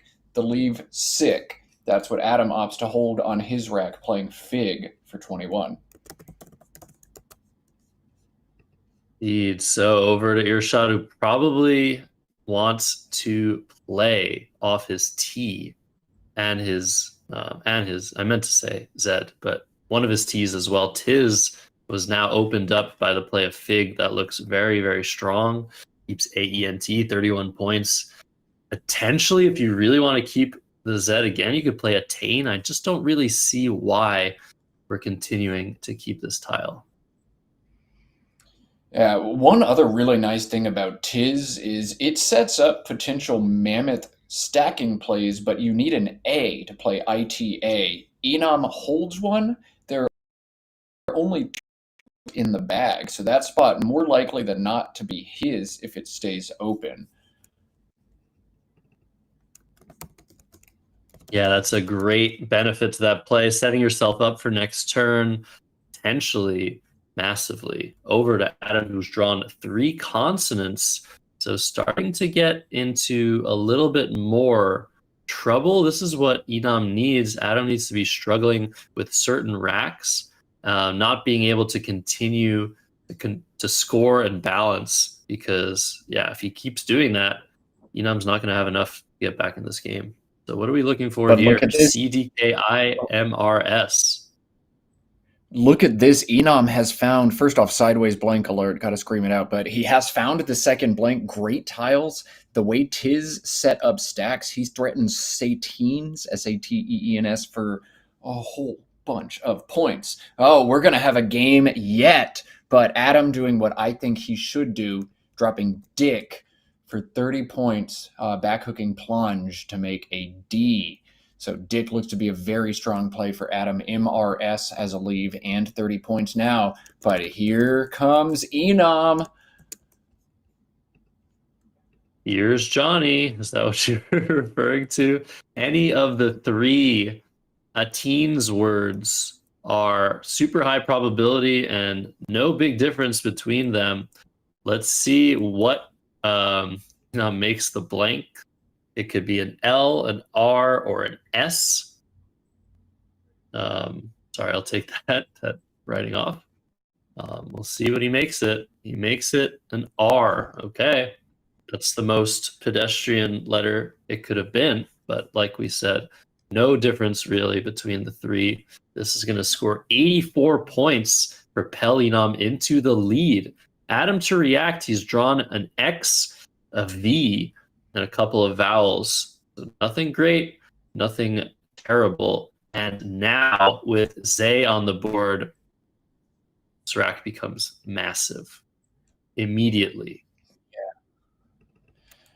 And I just look at this play. Not only does it score 1,000,000 points, it holds MIRVS and GITES, and Adam has the final S in this game. So you score 65 now, going to drop 50 more next turn.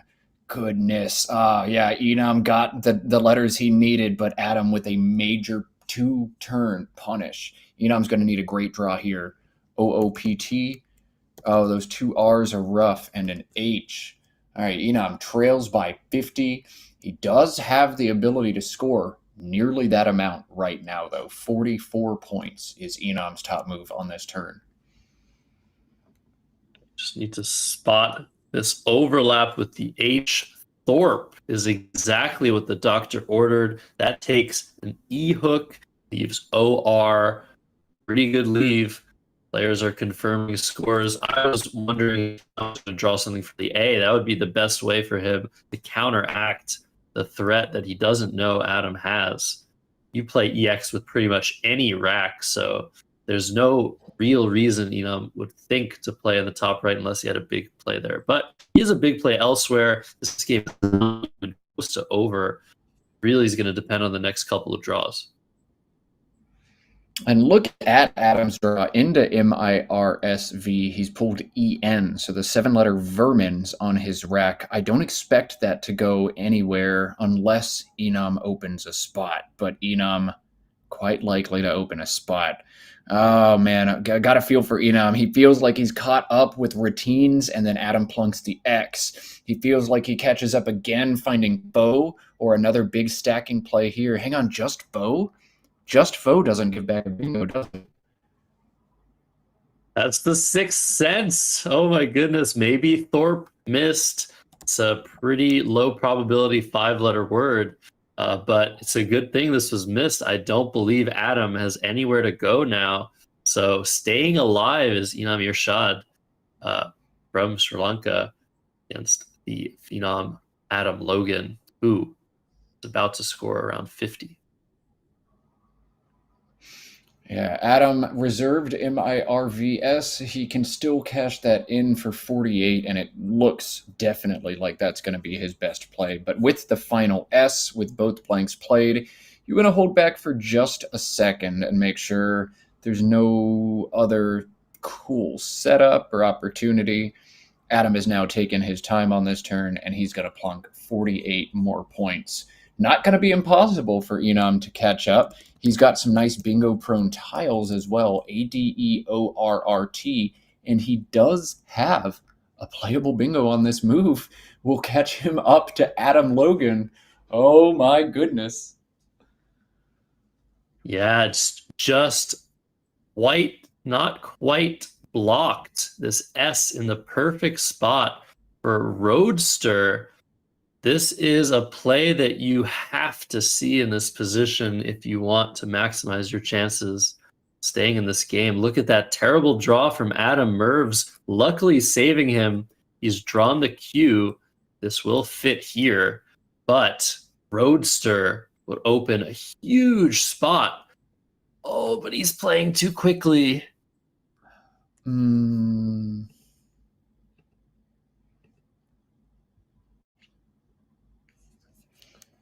Man, he would have even been able to open that up and not get. Well, Yodel still would have hit him pretty hard, but Yodel holding the Q doesn't feel awesome. He's going to play ARD instead. ARD only taking a back S hook and all S's on the board. All right, if he draws the right stuff, he can still bingo down from the P, but I. You spoiled it. All right, That's me. Over to Adam now. He's got a time deficit, but he's got a point advantage, and that is all that matters for him. He's one of the fastest thinkers Scrabble World has ever seen. If he needs to speed up, he will, and he shall. His question now is, do I play the Q while I have the chance? UI for 22, or do I wait? There's a couple of U's I could draw. This spot unlikely to be blocked. Should I play something like Needy through this E of Boilers and score 35 instead of 22? I'm kind of liking that, Matt. Oh, yeah, with the 2 unseen U's, with that I and Merv's unlikely to get knocked out, Needy feels really good. The one thing I am a little bit worried about if I'm Adam is bingo's down from the P in plunged. So take out that possibility, and then there's almost no possibility at all.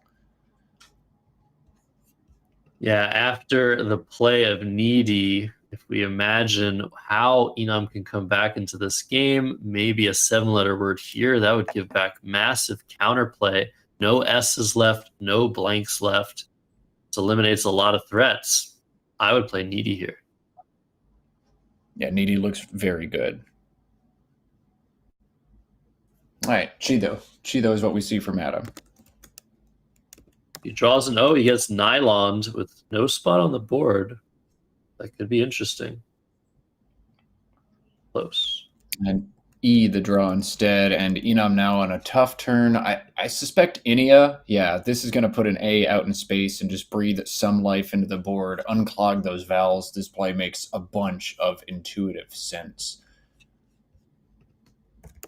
Yeah, it's a better lane, that A. If you can play a bingo from the A, you're not going to be in as much trouble on the comeback.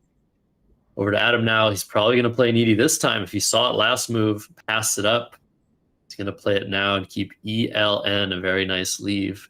I don't think you can play too much defense, only up 42. There's still some threats elsewhere on the board. So I think you take the points. The C in chafed still open, but if you play Needy, that lane is gone as well. Josh, is it too paranoid to play Deny from the D in ARD? Like I said, I don't think you can do that at this score. There's still some marginal threats available on the board. So only up 42. If Inam bingos, it's an even game. I think you just try to power through. I agree. Just playing a little devil's advocate here. Needy is such a good play if you see it. Yeah, I don't think Adam's seen it. I feel like he would have lined it up, would have thought about it. He's considering playing the same letters, but making, I think, Dicky, which would open a very, very nice, juicy sevens lane, which you definitely don't want to do at this score line. Adam still, no matter what, is going to have the advantage here, even if Inam responds with the bingo, but you definitely want to save yourself from making that sort of play. Adam wants to look elsewhere on the board. Is there anywhere else he can play that doesn't open, that maybe closes things down? Hopefully at that point he'll spot his star play. I think he's not looking at Deny and Dicky. I think he's looking at Adenyl, ADENYL. Ooh. That is quite nice. Probably, again, a little bit too paranoid. I guess it's really hard. Maybe Wood could be played as a response, but not a lot of threats. Mood or Wood would score a lot and bring Inam back into the game, but Adenyl looks pretty good. If you don't spot this spot, decent option.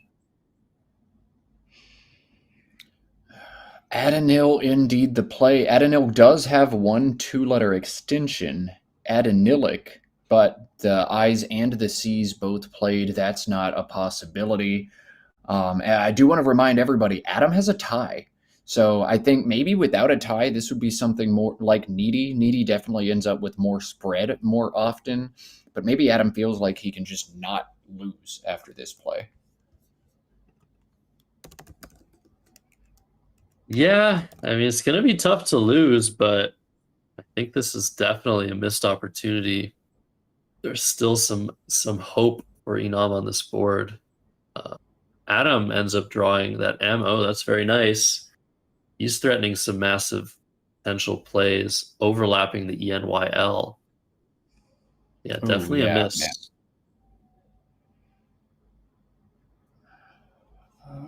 What can Inam the Phenom do? There are just 7 tiles in the bag. It makes it more likely than not that this is his final real draw of fresh tiles.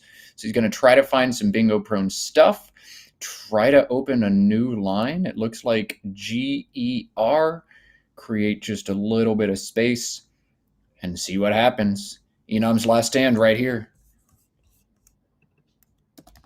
Indeed, 4 tiles in the bag. I think it would have been maybe slightly preferable to play 4, not let Adam play 3 tiles. I think just the simple play of MON.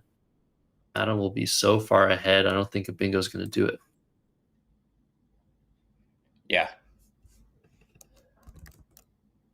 Could even play DOME and just empty the bag. Adam's probably going to look at this unseen pool and be like, well, that really sucks, actually. I don't think there's anything, but he needs to make sure there's nothing. He's counting now to double check his tracking. Yeah, definitely time for some diligence. He has 6.5 minutes left before he incurs a time penalty. Those letters do not look very good. There are probably a couple threats, but nothing that's going to win the game for Inam. As long as you leave a tile in the bag, you should be safe here. There are 2 possible bingos Inam could hold in the unseen pool that play on the board as currently configured. One of them I think Adam can come close to dismissing outright. The play of GER to me probably implies another R on Inam's rack. One of the bingos out would be outwrote through the R in Boilers. I don't think Inam can have that. If Inam had an R last turn, outwrote is not possible. But outwar, OUTWORE, and OR plays for 70. That's the one threat to Adam. If he does empty the bag here with a play like Dome, and that were on Inam's rack, Adam could actually lose. So playing 3 tiles, definitely the right path forward here for Logan, not 4. Yeah, this is definitely an academic position as long as you make sure you're not making a terrible mistake. MON for 28, that will put Adam up by 66, is it? Up 38 now. Yeah, 66 points, outwar for 70, leaving 1 tile to draw. That will not be good enough. Any random draw for Adam is going to be able to score enough win the game. He has to also worry about maybe a 1-tile fish, a 1-tile play, setting up a new spot on the board, but where does that play go? I don't think there's anything left here for Inam, no matter what he has. And now Inam has to contend with potential bingo threats on his opponent's rack as Towelled unseen. Towelled would not fit on the board right now, but if Inam does make said 1-tile fish, he might get walloped hard. So we'll see if he takes a shot. He's got 14.5 minutes to try to figure this position out, but you've got to figure if you're Inam, even if you fish 1 tile here with something like UR for 2, and you draw a bingo, whatever you're fishing for, Adam is just gonna block it and you're gonna lose. And you stand the risk of opening that line and getting bingoed out on with Towel. Probably best for Inam to just find a place, score some tiles, and throw in the towel here. Yeah, totally agree with that. We'll see. A lot of the time, players are extremely hopeful, hoping that something goes wrong, just trying to win the game at all costs. But in situations like these, probably better to just give up. But I'm looking at Inam's spread plus 40 he really just needs wins and wins and wins. So maybe you just try for something. I don't know what that something is. He's going to alphabetize his rack, and yeah, he's doing what I do. He's covering up the U that he might fish, looking at the 6-letter leave of EORTTU, and just imagining, well, what if I draw this? What would I have? What if I draw this? What would I have? If I draw the D, do I get tutored? Okay, well, there's a chance. But, all right, he's going to fish. No, he's going to play Utu. I think that's what you do. Just go out next turn. Yeah, great play. Showing maturity at such a young age. Game's over. He knows it. Adam to act in the endgame. DEELLTW. He's got a 58-point lead, and he'll try to find the best endgame. Crunching the numbers here, which is exactly what Adam is doing in his head. Best endgame play appears to be WEEL, making wool. He's looking at tweel right now. Another option, just adding the T onto that word, and he'll just be calculating.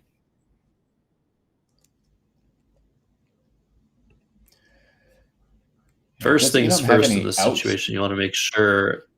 That's the thing, yeah. That's what you have to be looking for, right? Looks like no.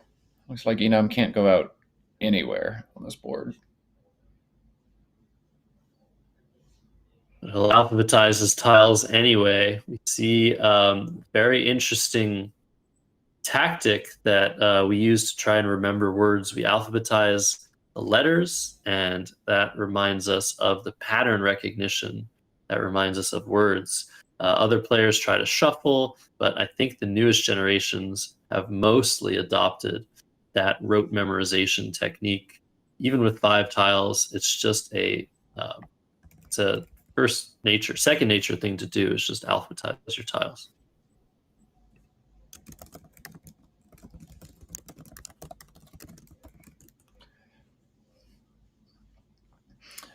Just one more time before this game stops, I want to say how insanely impressive it is that Inam, on his own merit, at 12 years old, and allegedly just turned 12 2 weeks ago, is playing table 1 at the World Scrabble Championship, and not like early on. He didn't just like have a 3-0 fluke start. He legit qualified to get here after 20 rounds of play. He peeked his head into the top 20 players in the world and got a chance to play Adam Logan on board 1. I don't know what the future is for this kid, but I sure hope he sticks with Scrabble and keeps his head up. For any young players out there, Scrabble's a game with a lot of ups and downs. Sometimes it feels like after you grind out 3,000 new words, you lose a bunch at like 2 tournaments in a row, and it's so easy to get discouraged. But man, if you can start playing Scrabble young, your future is insanely bright. Adam Logan started playing when he was just a child. Josh, correct me if I'm wrong. I think he was like 10 when he started playing in his local club. Inam starting clearly at a very young age. If he's already here at 12, you and I, Josh, both started as adolescents as well.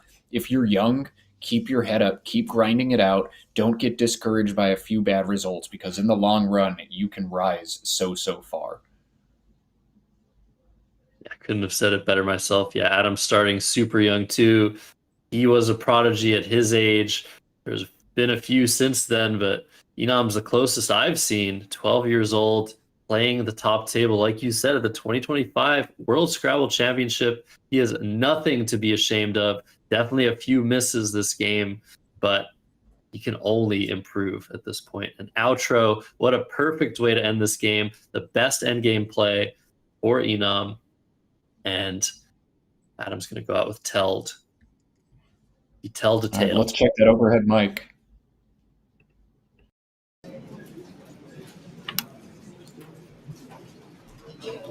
Four, 5, 3, 3, 6, 8. 3, 6, 5, I think. Sorry? 3, 6, 5, I think. I have 2, 9, 2. Yeah. Oh, wait, that's 23. Sorry, but yeah, you're right. And you are? I am 4, 5, 3. Yeah. Okay. I missed plunges. Oh, I thought it wasn't a word. I thought plunge was the same as plunge. I put it on my rack. I wasn't sure of it, so I played plunge. Yeah.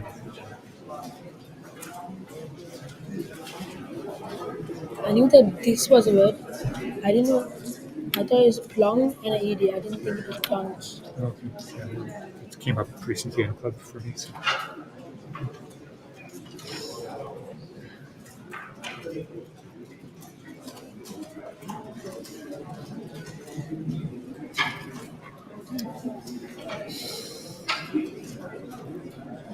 So soft spoken. I don't Both have of a phone, them. just like my scores with me. Okay. Okay, I'll have to find something.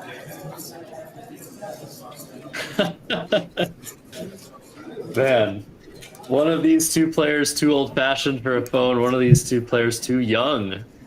They're gonna have to find a different way to submit their results. Incredible. It's just great. I think Adam's just looking across at the new generation, and he just seems like he's happy to see that Scrabble is in good hands. And I'm always so happy to see youth players out there too. It means the game has a future. And I know when I was Inam's age, people would like pull me aside in the hallway and lecture me and tell me those things. And I'm like, why are these adults giving me these long, drawn out monologues? Now the tables are turned. Now I'm the adult giving the long, drawn out monologue. Oh God. Oh God. Father Time comes for us all. All right.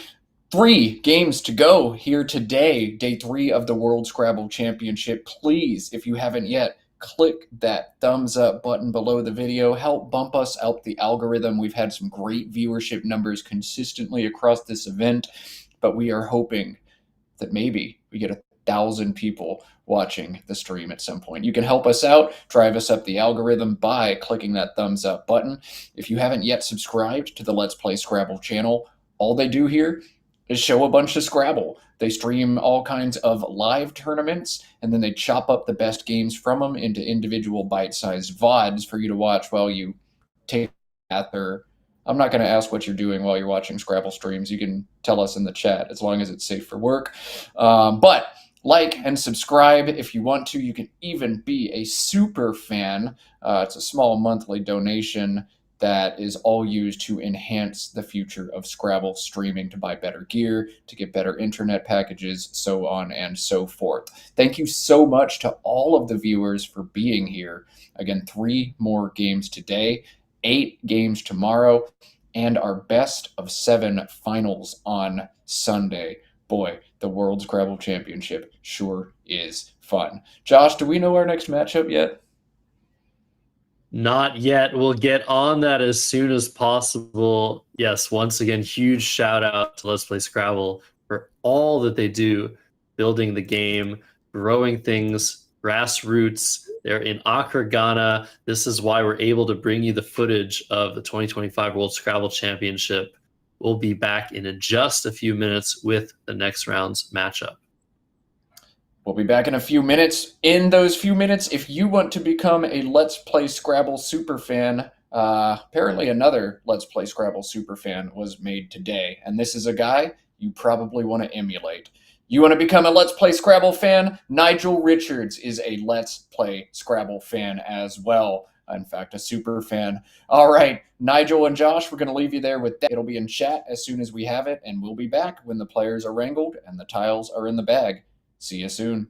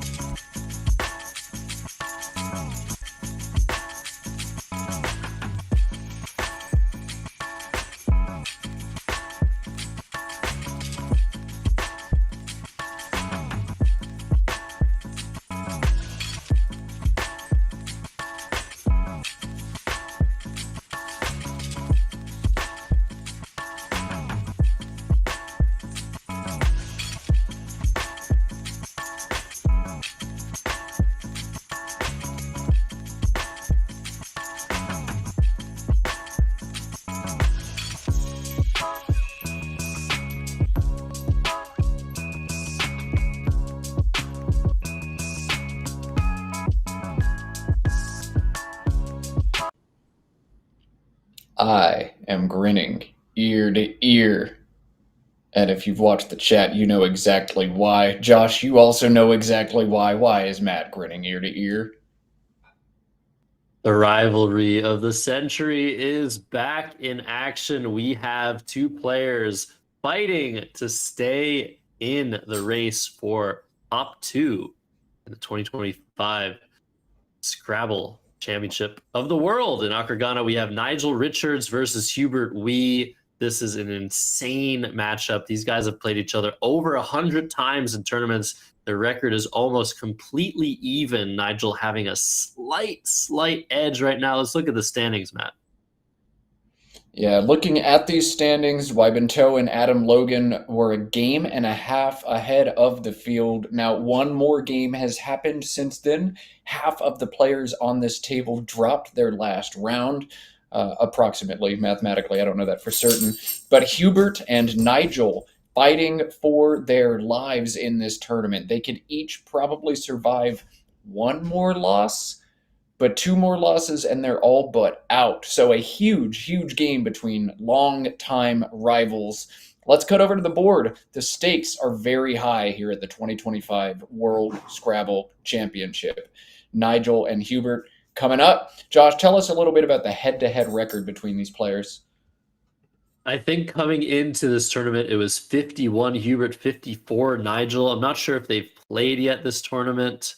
This might be their first matchup, but I mean, it's just so close between the two. Hubert just seems to know how to play against Nigel. Anyways, let's get to the action. Nigel is first to act. Let's play Scrabble. Let's play Scrabble indeed. Nigel to go first, Hubert to respond. Top 1 in the world, top 3 in the world is Hubert Wee. Very important matchup here. Yeah, it's wild that there are 4 players rated in the 1700s in the top 10, while Nigel and Hubert fighting for their lives, and yet sometimes that's the nature of the beast. DIILRST, the opening rack for Nigel. No bingos here. We'll get to choose, see him choose between lid, the 3-letter word, or trilled, TRILD, the 5-letter word. Josh, do you think one of those is much stronger than the other? No, they're very close. The extra leave value that you gain from keeping the R and the T is very nicely balanced by the extra 8 points and lack of hooking ability and overlapping ability that you get from playing trilled instead.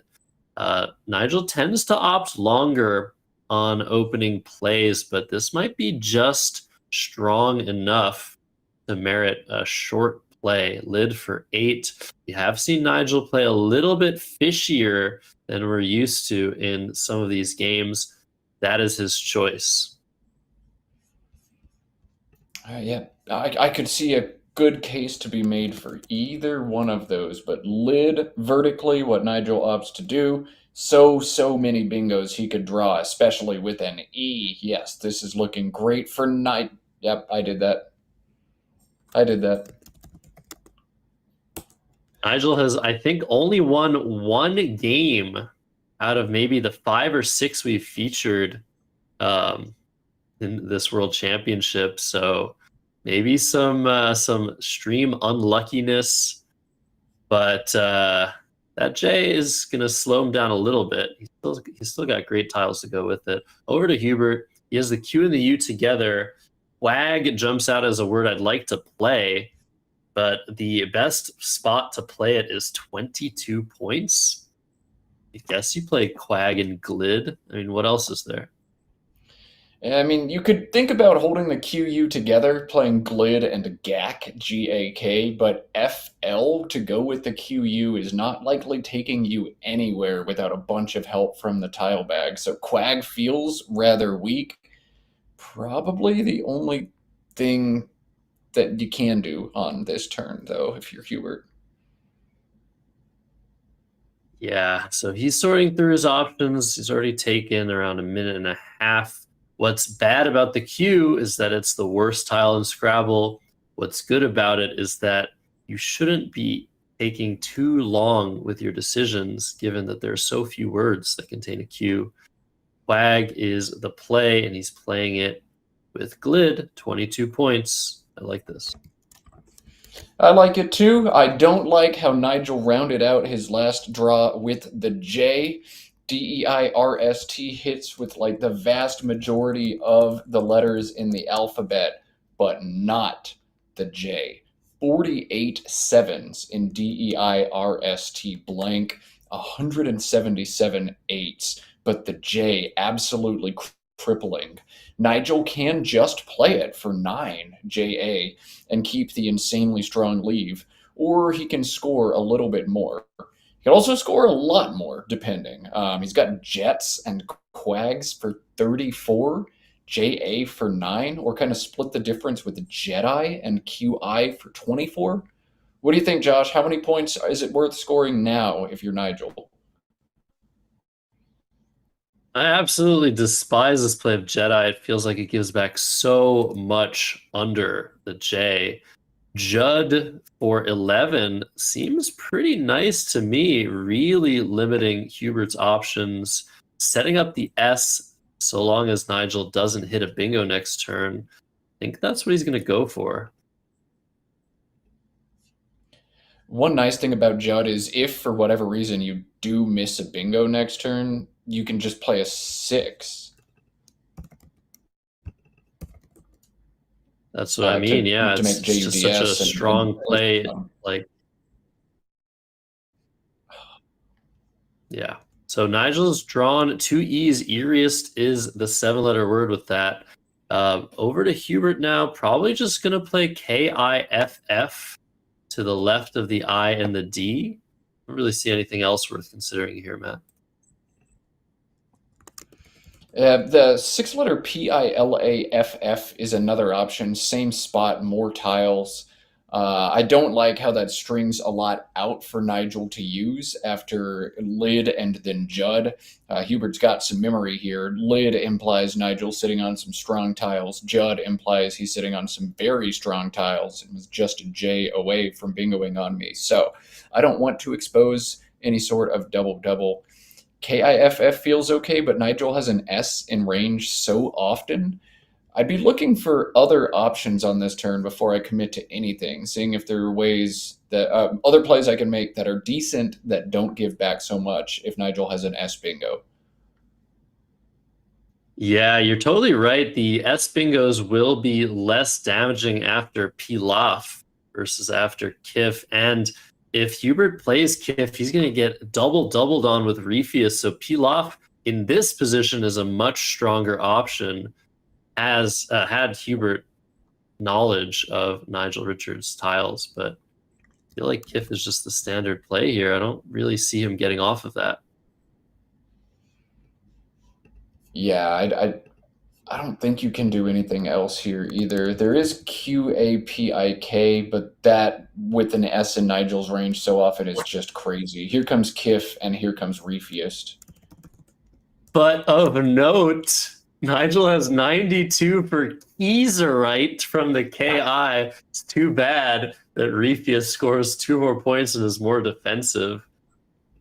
Will Nigel even think about the 9-letter word? I'm sure he's seen it. I'm sure he's seen it. Yeah. Well, line it up for us. No. Nope, not even going to set it up. Yeah, well, it's a better play. What can you say? Even if you get 5 points from the challenge, Refius is still a better play. Man, one of the only players in the room with the ability to even see Kaiserite or Keezerite, but Nigel has to make his best play every turn. I wish, just to flex on us, he had considered setting it up on his rack, just so we knew for sure that he saw it. But he's Nigel Richards. He saw it. Yeah. So over to Hubert. This is a huge position here. I would be sorely tempted to play Alienated, but that isn't a word. Maybe it's just me. That feels very wordy. But Hubert hasn't lined it up yet, so I don't think he's going to make that mistake. And there are so many traps in Scrabble, and this is a trap that many 17, 1800 players would fall into. Those ATE words, it's maddening, which take an S, which take a D, which take both, and which take neither. They can be adjectival, they can be nouns, they can be verbs. Maddening. But Hubert is so, so good. I think these are two of the only players in the room who could, with confidence, back out of Palliated, knowing there's a 0% chance this is it. Yeah. So if you don't play a phony here, I think you're just playing Ape for 24, setting up a new lane, blocking that S and Refiest, but keeping the board a little bit alive. I think that is what I would do here. Maybe you can score a little bit more, play Pale to keep the A and the E together and not do anything in that part of the board, but I feel like the ADEL leave is really good, and opening a triple for nothing is not that good. Yeah, Ape looks strong here, but you are down. Maybe that drives a little bit of the decision making. Maybe Hubert feels he needs an open board to catch back up against Nigel Richards. I could see a strong argument to be made for either one, and for that reason, I'm glad I'm in the booth where I don't have to make this difficult decision. Do you think quagmiriest is a word?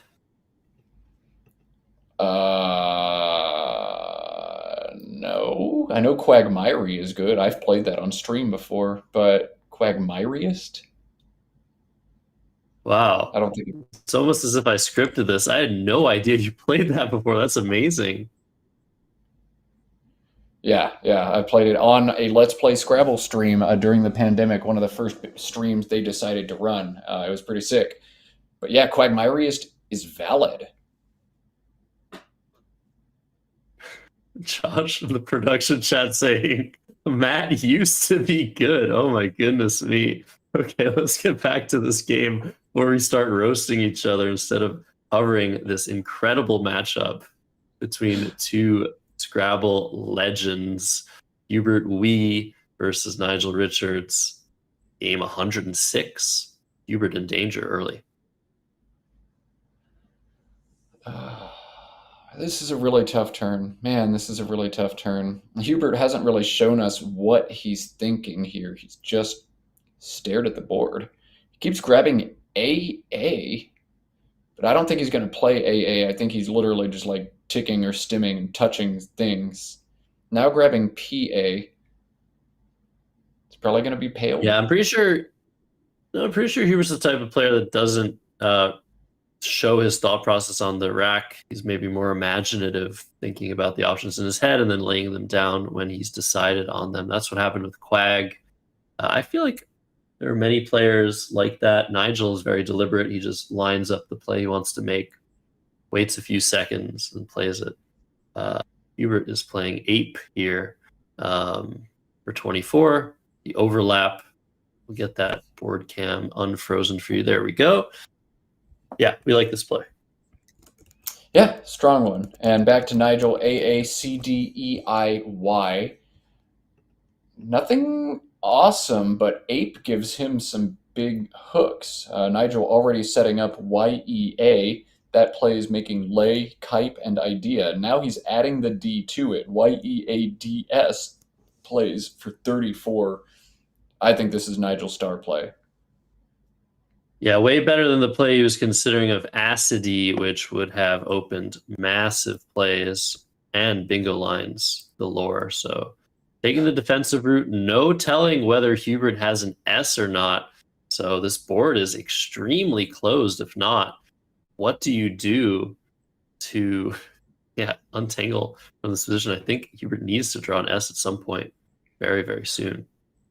Man, this is the number 1 and the number 3 player in the world, and yet Hubert forgot to hit his clock after his last move, and then Nigel just like insta-played, but you can see Hubert's clock shows 5 minutes and 20 seconds on this one turn. We know that's not the case, so they're very, very good at the actual making the board, or making the words, but, you know, in terms of the muscle memory, that was kind of weird.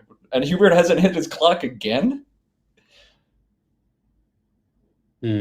Might be a mechanical thing. Might be, yeah, it might be just harder to hit the phone clock. Nigel's going to play a Stancia without much hesitation to the A and Idola. That was an incredible draw from him. It's going to be hard for him to lose after that. Yeah, wow, that is just exactly what you need. We've seen Nigel with a bunch of bad beats on stream, but now some great pulls for him all of a sudden. Nigel's going to go up 230 to 95 after Estancia. The one thing might be holding him back a smidge is it floats the E and the S out on the two leftmost columns of the board. Those are probably the two tiles you want to put there the least when you're going up by a margin this big. Aconites is 78 through the O, but Aconites also puts an S out in space. So I think eventually Nigel's just going to pick Estancia anyway.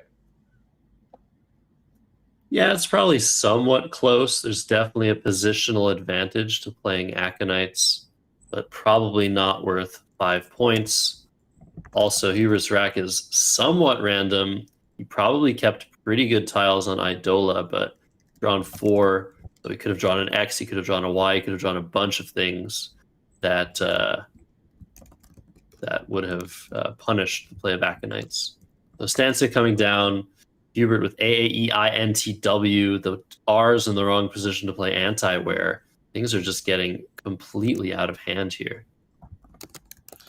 Yeah, this is pretty rough for Hubert, and most of his good plays obstruct the E and the S in Estancia, something he doesn't want to do at all.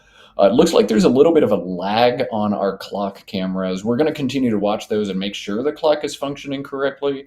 We've asked our streamer, Josh Greenway, on site to make sure Hubert's hitting the clock, and if he is, make sure it changes correctly. But we're not supposed to tell players if they just forget to hit their clock. That's against rules. So as long as there's no malfunction, we're going to keep watching. This is a good idea from Hubert. Just open a lot of space on the side of the board, cross your fingers, and hope Nigel can't hit you too hard over here.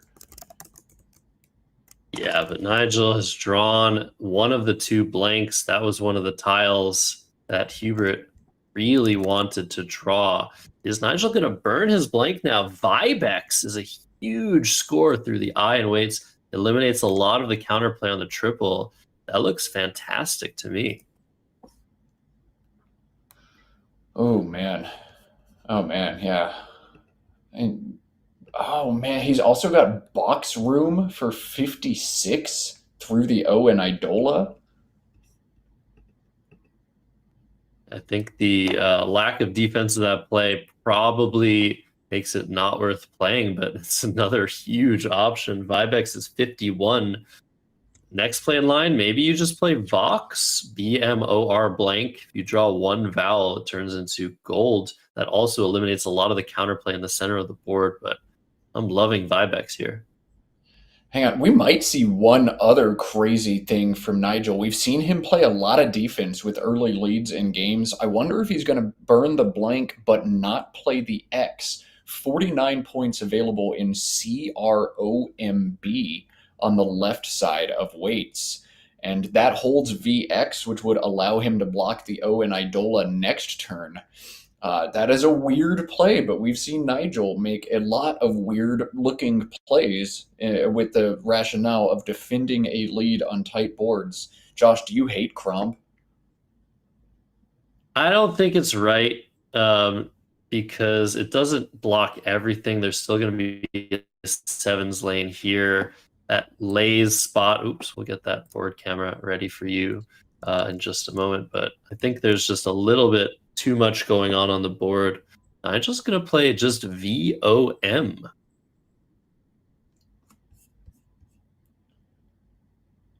VOM. 17 points.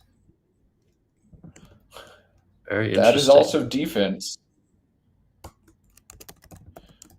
Oh, man. And then draw GRW into it. All right, VOM. Not on any of our bingo cards necessarily. And then the WGR draw. Nigel up by 118, but Hubert does have bingos aplenty on this turn. The most he can score is just 68. I think the top option for him is going to be Neonates through the O and Idola. That still creates some space on the right side of this board with the ES ending out there. It leaves the lays hook open and the back hook to OW available for down the road as well. Neonates, Josh? Yeah, I think you're right. I think you just play through the O, just try and open a little bit of space. Try to draw another S. There's still another blank out from Hubert's perspective. Really don't like the play of Vom. I'm just staring at that play. I'm trying to understand the logic. Yes, it takes out the worst threats, but aren't you potentially putting yourself in some trouble if Hubert tries to reopen the board? I mean, you're not going to draw 3 consonants too often, and I feel like a lot of Hubert's bingos open a spot where the X could be a huge weapon, but Vom for just 17. I don't think very many players at all in the room would choose that option. If Lanneret now comes down as a read that Vom kept many, many consonants, that's another issue with the play, as it sort of telegraphs Nigel doesn't have that much in the way of vowels. Otherwise, he would have scored something more, probably, surely. So maybe this is a time for a little bit of desperation. Lanneret from the L in Idola, just hoping Nigel has all consonants, and he can't really do anything about that T. Very interesting stuff right now. That's going to work out insanely well for Hubert, actually, if he does pull the trigger on Lanneret. Wow.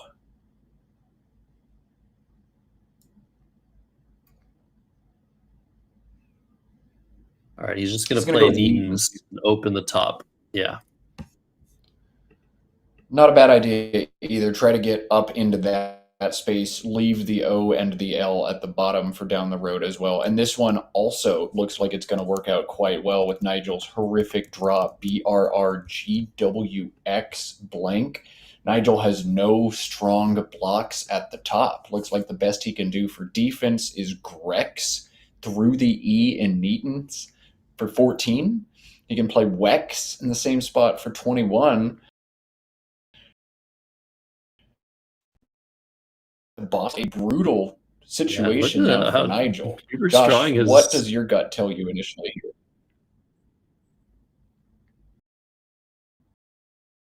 My gut tells me that obviously this is hindsight bias. I feel like Nigel's been playing a little bit too cagey and allowing his opponents to just create play for themselves. That's the problem with a setup heavy and defense heavy mindset, is sometimes your opponent's just going to blow things open and you can't respond. Neaton's coming down. Greg's probably the play for Nigel. He's still in a commanding position even after the 68 points for Neaton's. He's up 50 points. Grex will put him up 70. But Hubert to respond. Now he has a board that he can work with. Still a lot of play left. Maybe he can mount an improbable comeback. Yeah, we'll see. It's now just a 50-point game. Let me get those scores updated. And Nigel with a tough situation can't score more than 25 unless he cashes the blank. Nigel's going to play Grex here. An interesting wreck for Hubert for sure to respond, but he's got to be relieved after blowing the board open that he didn't get hit back hard. Hubert back in this game, and he's got some fun options on this turn too. Yeah, Zobo or Bozo with Owo. Feels like I'm writing a poem, a terrible poem at that. Probably want to play Bozo over Zobo to create a hook, A hook, O hook, maybe try to keep this board open. Or do you keep the Z? You could play Bo-Po in the same spot for a 14-point sacrifice. Or is there some other way to keep the Z? Bloop through the L might set up massive plays underneath. What do you think of that play? Bloop under. Oh, man. What could you draw from Bloop? Like, Ozone looks close now, but you've cashed a lot of the tiles. Azine gets drawn actually a decent amount of the time. Bloop's not the worst, but it scores just 15. I don't know. He's gonna play Bopo. Keep the Z. I like this. Cool. Keep the board alive. Keep your huge potential tile alive. There's some huge plays you can draw ending in ZO or ZA. Draw plays above the G and Grex. Not that many A's yet, though.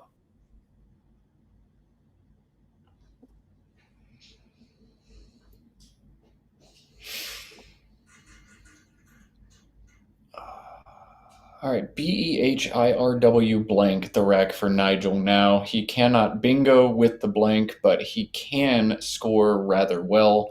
WHITE plays through the T in Neaton's, but opens the board.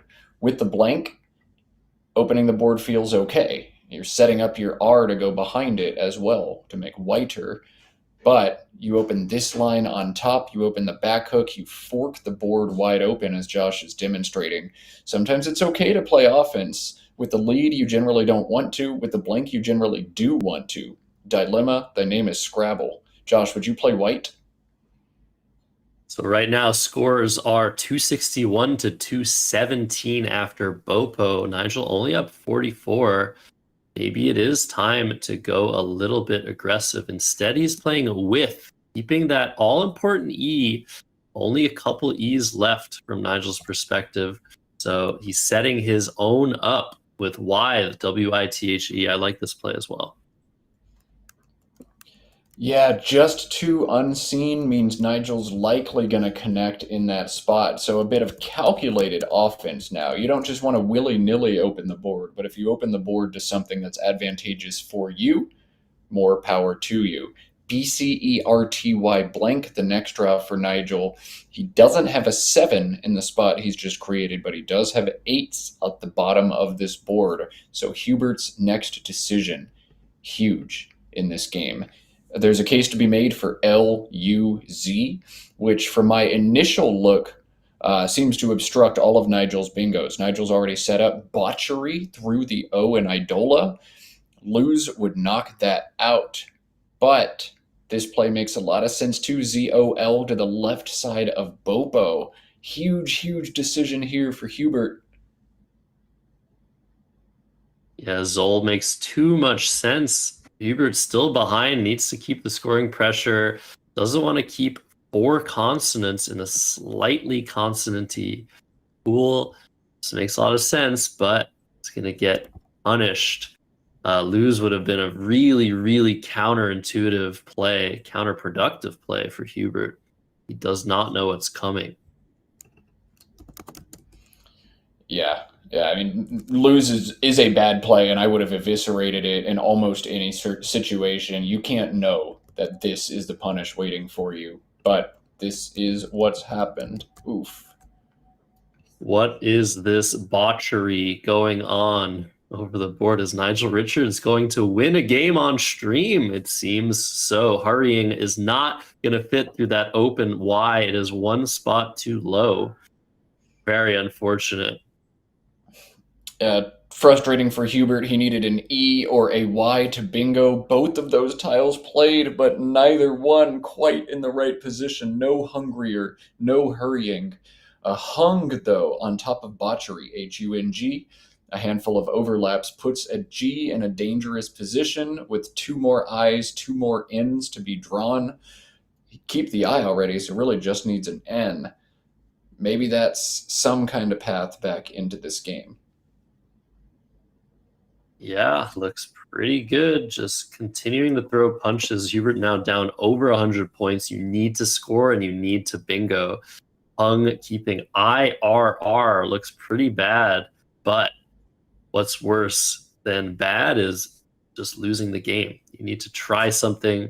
There's some play left with Withe. If you draw one of the 2 remaining E's, there's some potential play with AG or GAW available. You can maybe reopen the board next turn from the end. Hubert's got 2 chances to completely flip this game, but it's going to be really tough. He's going to need a lot of help from the tile bag.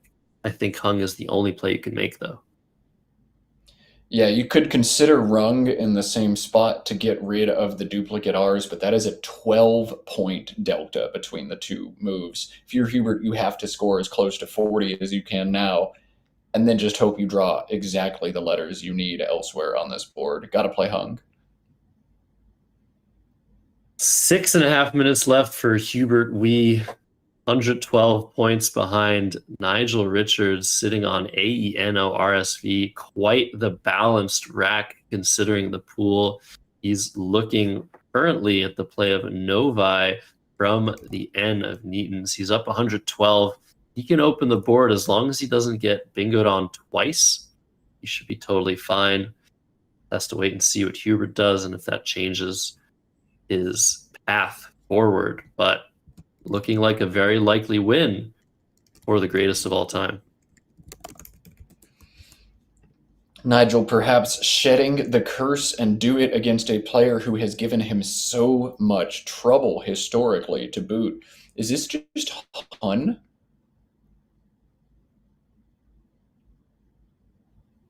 It could very well be. Got a little bit of freezing going. It looks like it, and what has he drawn? Oh, so close to an ING bingo. He almost got there. What a crazy play. Setting up an S hook, a G hook, a T hook. Does this have any merit? I think so. I mean, if ST are in the bag, Nigel's position is way harder. There's also a little bit of bonus to this where, look, Nigel's about to make a massive sacrifice. Nigel had Novi at the top of the board for 37, holding NRS. And I don't think Nigel's going to make that play anymore. He's going to look at this unseen pool, realize this must be a setup of some sorts, and leave a lot of points on the table to obstruct with something like Veins and Huns. So I like this from Hubert quite a bit. Even if Nigel can block, Nigel's going to make a sacrifice to do so. Yeah, I think Veins is perfectly reasonable. There are now 10 tiles in the bag. Hubert has one more chance to make something happen. Don't think he's tripling through this N. And if he's not doing that, bingo chances are so much lower if you just block the Huns or hung or hunt hook. Ravens is what Nigel's looking at, leaving 4 in the bag. That doesn't allow Hubert as many chances to score well and retain threats. I think Ravens or Veins, both of those plays should win the game for Nigel. Very counterintuitive to just set up a bingo lane, but he knows that it won't be enough if Hubert hits it. The unseen tiles, the highest scoring one from Nigel's perspective is the M. So Hubert can only score 85 or so in that spot. A little bit weird to me that wasn't VOARS instead, but, you know, Nigel is Nigel. I'm sure there's like a galaxy brain reason why this one was a little bit better. You can't lose after almost any of them, but if one of them doesn't seed possible bingos and another one does, I don't know. Maybe he just wants to play as many tiles as possible and stop Hubert from fishing for something absolutely nuts. Yeah, just not allowing Hubert to play 4 tiles without giving Nigel perfect information. I think potential threats were plays from the N and then following up with a potential bingo here or here. So Nigel was looking at. So why not prevent Hubert from doing that without giving Nigel perfect information and only very controlled number of threats? Interesting decision, instructive decision. A lot of the pre-end game is about timing, giving your opponent far less time to work with what they might have on their racks, limiting the scope of Hubert's possible plays.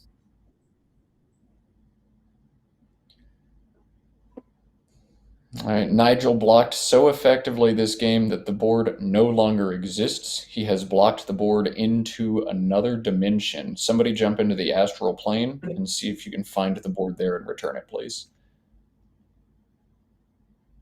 Yeah, what constellation has a buffering sign? That is my question. I think we're Looks like still barely in Nigel's checking Scorpio the season. bag. What's that? Yeah, we're still in Scorpio season. All right, Scorpio things going on. And Mercury is in retrograde right now as well. I wish I could comment on the play that Hubert made, but without the visual. We know that he's fished off RU. There are a few places to do that that made a little bit of sense. I don't know where it happened. Yeah, RU, there's a couple places for 7 points. We'll get that figured out.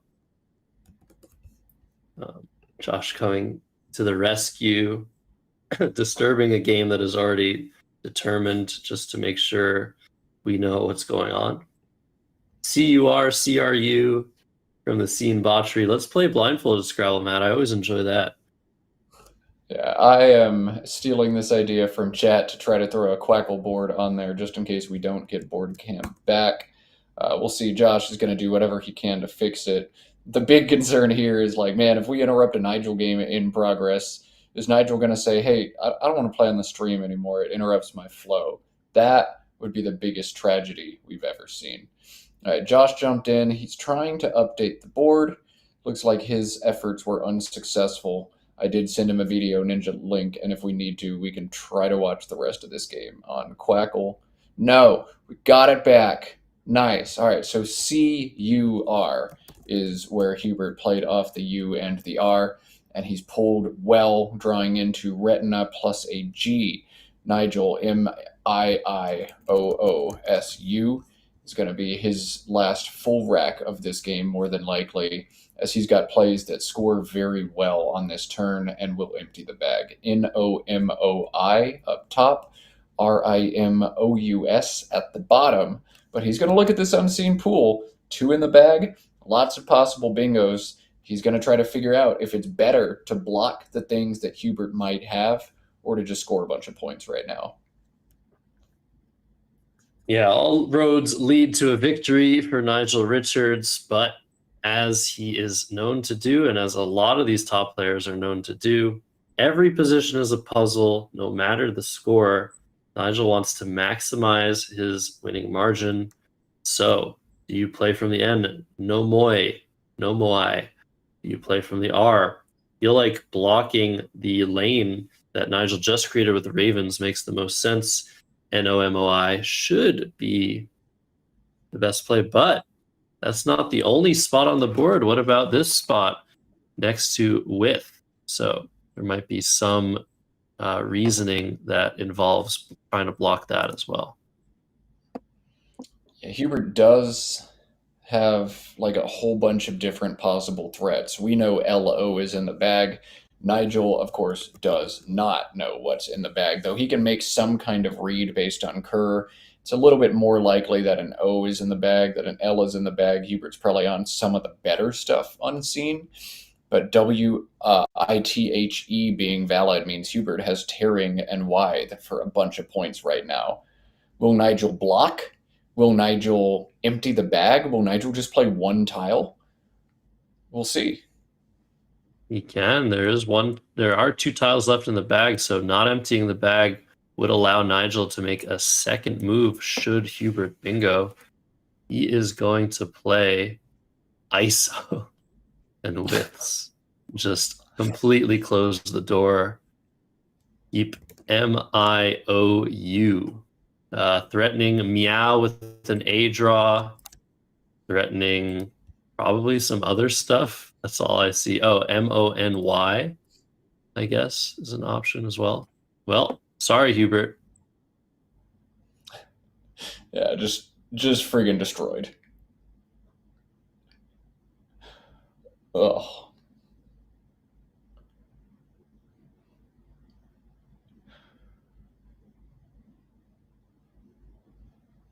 So it's the end game. Nigel has ILMOOU. I'm saying Nigel Drac, even though it's Hubert's turn, because Hubert is needing to consider Nigel's options before his own. That's how Scrabble endgames work. But he's only got 3 minutes to determine what the best course of action is here. Will he make the best play? What does the engine say the best endgame is for Hubert? INTRA? Oh. EG? No. N2ET for 6. ET, of course. Oh, That's yeah. obviously Yeah, the best play. That's crazy. It's Yeah, funny. blocks Yeah, engines are- NOMOI. That's. Go ahead, Matt. As you said, blocking NOMOI. God, this lag is getting quite frustrating between us, but that's okay. We'll just talk over each other sometimes. ET for 6, but raring is just 1 point down according to mine. No Moy coming down from Nigel, and then Hubert's going to go out with ET and get up to 14 for these. That will be it for this one. Nigel has finally shed his stream curse, dropping 3 straight streamed games, but he'll win this one over longtime nemesis Hubert Wee. Let's cut to overhead mic so Nigel doesn't say anything.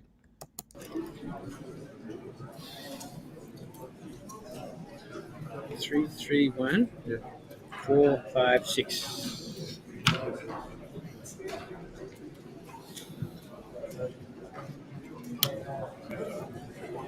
Can you help me to enter the result, please?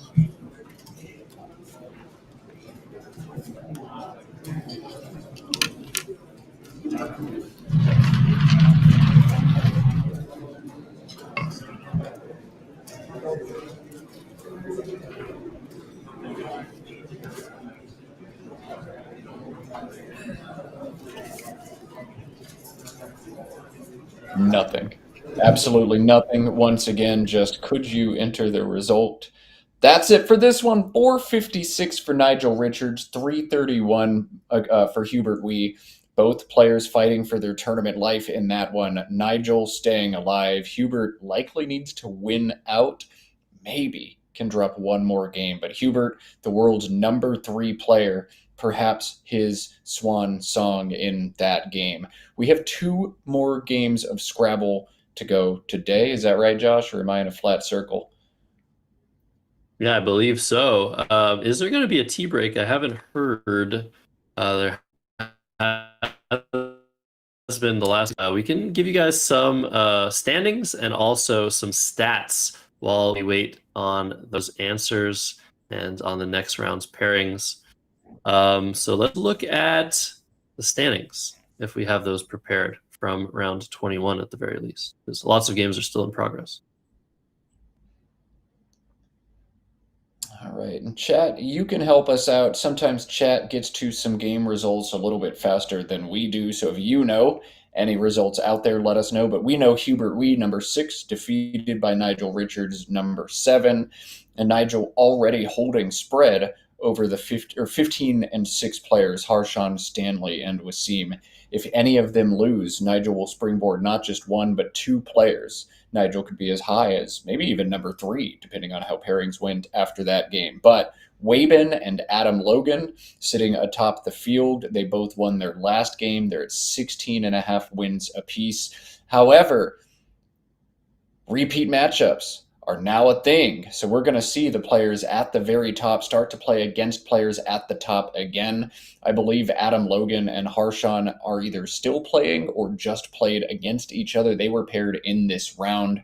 So it is going to start to be a bloodbath as these repeat matchups come out. We're going to see some players free fall. We're going to see a lot of players start to lose some games. This thing is still wide open. All right, we're going to pivot over to average score and show our scoring leaders in this tournament. Hubert Wee, who we just saw smacked by Nigel pretty hard, was our scoring leader. Nigel holding him under the 400 mark, but that hasn't been done often, averaging 484. That's going to be a standard deviation ahead of the entire rest of the field. Yeah, that's absolutely insane at this stage of the tournament. Showing his strength. If he beats you bad. He does not let up. 484.6, closer to 485. Opponent average score at 393. His opponents are struggling hard. Maybe some intimidation factor. He is really, really intimidating to face. Just so stoic. Can't read anything from from him across the board. But he did just lose. Spread doesn't matter if you don't have enough wins. Hubert needs to win, and win again. I feel like he can only afford 1 or 2 more losses at most, and there are 10 rounds left. So that's going to be tough for him. Harshan in second place. Let's look at the high scores for this tournament. Still 670 for Russell Honeybun. Fidelis has a 669. Jack Moran a 664. These are so close, almost as close as the standings, Matt. Yeah, wow. These are some insane, impressive scores. Anytime you hit a 6, it's an all-time career highlight. But 670 for Russell Honeybun? Have a day, man. What a game. 669 for Fidelis Olotu as well. My goodness. We're hearing that the tea break will happen today, but will not happen after this round. There will be one more game, a short tea break, and then our final game of the day. So as soon as we have matchups, we'll drop those in chat, let you know what riveting game we're going to show. But since repeats are going, it's likely going to be a matchup between 2 players in the top 5. We will let you know when we know more. But Josh, take us away for a minute. All right. Round 23 coming up right after this short break. You're watching Let's Play Scrabble, the 2025 World Scrabble Players Championship in Accra, Ghana. See you in just a moment. Thanks for being here.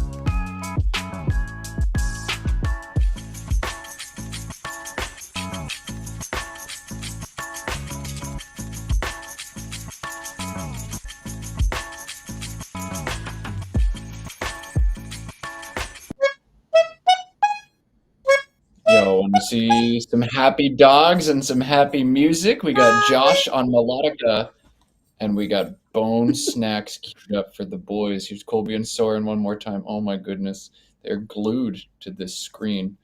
You want a snack, Colby? Which do you All right, here we prefer? go. That one or which one is the other one? Colby and Soren?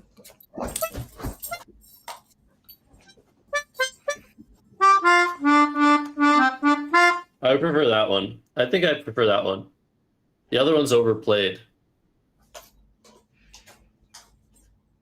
I don't know if you guys can hear it. My mic's got a noise gate on it. The players are almost ready. We're just passing some time here. Beautiful Huskies. I decided to get out my melodica, start jamming to that music that you guys have been hearing. We're all waiting for the next matchup, but we know who we're going to feature. Who is it, Matt? Oh, man, it is going to be so good. We have a repeat matchup, Adam Logan and Waben Toe, number 1 and number 2 in the standings. Two guys who for a while have felt like they can't lose in this tournament. And in their first matchup, do you remember who won, Josh? Yeah, neither of them. Indeed. These two players played in round 7 at the end of day 1. Played to a tie. I was sad we didn't get that one on stream, so we will certainly get this one on stream instead. Adam Logan and Waben Toe, first and second place right now. I wonder, I think the maximum way to have drama in this tournament is for like Adam to just run away with this thing and have a complete bloodbath for second place. That could be fun tomorrow. But if Waben wins this one, this thing is wide open for anybody. And Josh Greenway, players are here, but they're not even bagging a second.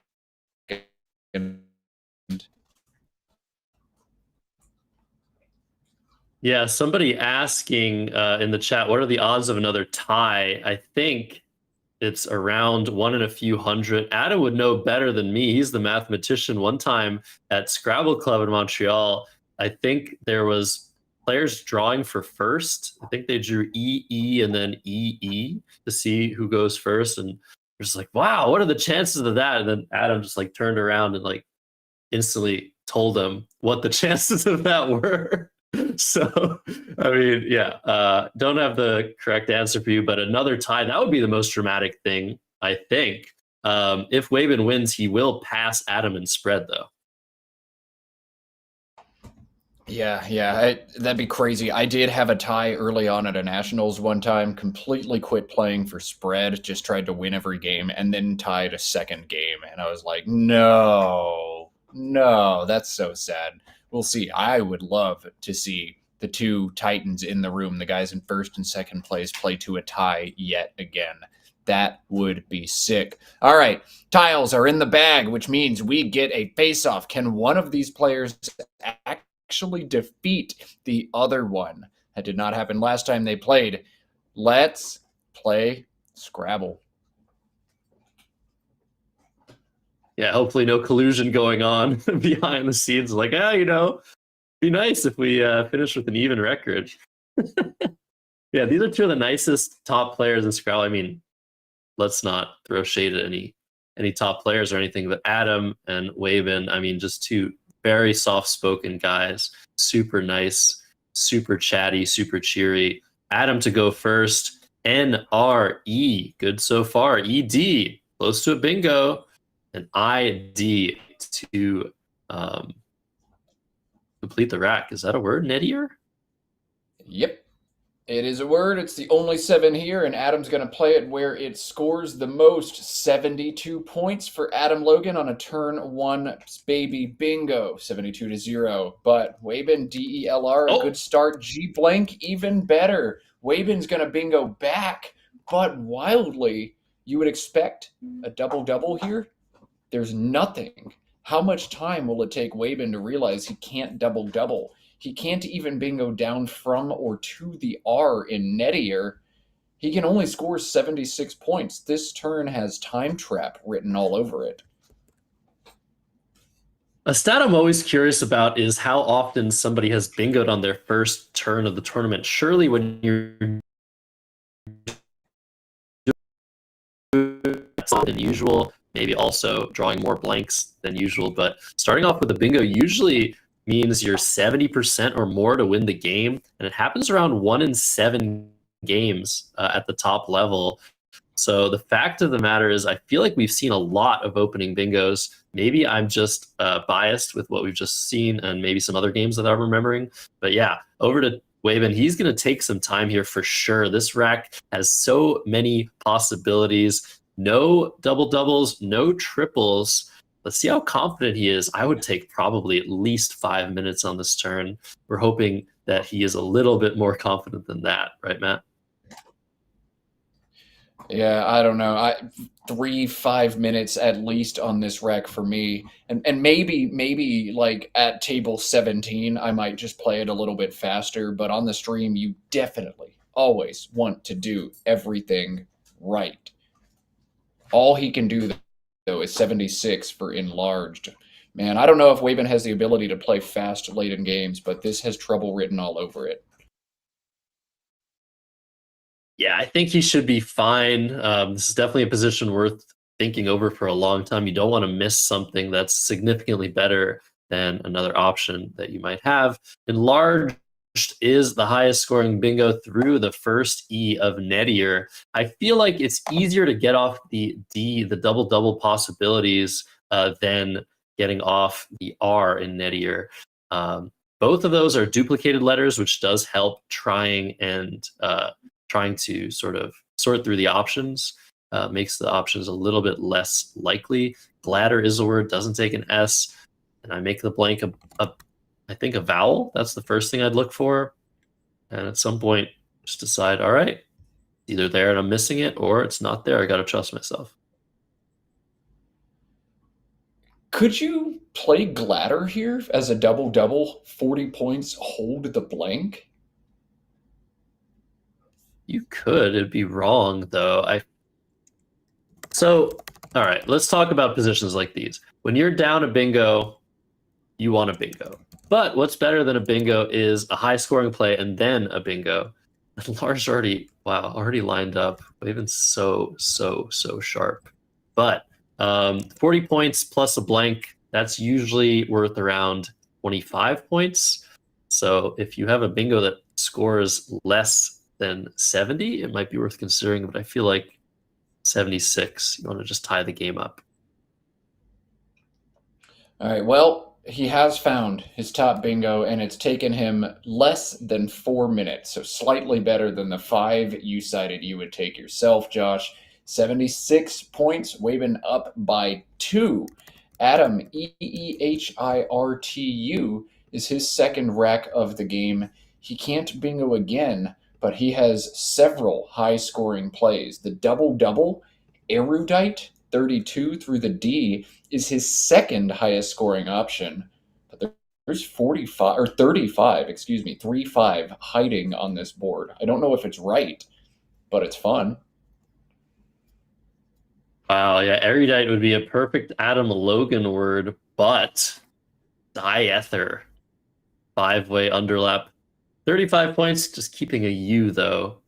He's just going to go with Hugh, which might just be his best option. Sacrificing 7 points over the double-double.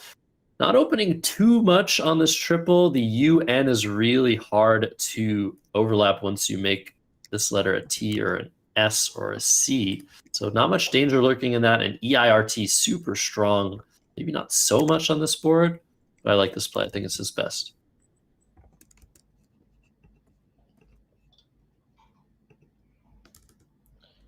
Yeah, HUE feels strong. You can score better, but the leave's so good unless you're going to draw FQ into it. Rough. All right, Waben now setting up body like, which would play to the E to Nettier. The problem with this play is it is not a word, but the like words are so maddeningly hard to keep straight, and this is quite a bit stronger than any other play he's got. 37 points if he drops KY, but body like would be a whole lot more. Looks like he's already talked himself out of it. Now, trying to talk himself back into it, he's going to scribble down on his notepad and shake his head. Oh boy, this is a classic Scrabble conundrum.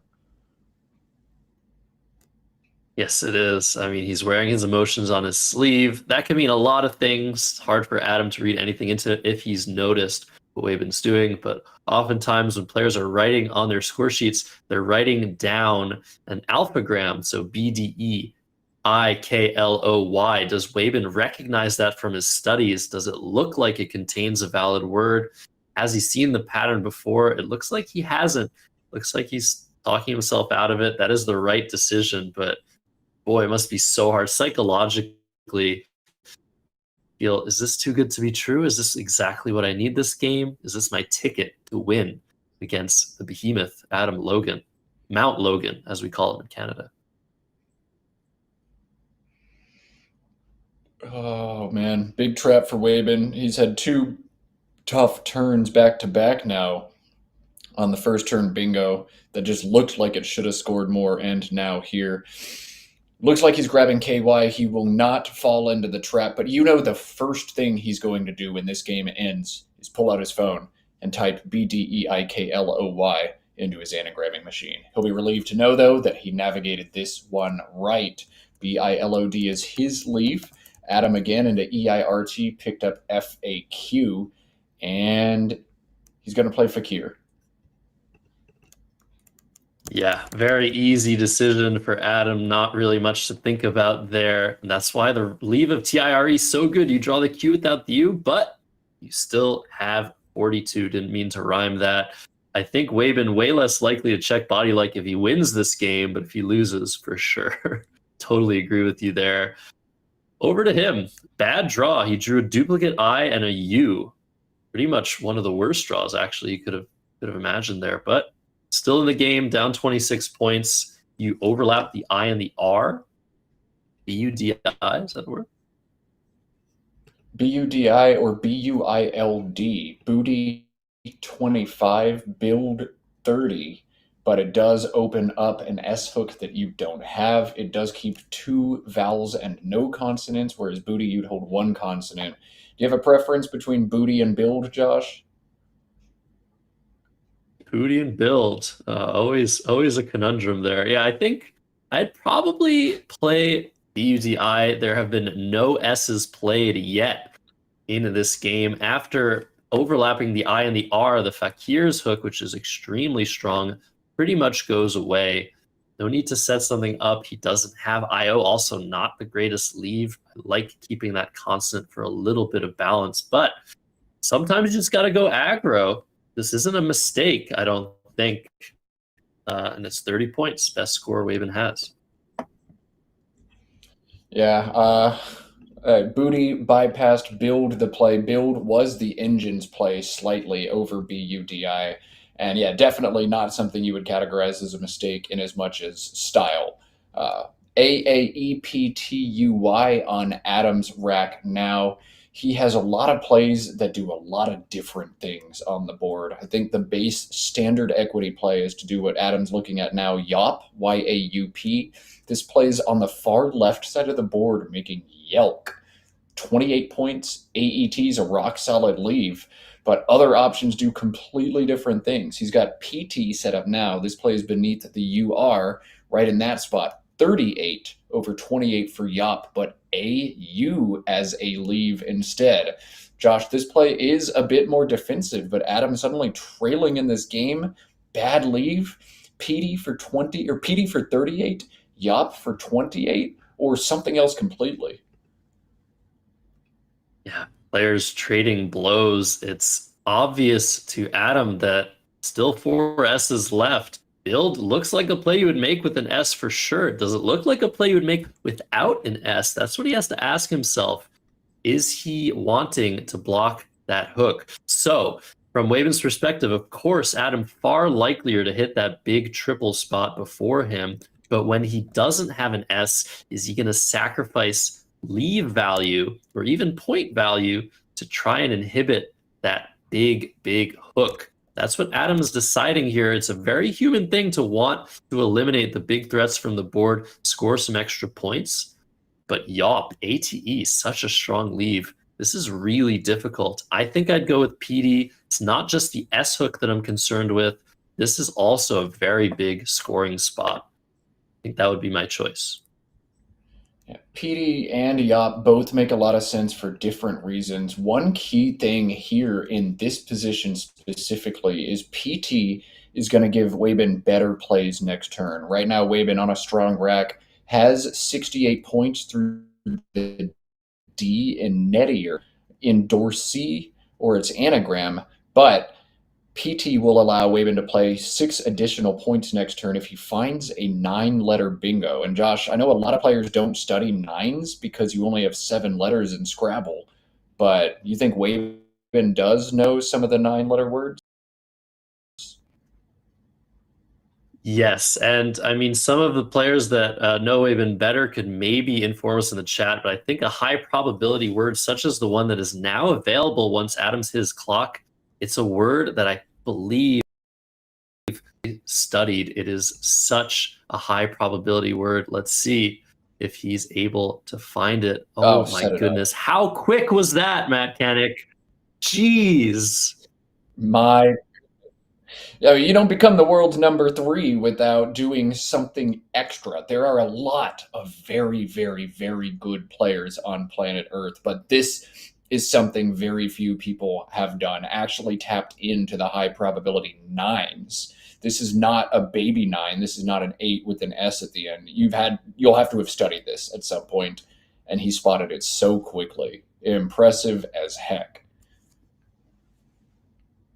So 74 points on offer for detersion using the disconnected D&T. Disconnected 9-letter words. Those are pretty much what we would call home run plays in Scrabble. Everyone loves making them. They're flashy. Are they correct? You can still score Ordinese 68 through the D and Nettier. Detersion creates a big S hook and potentially some play on the triple, but I think it's worth the 6 points, Matt. Waben agrees. Detersion coming down. This does win a sim by about 3 points, despite scoring 6 additional points because it does have some defensive warts. But Detersion, well spotted by Waben. Adam on a great rack here as well. AENOSTU has just 1 playable bingo. And if Adam Logan misses this, I'm done. As watching Scrabble, I'm done with everything. This would be the most inexplicable miss of all time. And we also appreciate the fact that Adam didn't even hold the 9-letter word of detersion. It's only worth 5 points to challenge something you're unsure of, but Adam's knowledge of 9s is fantastic as well. So he's just going to do some work here, trying to find playable 8-letter words through any of the other tiles on the board. But once he doesn't see it, I think we're going to see Sutans come down to the S in detersion. I feel fantastic taking around a 40-point lead with this play, but got to do it. Only bingo. Here it comes. Only bingo for Adam Logan puts him ahead by 26, 243 to 217, but Waben will retake the lead. AGJMSTW gives Waben 2 distinct options here. The more pedestrian standard one is what he's setting up now. Jaw, J-O, and A-N in the bottom right corner of this board is 46. More non-traditional would be Wasim, W-A-S-M, and Detersions for 50. But that holds back JGT. The J looks pretty clunky on this board. Josh, this should be Jaw, right? Yeah, J isn't great here. It can go atop the S and the O. That might go away. Taking away your big J spot, I think you've got to keep the S for later. It's true that this also creates some counterplay on the triple that you kind of don't like. Like an FE word would score over 50, maybe even 60 points after this. Only 1 F left, though. I think you have to take 46. Keep the S for later. If you run into some trouble, you can always exchange, but at least you'll have an S behind for the next move. Oh man, we've seen a lot of these types of decisions that Adam Logan is about to have to make today on the stream specifically. But do you cash the blank in for a non-bingo? Adam has PHLOX beneath the SO of Soutanes for 67. Holds back NN, but that's a bingo score.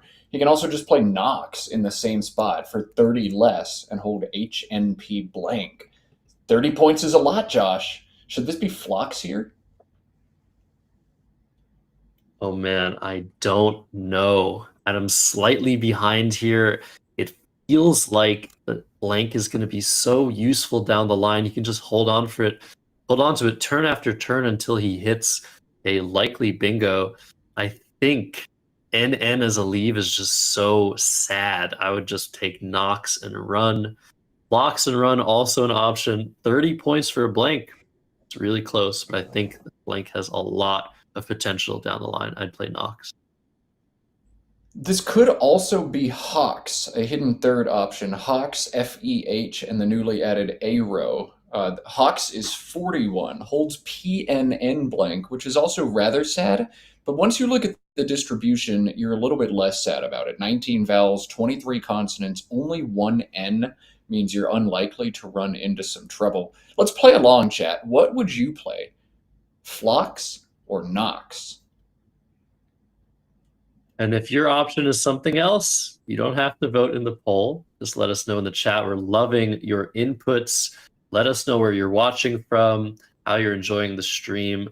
This is one heck of a game. Players trading blows. Adam thinking about Knox right now. It's definitely not the ideal play. The X going here and create some nice counterplay for Waben, also creating a bingo lane that doesn't open a new bingo lane. That's a specific type of lane you don't want to open when you're in a good position. But I would play Knox. That's what Adam did. Canadians agree. What do you think? Over to Waben, who's already pretty much made his decision, as long as nothing massive changed. OGAM plays super nicely in the spot he just opened last turn. Anything else to consider, Matt? You could extend Knox to Magnox. That's pretty sick. It's not actually best, like, mathematically, but hey, style points are always fun. It's got to be OGAM, though. Even if you spot Magnox, just not good enough. OGAM is so rock solid a play. Slam dunk. What you need to do. I love that was an exact 50-50 split between our viewers on that poll. I think we need to try that again. Next time there's a dicey, interesting, wild turn with different options, we're going to let the crowd decide. But on the 50-50 split, Adam picking Knox. Knox works out better as long as you draw bingo, and Adam has drawn garbage instead. Yeah, hasn't drawn what he wanted. A couple vowels might have led to a 7-letter word underneath Knox, but Hoven, a pretty good option. He's looking at 39 points, keeping the lone P with the blank. Again, the worry here is that Waben could just bingo after this and potentially take a decent lead. But I think you have to take 39 here. Yeah, 39 is so good. I might take 38, though. I might leave the N off. Of course, I love my consonants probably a little bit too much, but I'd just like to stabilize it again. And once again, with just one N unseen, like doubling up on N's is pretty brutal. I don't expect that to happen. I do see a lot of other traps in this bag, particularly look how many I's, look how many T's there are. If I end up with duplicate or triplicates of those, I could be sad. So I'd rather draw 4 instead of 5. I think I'd play Hove instead of Hoven, but either one is fine. Yeah, and might be worth a point here. Definitely a good idea to potentially keep it with only 1 to duplicate. Lots of vowels to come, lots of duplicates as well. Adam's letters are super good compared to the rest of the pool. There's no need for him to go so deep into it and potentially run into some duplicate or triplicate trouble. So actually, I agree with you now, Matt. Hove looks like the correct play. The simulation, on the other hand, is saying Hoven is the standout choice. So we'll see what Adam decides. Hoven or Hove? Hove. Need to start pronouncing things better. I would also like not be totally shocked if we saw hop in the same spot. Just hold the ENV together with only 3 unseen E's. Maybe you do want to hold one back, but I'm not so sure about that. I think getting rid of the V, scoring extra points, all of that is pretty sweet. Yeah, lots to think about for Adam. He's just gone under the 15-minute mark, starting the game with 25 minutes. He's decided on it. This is the engine's top choice, Adam's top choice. Hard to argue with that. He's going to take a small lead. These guys have been trading every single game. The lead has been changing from player to player.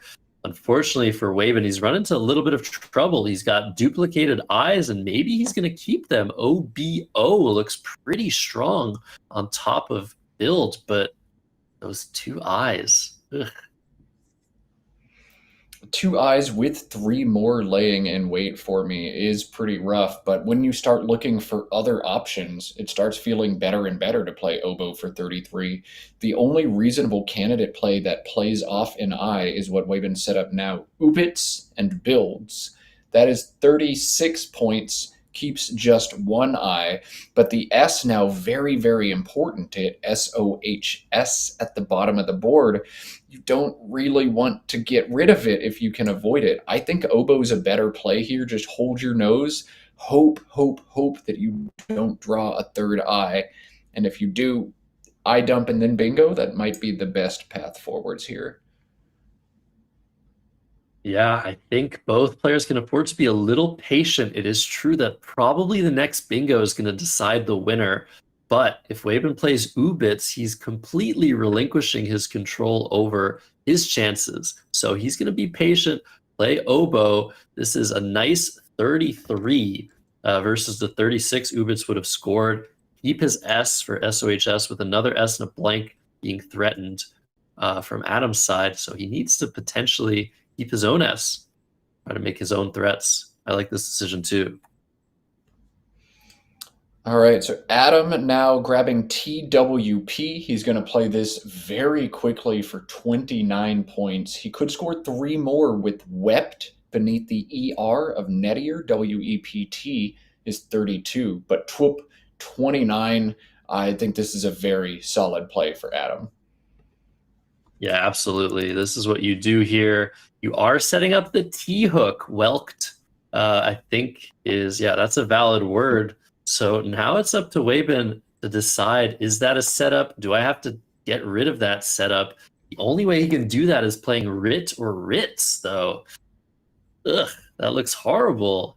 How do you untangle here? That was a terrible draw of VRR to IIST. Waben in some trouble now. In trouble maybe, but not necessarily. I like the option maybe of just putting down the R between the P and AY in the top left of this board. Hewer and Prey. Now you can score even more next turn if you need to. TS words are now going to score a boatload of points next turn. So maybe this works out. I'm looking to see how often this draws into bingos, though. And I think only a C or a blank is going to give him playable bingos on this board. E and O also pull 7s, but they don't seem to fit. So maybe not the right move there. But if he doesn't do anything in this spot, Zite is going to come down for around 50 points for Adam. Maybe exactly 50 points. So, yeah, this is an important turn. What is Waben going to do? Is he going to part with his S? If you play RITS, highest score, 32 points, how many hooks are there? The C, the F, the G. That is way too many hooks, I think, that Waben doesn't have. So, yeah, really tough position. Down to 10 minutes, a lot to think about. Maybe you do drop the R. That's one of the most counterintuitive things I've seen so far this broadcast, but that's a great idea, Matt. Very, very cool. I mean, especially seeing ZITE laying in wait all of a sudden, that feels great. If I did the prey sequence, I would like to have at least a few draws that hit. It's just Vitrix. It's just the C. I don't know. Ritz feels really hard to play, but everything here feels really hard to play. I almost wonder if we're going to see DIVI down from the D in Nettier. A lot of eyes still to draw. You can't hold on to both of them here unless you're only playing one tile. There are not good options here. Literally plunk the R and pray, Ritz and hope you don't get smashed by a counter bingo, Divi, and that's about it. Chad, if you see something else weird and mind-blowing, let us know, but this turn is brutal. All the options are bad. This is probably the hardest decision I have seen, at least today. I mean, what is going on this game? Wabin was doing so well, and suddenly everything he does seems horrendous in a variety of ways. Is it the leave that you're going to sacrifice? Is it the points you're going to sacrifice? Is it the position you're going to sacrifice? All of these things and more running through Wabin's brain cells at the moment. Oh, man. Oh, man. Oh, man. I do not know who's going to win this game. It feels certaintage Adam Logan, but Wabin's not done. Adam has missed bingo several turns in a row holding on to that blank. He's picked up IRT. Is it going to be dirt for 10? Yeah, dirt looks... It looks like one of the best plays, according to the engine as well. Likes RITS, it likes dirt in both positions. You can play it from this D. You can play it also from this D and set up your S somehow. That's just as good. Ritter, RITTER, those are also options. That sets up your S in an even more dangerous spot and works to eliminate the threat of SOHS. That's a crazy play too. Oh my goodness.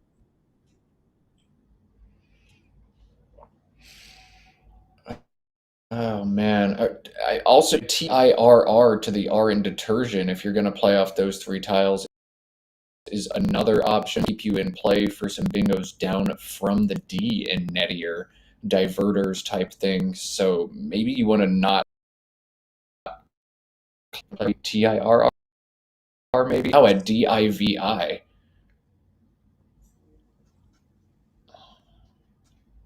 Look how long he's taken. 5 minutes, no blanks, 2 duplicates, 2 pairs of duplicates. Just showing how incredibly difficult this position is. So much pressure riding on this one decision.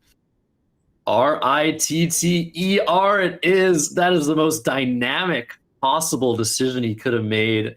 Now, Adam looking at this like, oh man, this guy has to have an S. Am I of this? And what can I do about it? Probably not much. I think Zite has to come down here.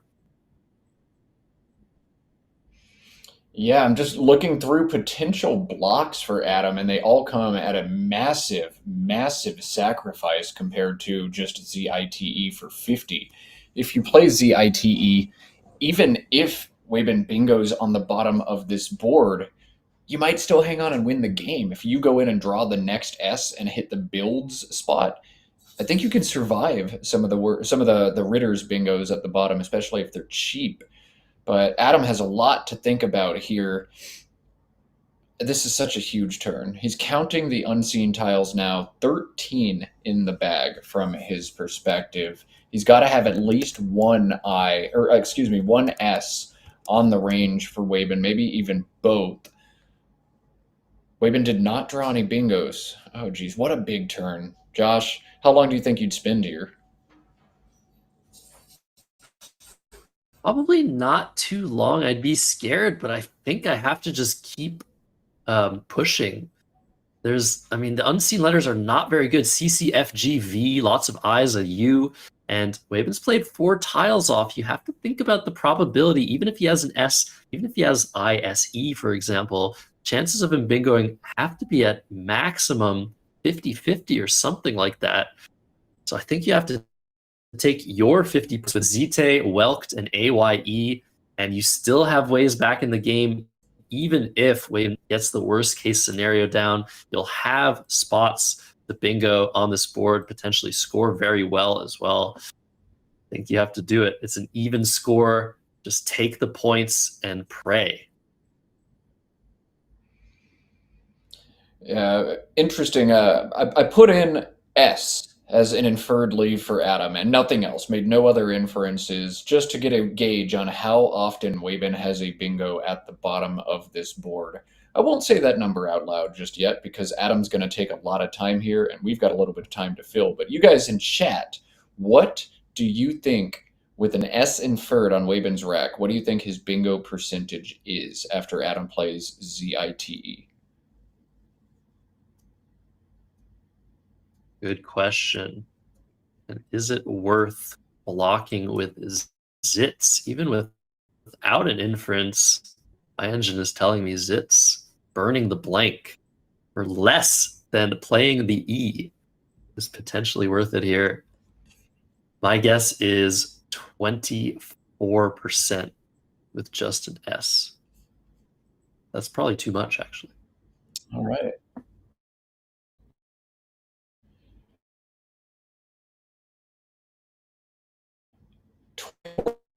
Josh is 13, 17 in chat. The answer, survey says, is right around 20%.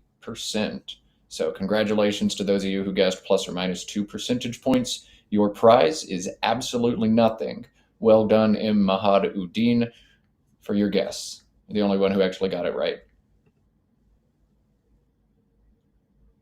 Wow. With an inference of an S, Zits becomes the top play, eliminating both S hooks at once, retaining the TE for this beautiful Welkt and AYE spot. Engine saying Adam's outrunning very, very well by burning the blank. Are we going to see an incredible read and a super counterintuitive decision by Adam Logan? He's got 10 minutes to think about it. He's almost up to 5 minutes of thinking time. I think Waben took 6 minutes on this previous turn, not more. An incredible game. Round 23, the 2025 World Scrabble Championship. These are the positions that you love, especially if you're the mathematic tactical thinkers like Adam Logan. Look at him. He's pulled his shirt up to his mouth. You can tell the wheels are just spinning in his head right now. But these are the positions I love. Scrabble showing her insane complexity in all of her majesty right here. Yeah, totally incredible. After Zits, Waben's chances of a bingo are down to 5%, even with an S inference. That's huge. That's a huge difference. Well, MITTS and Ritter's holding on to ZE underneath FE. You hold Fez and Z for 49. I think the TE for Welkt is also such a strong spot that you might as well cash in the Z now. Mitt scores so poor on bottom, but what a cool idea by Noah Slatkoff in chat. That's another idea. You can play also just Ms. here. Try and bingo as soon as possible. Keep EITT blank. Yes, that's 2 T's, but that will maximize your chances of getting a game ending, most likely. Bingo down. Ms. also playable for 38 with MOI. Zay also an option, 49 points, keeping MITT. That's kind of committal. Zite still in the cards for Adam. What do you try to do? Do you stare into Waben's soul? Do you look at how nervous he looks? Is he nervous because he has something? Is he nervous because he doesn't? You keep the Z to potentially play something like Ritz's, Ditz's. Oops. Let's stare at Waben. Staring at Waben here, man. Adam's the one deep in thought. Waben trying to hide a poker face here, but I wonder, can you read into his soul? Adam has so much to think about, but he has pulled the shirt off of his face. now just breathing heavily. Are we pulling the shirt back up? Nope. Not quite that hot in here just yet, but this about as complex as Scrabble gets. We could sit here for 20 minutes and still not solve this one out. Adam, as great a mathematician as there is in the scene, will have to come up with something here. This is unbelievable. 7 minutes. He's used half of his remaining time on this one decision. It could come back to bite him. He doesn't block. It could come back to bite him. If he does, he has the 2 remaining T's for Welked. Oh my goodness. This is the most incredible game I think we've seen so far, Matt. But it's hard to say. There've been so many good ones. Man, this is awesome, this one turn. But no matter what you do here, if you're Adam, this is a turn that haunts you should you lose this game. If you pick to play up top and you get bingoed on bottom and you lose, you're going to kick yourself for a long time. If you choose to play on bottom, sacrifice the blank, and then somehow get outrun, it's possible Waben has 50 points on the right side of this board with an S playing down to builds. You make a big sacrifice to block Ritters, and then still get hit for 50 anyway, you might just lose. This turn will haunt you if you get it wrong, and Adam knows that. Down to 6 minutes now, 20 tiles unseen, many more decisions to make regardless of what Adam Logan plays here. The suspense is absolutely heavy here in Accra, Ghana. Round 23 of 32. Just a reminder, 32 games before they crown a 2 finalists best of 7 matchup for Sunday. That will be commented by the one and only Will Anderson and Matt Canik, who is here in the booth with me. Looking forward to that. So many games to go. Sins, thumbs, hands.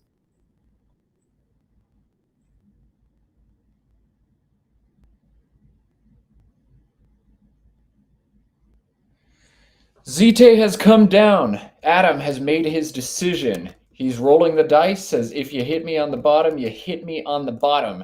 And every second that passes now is good news to Adam Logan. As if Waben did have the bingo on the bottom, it would already be on the board. Adam with a great draw as well looks to be in good shape after a crazy turn. He threatens die atomic down from the D in Nettier now. Is atomics not a word as well? So I know in there. Atomics, atomics, and math. So it's like for bingos.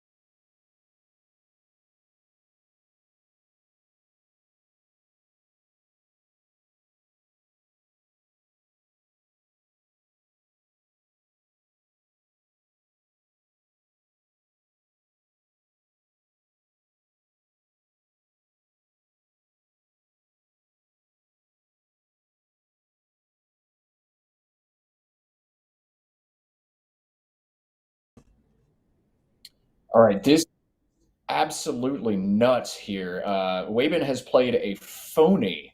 I thought he might play VALISE at the bottom of this board. Instead, he's played VAILES Not a word.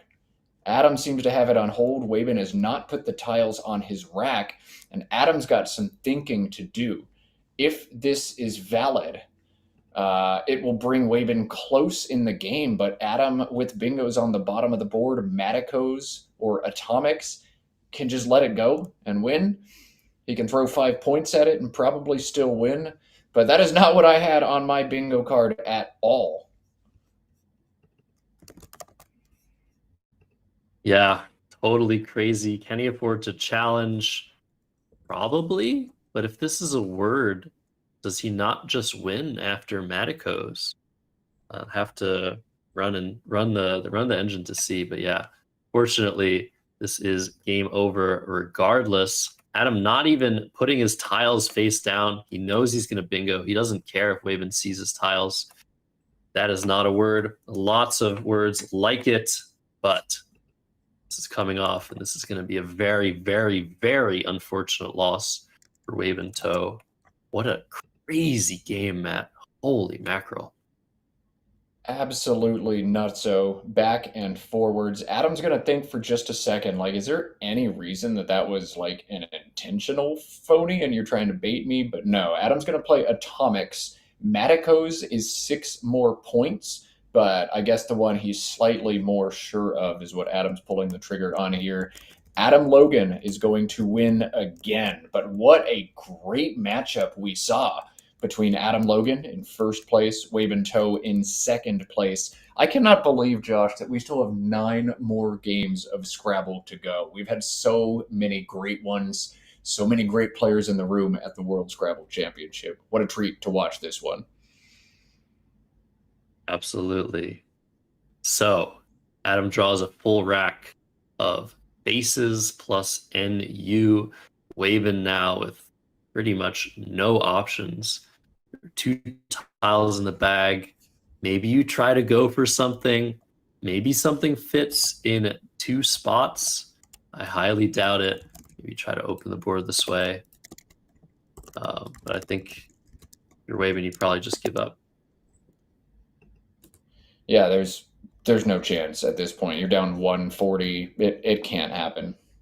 So you just give up. You just make some kind of play here. And I wonder, like, if you're Waben, you're going to look back and shake your head and say, what could I have done differently? But honestly, I think the answer is not much. You did as much as you could to complicate things. Ritter felt so good, and if you draw a slightly better rack, this game could go completely differently. Hats off to him for a well-fought game, but Adam drawing the stuff he needed late is going to hang on and win. This game was played so perfectly by both players. I can't think of a single mistake made by either one. So yeah, Waven can be proud, Adam can be proud, but only one of them can win unless they tie. A game so good it broke our stream for a few minutes, but we are back to watch the end of this one. VALIS, showing off some nice knowledge of 5s, is Waven. This will bring him up to 375. ACEFNSU will be the last rack for Adam, as Waben's going to reach in to his IE leave and draw 2 more vowels. No, he's not. That's not how. So I just want to mention. Just want to mention something. I'm plugging this into the engine. There was a possible loss for Adam if he let Veils go. Apparently, according to this engine, Unifaces could have been Waven's out bingo after Maticos, and that would have won the game by like 10 points. So it was actually important to challenge if you're Adam Logan. I wonder if he saw that. I'd love to ask him that question. Anyways, none of that happened. These are the things you have to think about. Curse coming down through the R in Ritters. That's a very high score. I think maybe his best play, but FAUCES on the top right. Extremely strong. FAUCES, just a weird 6, not a plural of anything, doesn't take any inflections, just a sticky S6. but that would have been 51. Adam's best play, but curse is number 2 for him. Adam's going to break 500 points with that play. And at this point, Waben looking to get this game over with. Cannot play out. Adam's going to get one more move. You see the players lighthearted after this one, smiling, talking. Yeah, let's listen in. They're already post-morteming, yeah. Sorry? Actually, I found atomic. Anyway. And oh.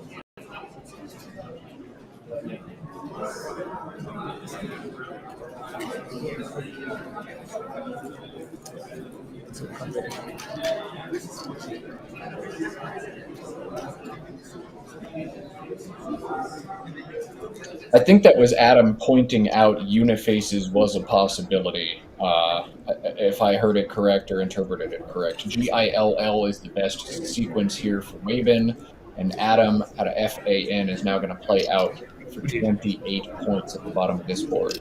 That's it.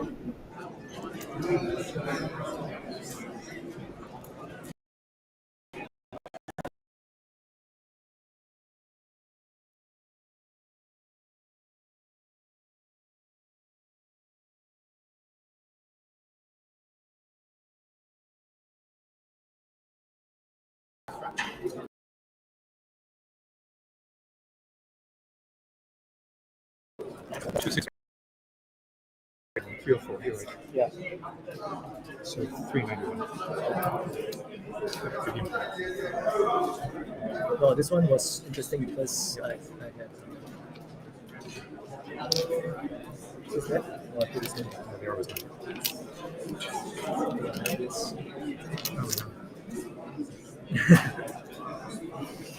Let's see what you're doing then.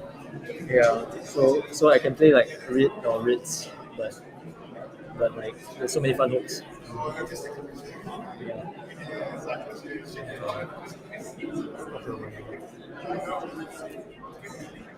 I didn't have any of them. Yeah, so I was just trying to like create some tension, and then I thought this was is there like a 6? I mean, besides Belize is Belize, yeah. Belize, right? Yeah, only Belize. That's what I thought. Yeah. I mean, actually played VAILE as a phony about a year ago, knowing that it was funny, I got away with it. That doesn't mean it doesn't think it is. I mean, it's good without. Is it good? Like without an S? That I'm sure of. That's one I actually played and got away with. All right, I see. That's funny. Yeah. That's funny. Here, but I was thinking I had the blank, of course. Oh, you had the blank. Yeah, so I mean, if I don't have the blank, I just have to place down for the best. But holding the blank makes it hard because I want to play these hits here using the blank.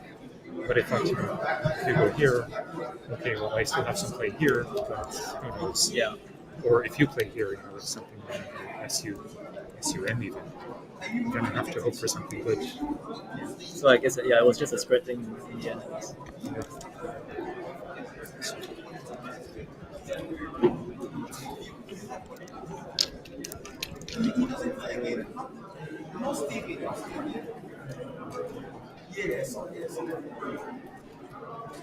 It's common 40. Sorry? Common 40. Yeah. I've seen that 40 quite a lot of times. That's why I learned.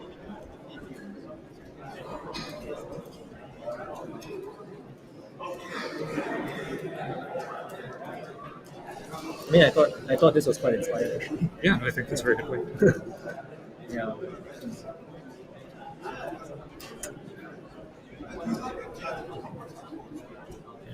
Maybe just play Ritz, but yeah. Ritz, it's a lot of fun. To study something, yeah. I mean, I can do that. Yeah, but I have nothing after that. Like I need to pick one of the S's. Yeah, I picked the blank when I played this.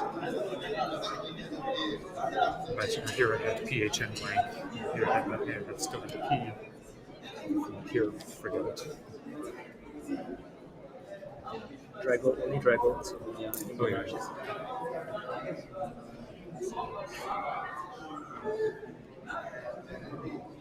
This was basically, I studied it. I mean, yeah, it was like Ordinis and yeah, exactly. And it was like then I need 6 more points. Yeah, that's right. It's lucky for me since I have no place for this. Yeah, I mean, even if I play like ODBs or Windows C, you still Yes, have it. yes, Yeah. But no, this is absolutely the right play. So yeah, I need your help with this course. Oh yeah, okay. No wonder.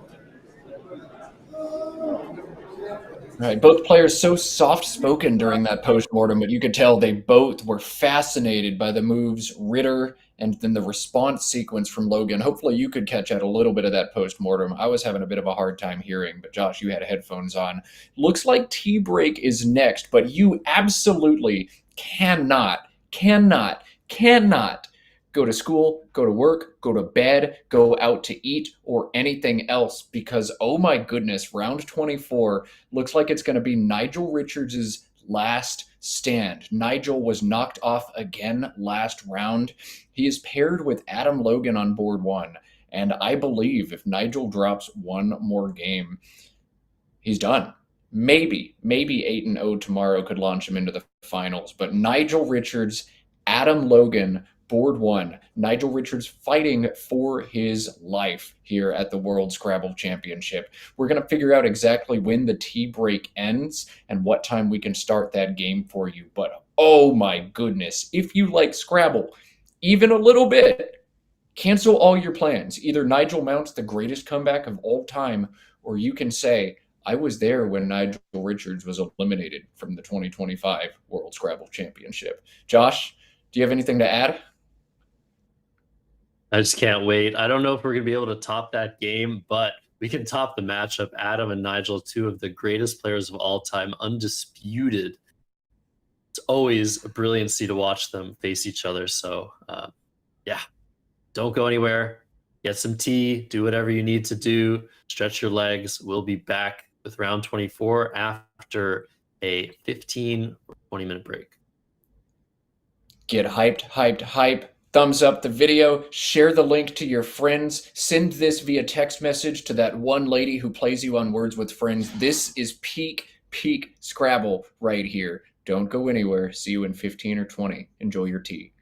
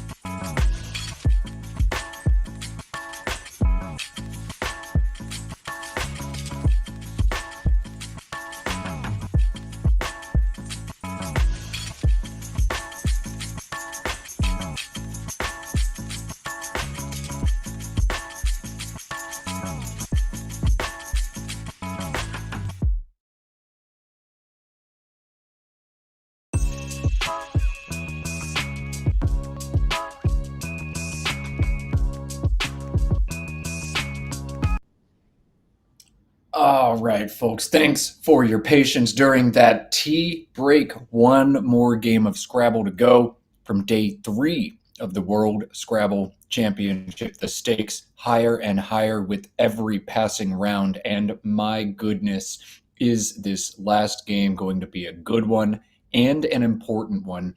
Let's look over at the standings, see how things are shaking out with 9 games to go. This game going to feature number 1 versus number 4. These guys need no introduction, but Josh, tell us about them anyway. Adam Logan is in first place. He's facing off against Nigel Richards, both of them world champions, 2 of the best players to ever walk this earth. Adam's got a pretty big advantage, though. 2 more wins and 3 fewer losses than Nigel. Nigel needs to win this game at pretty much all costs. So I think these are from last round, but my logic still stands. Adam Logan, also multiple-time Canadian champion. Nigel Richards, North American national champion. I mean, the accolades just keep on stacking up for these 2 guys. And maybe another one is in store for one of them. Adam, definitely the favorite to make it to the finals after 32 rounds. Oh, Adam, definitely an odds-on favorite. I would say he's above a coin flip to make it, even though there are 8 games to go. Those standings we showed you were a round behind Adam winning and defeating Wybinto. Adam is 2 games up on pretty much everybody right now. 2.5 on everybody not named Wybin.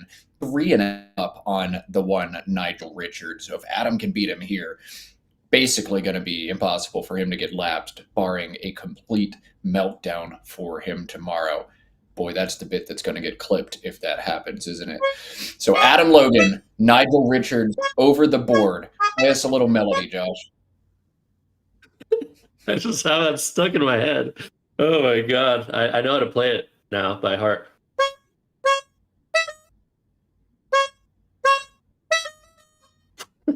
So stupid.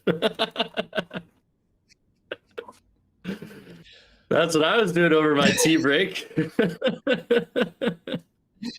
I saw the chat about Culver's going on in the chat, and I broke, and I had a big bowl of ice cream. So I guess I got to do penalty laps at the gym after play ends today. We're waiting on the green light from tournament organizers. Players are sat at the board. They just want every single person to finish their hot cup of tea before they give us a green light to get Scrabble going again. But Adam Logan, Nigel Richards coming up any second. They're going to do one announcement and then play will start, is what Josh Greenway is telling us on the floor. Josh, I haven't heard you talk about your YouTube channel even once. I know you're a humble guy who's not going to do it. Can you talk about your YouTube and your Twitch presence for just a second? Sure. Always trying to post more videos on YouTube.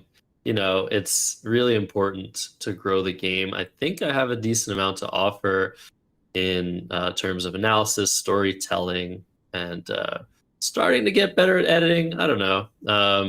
Yeah, my YouTube channel is small. I post pretty, randomly, really trying to post more and more when I can. But yeah, tons of content that is available for people already on YouTube. But what we need is more.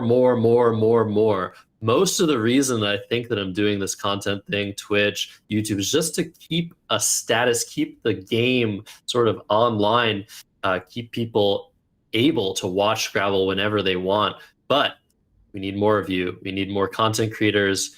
We need more lovers of the game, ambassadors. And I know you're out there. It's a lot of fun. It's a lot of fun. And if anybody needs help getting into the content creation, Will Anderson, myself, Mac Meller, we're all open books. We can tell you what we do, what we think is right, what we think you can do.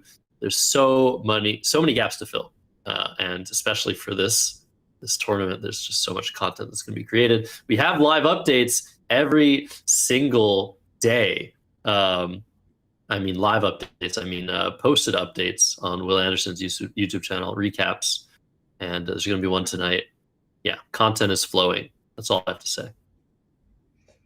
Man, I'm going to yell at a cloud yet again here. When I was a kid, there wasn't Scrabble on the internet. I had to buy books of positions compiled by masters over the years where they put analysis in. You solved the puzzle one at a time and flipped to the next page in the book. And when you got to the end of the book, that's all there was. There was no more Scrabble. And then suddenly you could put annotated games up on the internet, and then Cross Tables compiled them all and all the results. And then people started making crappy YouTube videos. Really, that was me. And then people started making really good YouTube videos. And now all of a sudden, man, if I was a teenager, I would be glued to my couch watching Will Anderson, watching Mac Meller, watching Josh Sokol, drowning in the content out there. But yeah, I challenge you to take it even a step further. Rather than sitting on your couch absorbing the content, be the content. Make some crazy plays over the board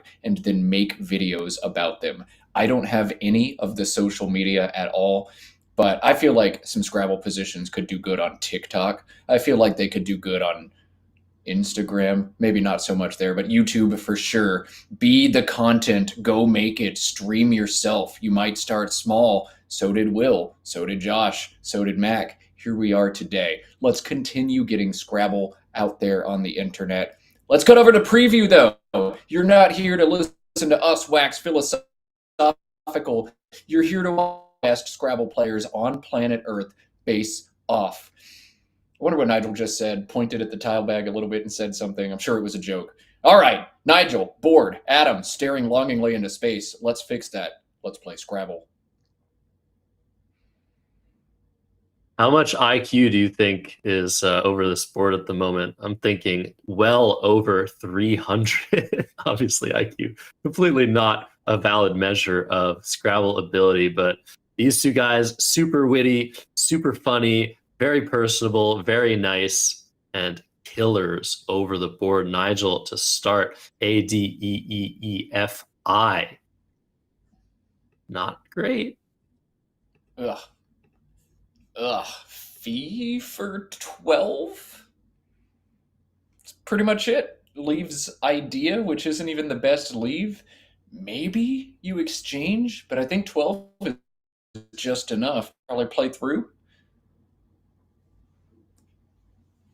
Yeah, I think so. But Nigel, not one to pass up exchanging early on in a game. I could see him exchanging down to ADE as well, just getting rid of that extra vowel. But I think 12 points, just worth it for the greatest of all time. And he's going to play off center again. We've seen him do this before. I think the idea is he wants re-overlaps to benefit him. If Adam manages to score next to the F, Nigel can potentially come back and score on that triple letter score. If Adam is in front or behind the F, Nigel can play the D for sure. If comes down or F comes down, the D goes in front. If the D can go down behind it. So Nigel guaranteed to smash that D on any overlap at all.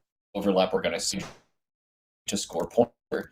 ABDEILT post or the draw after that. And while the D was what tended to plunk down for a big score, the B is going to be even more on the re-overlap for 36, Ed for 20 or 37. You like those, Josh?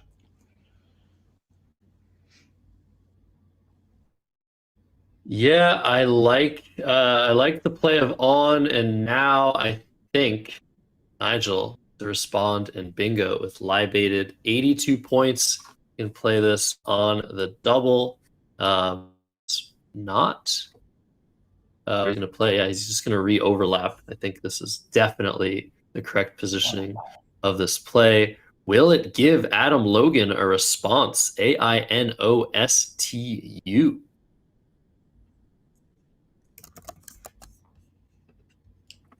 No. But whoa, Adam can score 33 on this move. Completely wild, nutso play that, as much as I respect Adam Logan as a player, I don't even think he sees this one. But 33 available, no bingos, and otherwise a pretty sad turn for Adam here. That is absolutely incredible. Tenderness for 33.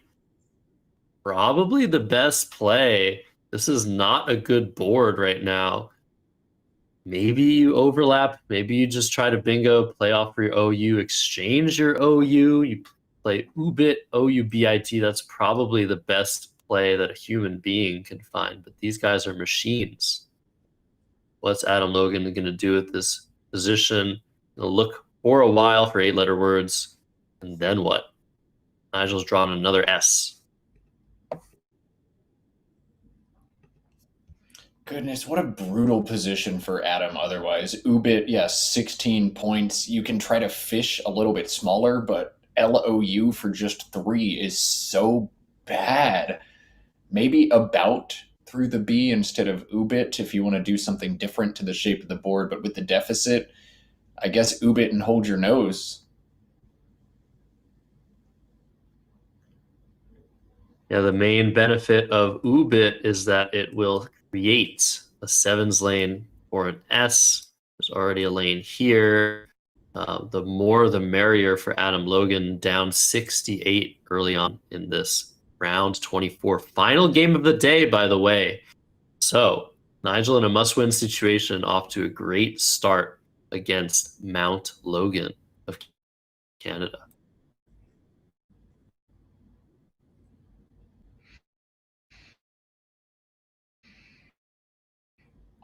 Yeah, Mount Logan will turn, but yeah, Ubit looks to be the right path forward. We don't see Adam take a lot of time often, only on the toughest turns, but this is one of the toughest turns he expects to face. You can see a little frustration in his demeanor as well. Now he's scribbling down something on out OUT to the side. Out is going out and feet? Is that...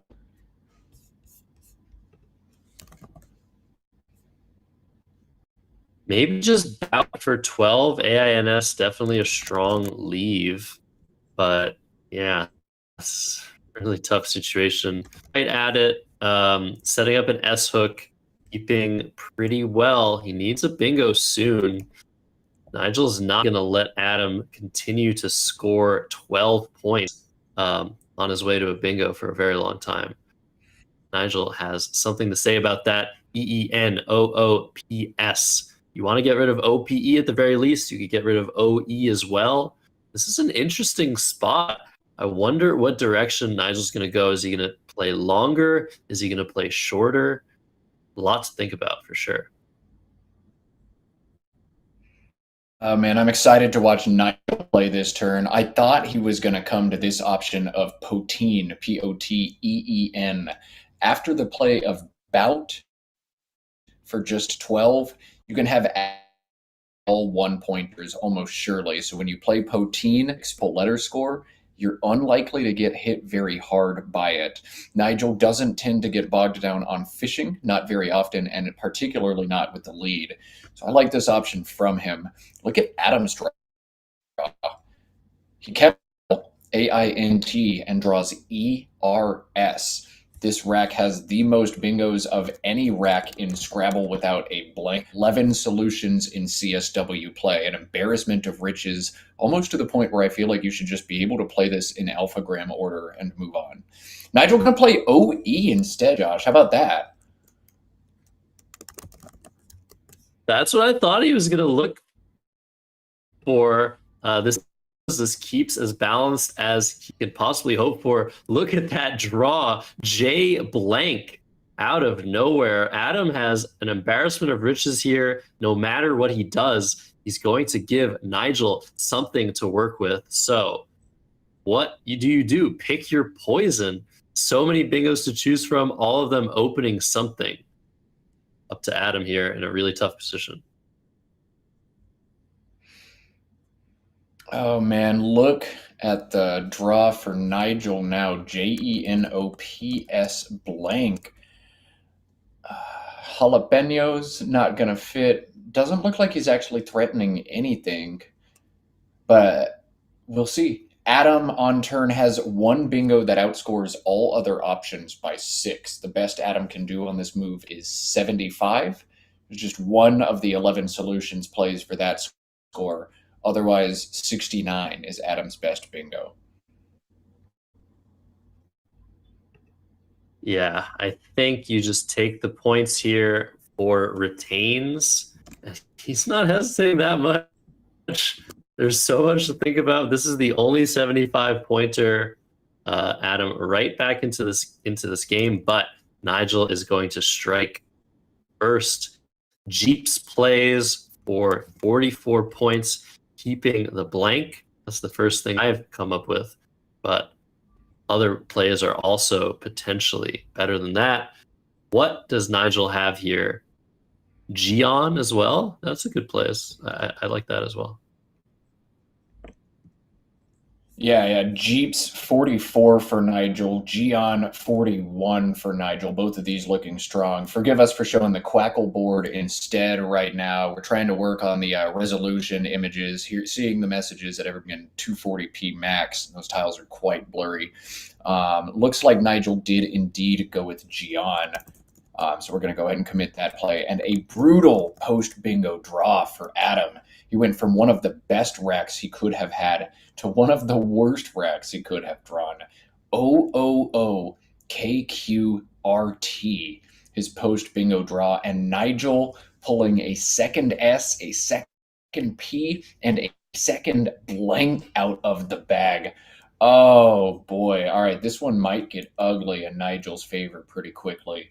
Adam can play through this rack. He'd have to hold on to the cube, but he can score 28, making a play like Koro or Koto above Gian. That's probably the right track, isn't it, Josh? Yeah, Koro looks fine. And now we have a moment where Nigel with 2 Ps, 2 S's, and 2 blanks. Is he going to see an incredible play here? Actually, only 7-letter words available. I thought there might be a 9-letter word, and potentially it is not correct to play this rack. He's looking at PAS through the A and livated. Instantly see this and consider it the best play. Wouldn't he be for bingos? What is going on? Well, the highest scoring bingo for Nigel is just 74. I'm going to click it on the board right now, and it plays right here. That has some defensive warts, doesn't score very well. 37 holding AS blank blank. Why don't you do this and then bingo down from this J next turn? Makes a lot of sense. It looks like he just played PAP. 32 holding both S's together instead. Fun turn there for Nigel.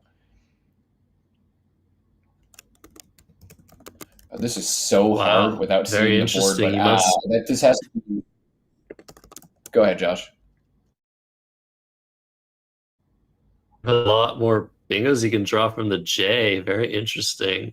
He draws DV. Adam blocks the J with QI. I think here we're going to see dissave. Wait, is that a word? DIS. Yeah, dissave 94 in this quadrant. If Nigel doesn't like how this opens the board, he's got 87 down on the bottom. Safer option in Wizards down here. Nigel does have a possible playable 9 for 69 points. I'm not going to say what it is. It's probably not the right play. But Nigel has set up dissave on his rack. 7 more points than Wizards, Josh. Do you like dissave here? Sorry, but I have to mention what the 9 is. Matthew Tunnicliffe recently played on stream, as far as I'm aware, Savoyards. That's incredible. That's come up twice now. Scrabble is amazing. All right, we're back to the board. Nigel has 92 points for Wizards. Probably worth it over open. All of that danger on the right side. I think he's going to settle for this.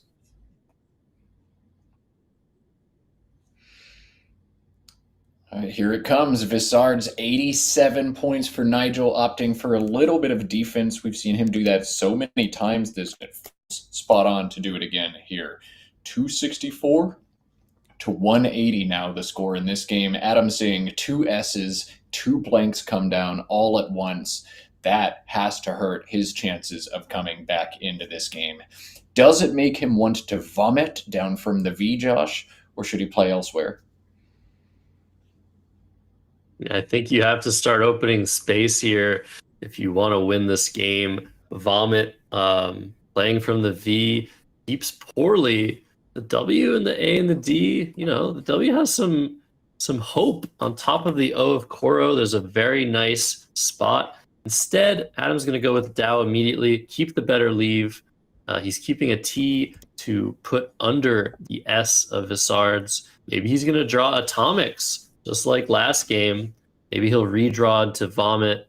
Unlikely, but Nigel is going to go very, very far ahead with his next move. I'm expecting Vizier from the V without that much hesitation. Vizier, 54 points. Nigel's top score by a big margin. I think the other candidate play perhaps is MIZ and Met at the top of this board. There's no way that gets played. Vizier, slam dunk for Nigel, who is just kind of frozen in time for a second. And now he'll set it up. Yeah, my mistake. Vizard's was 87, not 92. Just FYI, I want to make sure I come clean with that. Yeah, Vizier has to be played, even though it opens that R in a very dangerous position. It's just so much better than everything else. You're plowing your way through this game. You are on, I guess, snowplow mode if you're Nigel Richards. Just score your way to victory, continue the heavy hitting plays, and you can't lose. All right, Vizier, the play from Nigel puts him up 103. Adam Logan can open this board back up, though, in a rather dynamic way with this that he set up on his rack. Zyga, Z-Y-G-A, 34 points, holds well, keeps the R open at the bottom of the board, keeps the S open at the top of the S and Vizards open, keeps a lot of his chances alive. Zyga looks really solid, but he's looking at Zymite now, Z-Y-M-I-T-E. This scores 6 more points. Not as great a leave, a little bit easier to block or obstruct. Which do you like here, Josh? Zyga, Zymite? I hate the G. I think I'm playing Zyga here. The MITE leave, not so great either. You'd rather have an A than an I with those tiles, but much, much stronger than just keeping an A and a G. There's no blanks to go for. There's nothing really that you're opening that's any bit better than after Zyga. So I think I like this. Yeah, Zyga feels like the best option for me. Zyga and then draw a bingo. He's executed the first part of that plan. Can he complete it now? Adam with 3 big tiles to draw. Nigel on turn with an awkward rack, 7 consonants. And Adam pulling the X, the R. Wow, he'll have a dynamic next move. We'll focus on Nigel first. He's up by about 70 points. No vowels, though. I think he needs to fight through on this turn, try to do something. Best play I see right now, Josh, is Alang through the disconnected A's at the bottom of this board, plays some defense, gets rid of some of these tiles. Do you like that? Yeah, I think I do. But what about ALAN? Set up the G, but there is 1 left to draw. I think this makes the most sense. Got to get rid of 3 consonants, score a little bit more, inhibit the R of Vizier, and just continue your path to victory. Nigel's going to need a couple vowels here, but he draws CVU. All right. This is still very much a game now. Adam is going to be able to score nicely with this X, and he's got much better chances in the next few turns draw bingo than Nigel does. Nigel draws a bingo, the game is over. Adam draws a bingo. We're right back in it. I wonder if you can. Maybe I shouldn't even say this on stream, but like Nigel always sets up his play on the left side of his rack. I wonder if you could just watch how many tiles he moves and then know what he's going to do next turn. He's so methodical, but almost perhaps too methodical. I never pay attention to my opponent. I would never pick up on that. But anyway, I digress. Adam's got a hard turn on the top. Rex, Tex, or just X, all to the left side of Libated. Rex looks like it's the most dangerous in terms of like I can bingo to this R pretty easily, but also seems like the most blockable. I don't think you can play X here. Like any human is going to block that. You know Nigel's likely got more consonants after the play of a Lang. Tex might be my choice here just because it's a little bit tougher, but still possible to bingo through it. What do you think, Josh? I think it's a wash between all of these options. Normally, the M and the R go better together than the M and the T, but in this particular instance, it seems extremely close. I think I would also play Tex because I'd rather not give back a big play to the R. So we're imagining placing an R here. Lots of high-scoring words will fit to this R. I think I'd play Tex, but the engine has them neck and neck. EX, also possible, but a huge amount of downside to that. Nigel could score very, very well with a humongous variety of racks, but the lead is super, super strong. I want to throw one more out there, Josh. Look at the top right of this board. Draw in Mix, M-I-X. If you can peg Nigel on 4 consonants as a leave, then all of a sudden, maybe this works. If he didn't draw an A or an E or an O, maybe you can get away with this. What are the odds that he draws one of those on a 3-tile pull with 9 out of 36 letters being A's, E's, and O's? Is it possible that this works? You hold, if nothing else, exert. This could work, but again, the downside is so low. I don't think Adam needs to panic so much here.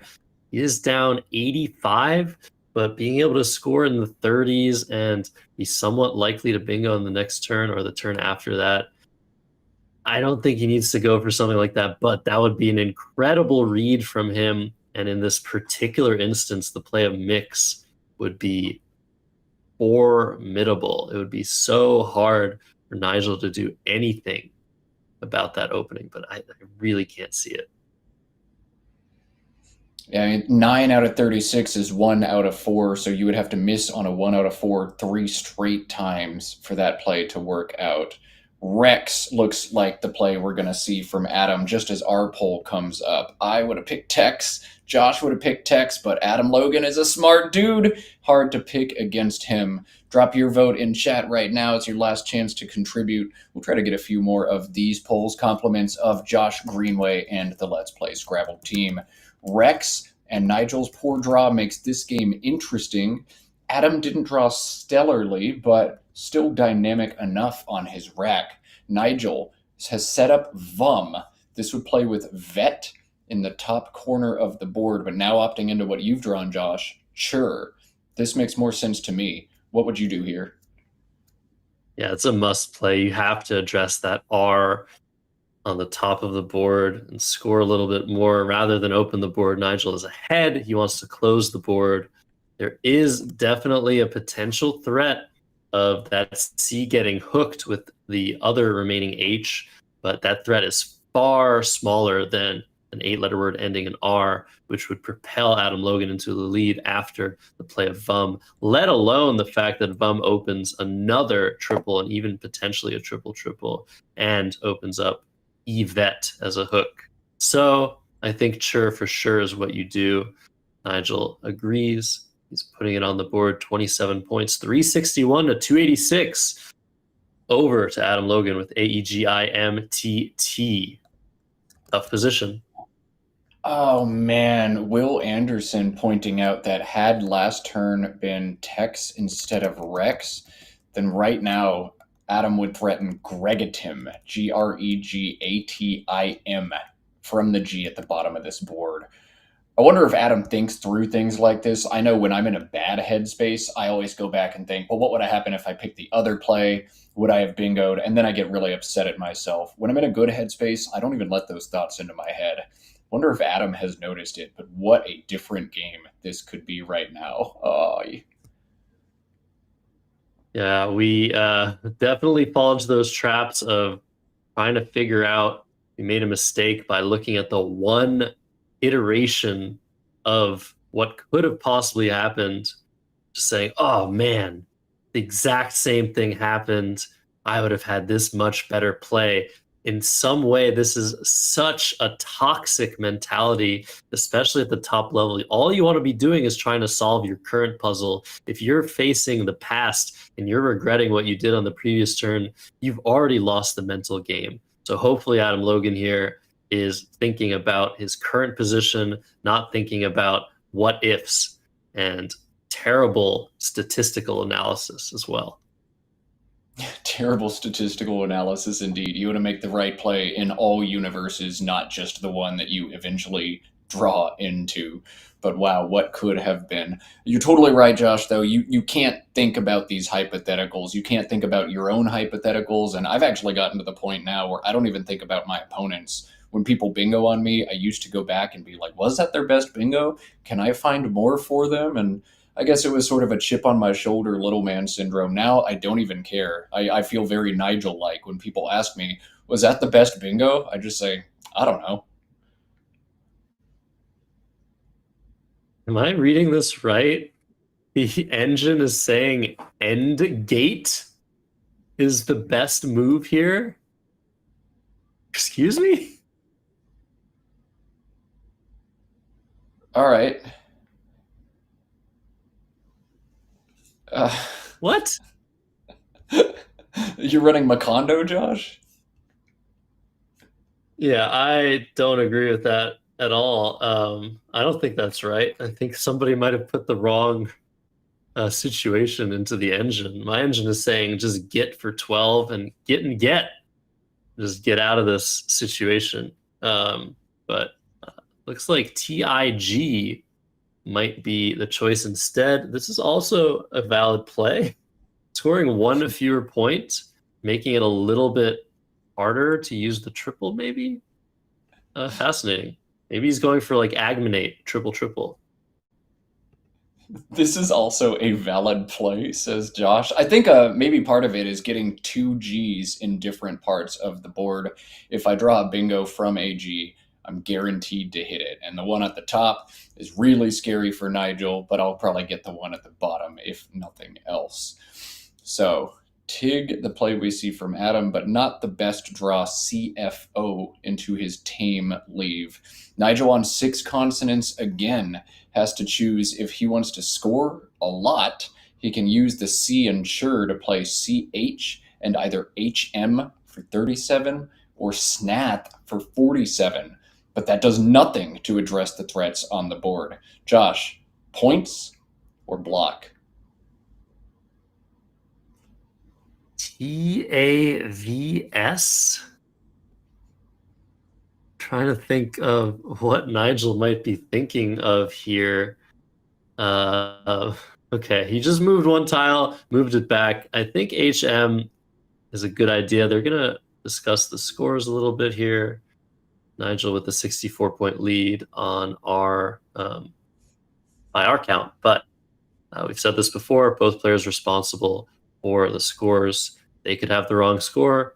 They could both agree on the wrong score. We have no input on that whatsoever. But these guys, so good at the math aspect. Scrabble 2. Did see a crazy situation yesterday. If you missed the recap, Nigel Richards miscounting a play, undercounting a play by 20 points, but I think they've agreed on a score. Everything's fine. Nigel Richards has just fallen under half of the time that was given to him at the beginning of the game. Considering this play for a long time. You score here, you play HM. I like HM. Yeah, if you happen to get triple done, I guess it's just not your tournament. It hasn't really felt like Nigel's tournament with some of the beats we've seen dealt to him, but he just needs to sidestep Agmanate and a few of the other. There can't be many triples with a G in the second spot. So HM the move from Adam, ACEFMOT, the rack for Adam now. Excuse me, Nigel played HM. Adam on this rack, he's going to play Geofact. He's going to play it fast. This does exactly what you need to do. Opens a brand new section of the board, scores 42, and Jesus take the wheel. I need a great pull out of the bag. Adam with a huge draw here.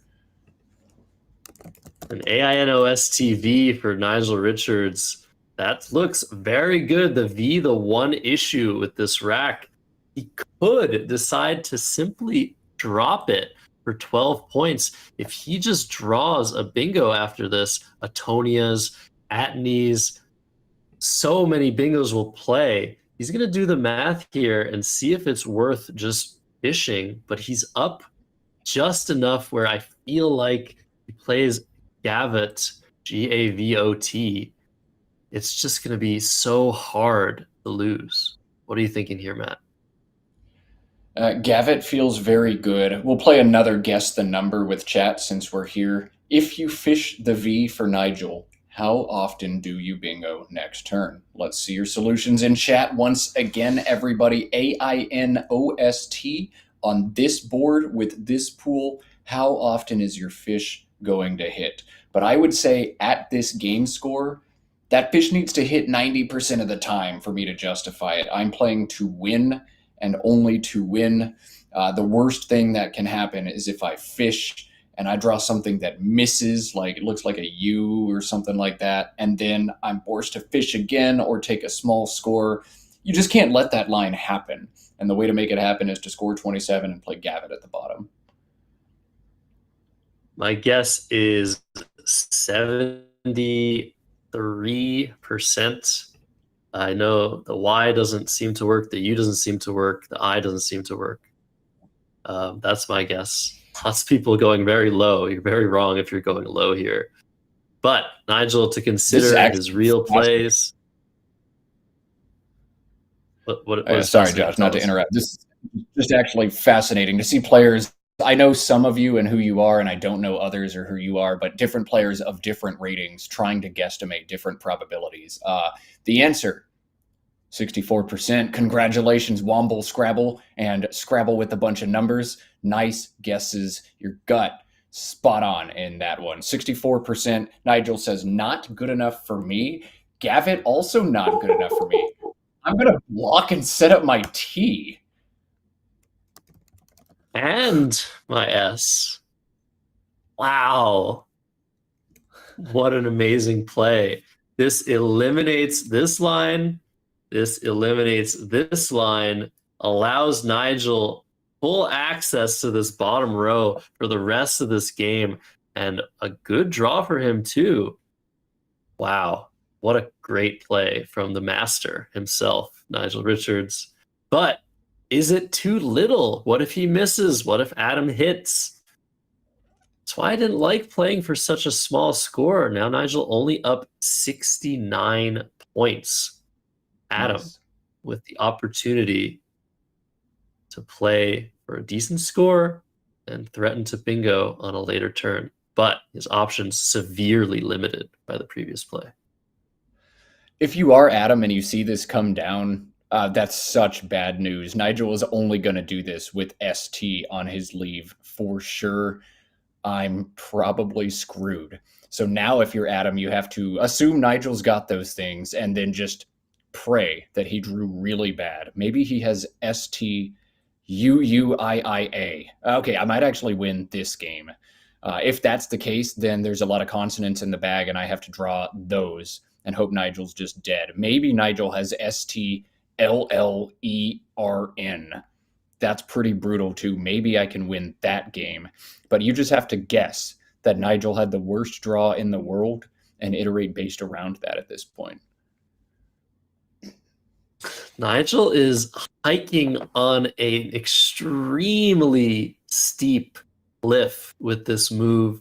I think his plan is, even if I don't hit next turn, I'm just going to maximize my chances of bingoing on a future turn, because no matter what, whenever Adam bingos, he's going to open something or other.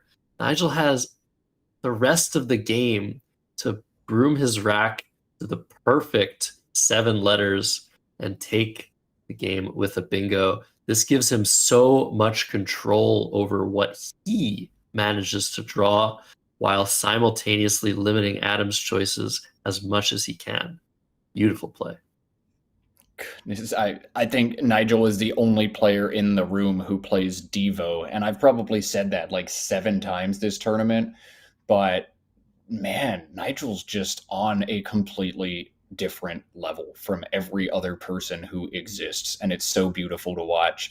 I got to commentate Nigel for the first time over the summer at the Word Cup, and it was such a treat watching him play in NWL, but this is my first time watching him in his native element CSW play, and goodness, man, goodness. Adam can't do anything about this spot, to be perfectly honest. He just has to hope, I think, that Nigel misses and misses again. The timing of this play is also pristine. 9 tiles in the bag now. If Adam Logan bingos immediately, that leaves 2 tiles in the bag. Nigel's super likely to be able to play 6 and leave himself with 1. That maximizes his chances of going out in the end game. That would outrun most, if not all, bingos if he was able to do that. If Adam fishes, plays a couple tiles, goes straight for a bingo, that's what we mean by that. Nigel can not empty the bag again, score some points with divot or devos, and outrun Adam's bingo. Once again, the timing is everything. Nigel has mastered his craft. He knows when to play 3 tiles for 10 points, only up 60 points. This is brilliant, brilliant. And I hope everyone's learning from the way this man plays Scrabble. It's brilliant, but like so weirdly counterintuitive until you just think. And that's how you can describe Nigel's style of play across the board. I love when he grabs his tiles and does something nobody was expecting. Everybody learns a lesson, but I wonder if I were in Nigel's situation, even if somehow my brain even generated the play of Devo, would I have the confidence to actually do it? I would feel so stupid if it backfired, leaving 27 points on the board to score 10. You have to have such confidence in your critical thinking skills and how all these different endings could possibly play out. I don't even know what else to say other than, dang, we have such a treat here in front of us in Nigel Richards. Okay, rim the play for Adam Logan. Could have also played Nim. He's gunning for a high-scoring bingo with his Y. There are now 6 tiles in the bag. Nigel can play 5 without emptying. He was already thinking of playing table and divot. That scores 30 points. So that'll bring Nigel up by 70 with 1 in the bag. It feels so hard to lose after that. Might be his choice, but he's going to do some thinking. He's going to analyze. You see his little scorecard. He's tracking the tiles. He's looking at what Adam could possibly have that could hurt him. And what is there really? Yeah, what is there? And Nigel, we saw him do this with like a freakish degree of speed in a previous game. It was broken down in a Will Anderson video, but seeing the possibilities his opponent could have, blocking all of them, looks like the biggest threats that Adam could have score 84. There are 2 possible bingos from the V in Devo.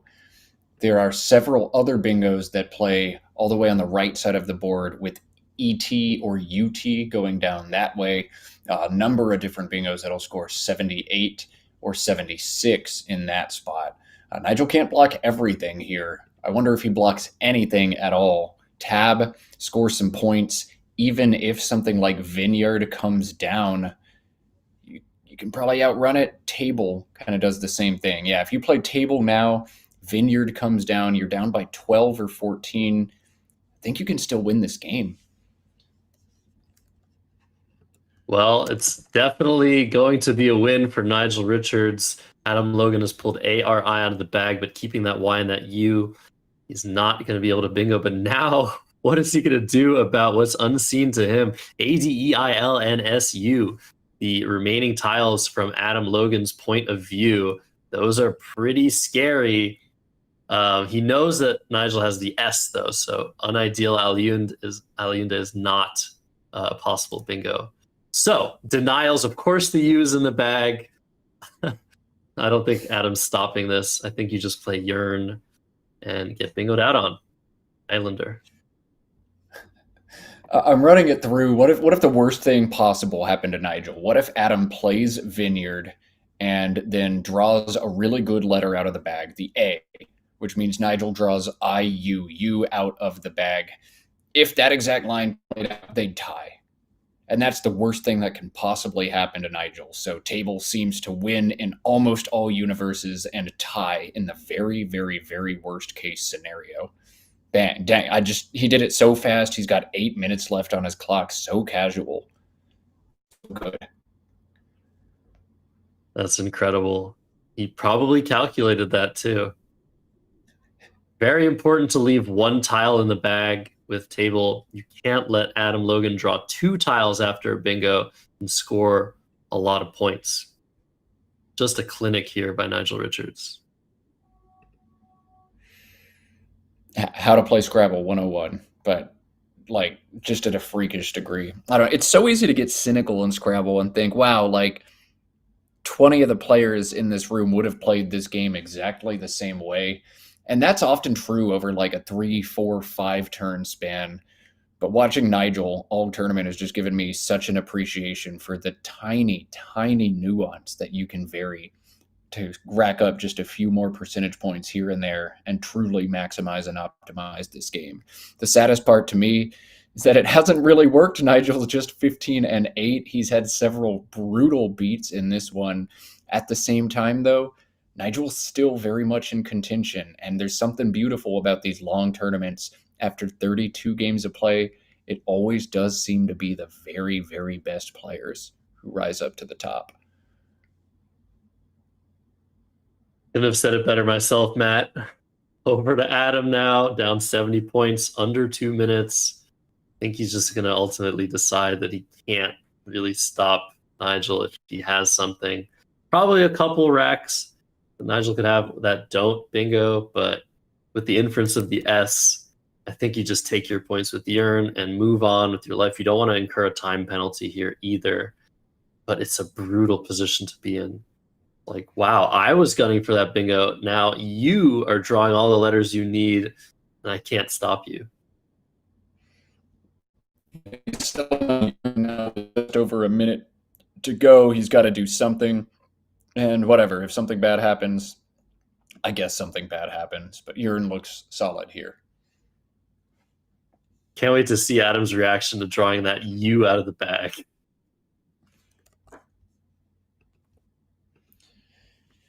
All right, the R is going to give Nigel Islander, and Nigel's not going to miss this because he doesn't miss at all. Islander going to be Nigel's out bingo, catching Adam with IUU. Nigel going to score over 500 at the end of this one in what was such an important game to keep his odds alive at the World Scrabble Championship.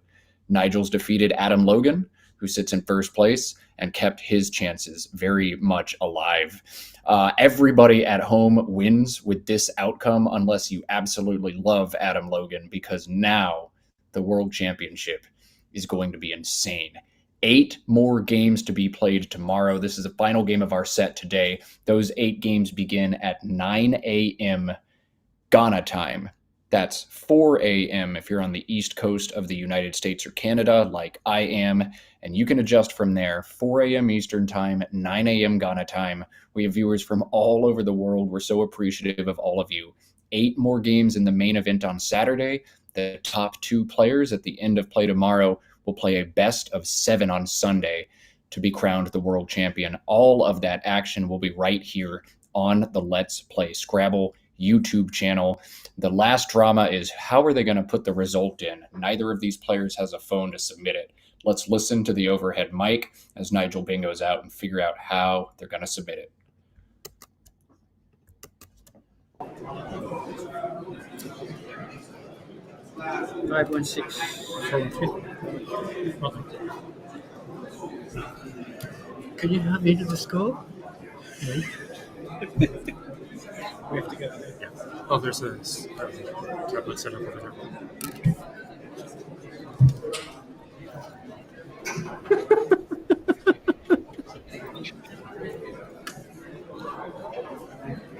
Oh, it's just beautiful, isn't it? Well, we have 283 likes and over 800 viewers in this final round of the 2025 World Scrabble Championship. It's free.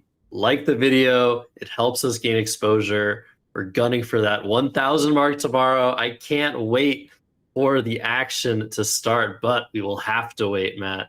8 games starting tomorrow at 9 a.m. Ghana local time.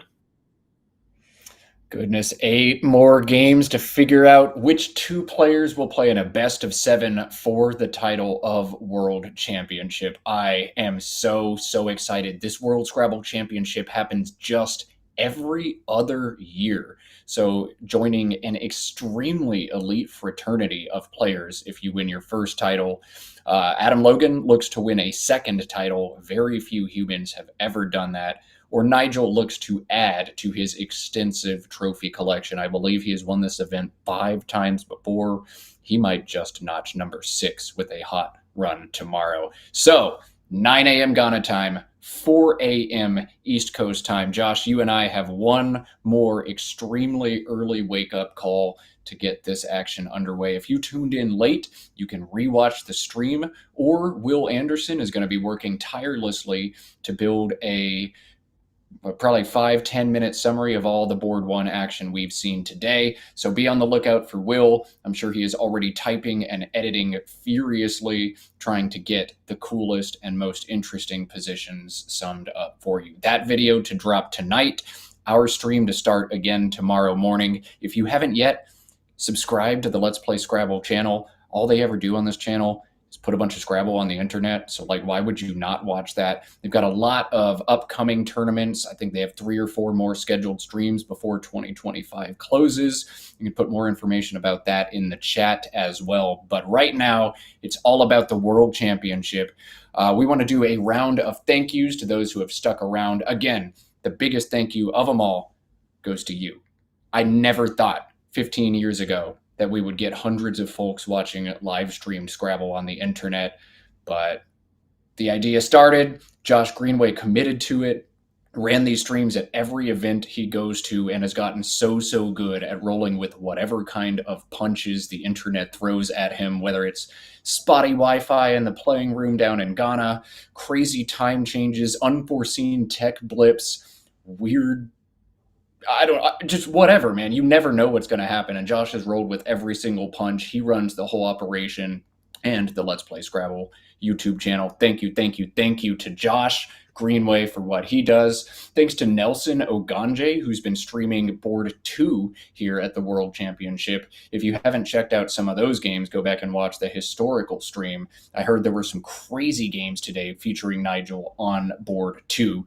So make sure you go look at those. Thanks to Josh Sokol for taking 4 days of commentary on with me. We've shared these brutal early morning wake-up calls together, and Josh has been crushing it all tournament. I don't even have to read the plays because I know you're going to see them. So Josh, you have been awesome.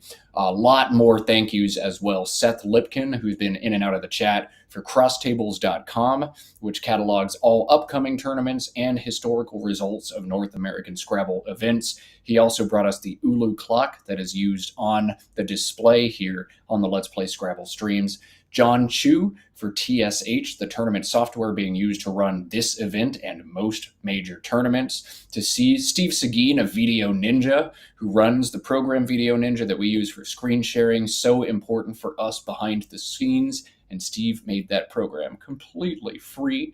Art Moore for designing and inventing WordJudge.me, the program we use to adjudicate all challenges here on stream. Sarah Rosenbaum of Cozy Tiles for creating the Let's Play Scrabble tile bag you see on stream, and George Bissonette of George's Custom Scrabble Boards, who makes sweet boards like the one you see on stream with the custom Let's Play Scrabble icon on the inside. So that's all the thank yous I have. Josh, drop some nuggets of wisdom on our viewers before we end for the day. Well, for that, obviously, thank you, Matt Canik, calling some of the top events in the world. You've been doing it for years. You've mastered your craft. It's always a pleasure to commentate with you. Can't wait for tomorrow. I don't have much else to say. We've had an amazing game of Scrabble. We're going to have another amazing day tomorrow. 2 streams to watch.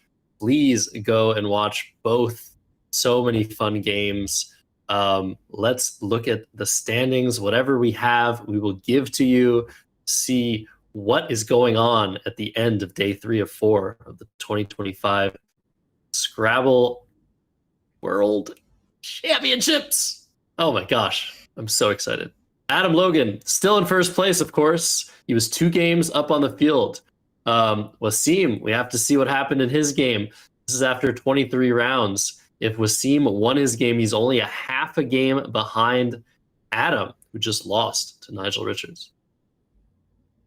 Oh, man. All right. And we're at the point in the tournament now where several insanely strong players are effectively out of contention. There are some really, really good Scrabblers outside the top 10 who are basically already done in this one. But Adam, Wasim, Waben, Timmy Woko continuing his, whoa, where did this guy come from string?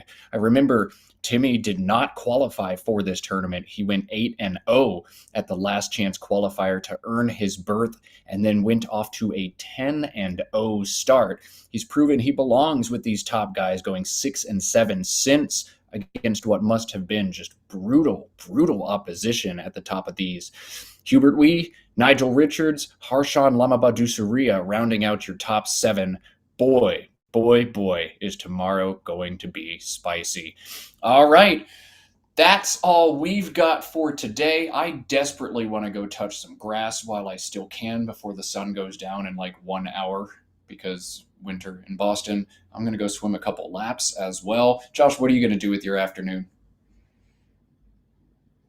I got to play soccer at 11 p.m. tonight, so I'm going to take a long sleep whenever I can. But that's all for us. We'll see you all tomorrow. Oh my God. I can't believe it's already happening. Day 4, final day before we crown the 2 top contenders for the 2025 Accra, Ghana WESPA Scrabble Championships International. Everything is weighing on tomorrow. We'll see you then. Have a good day. Have a good night. Goodbye.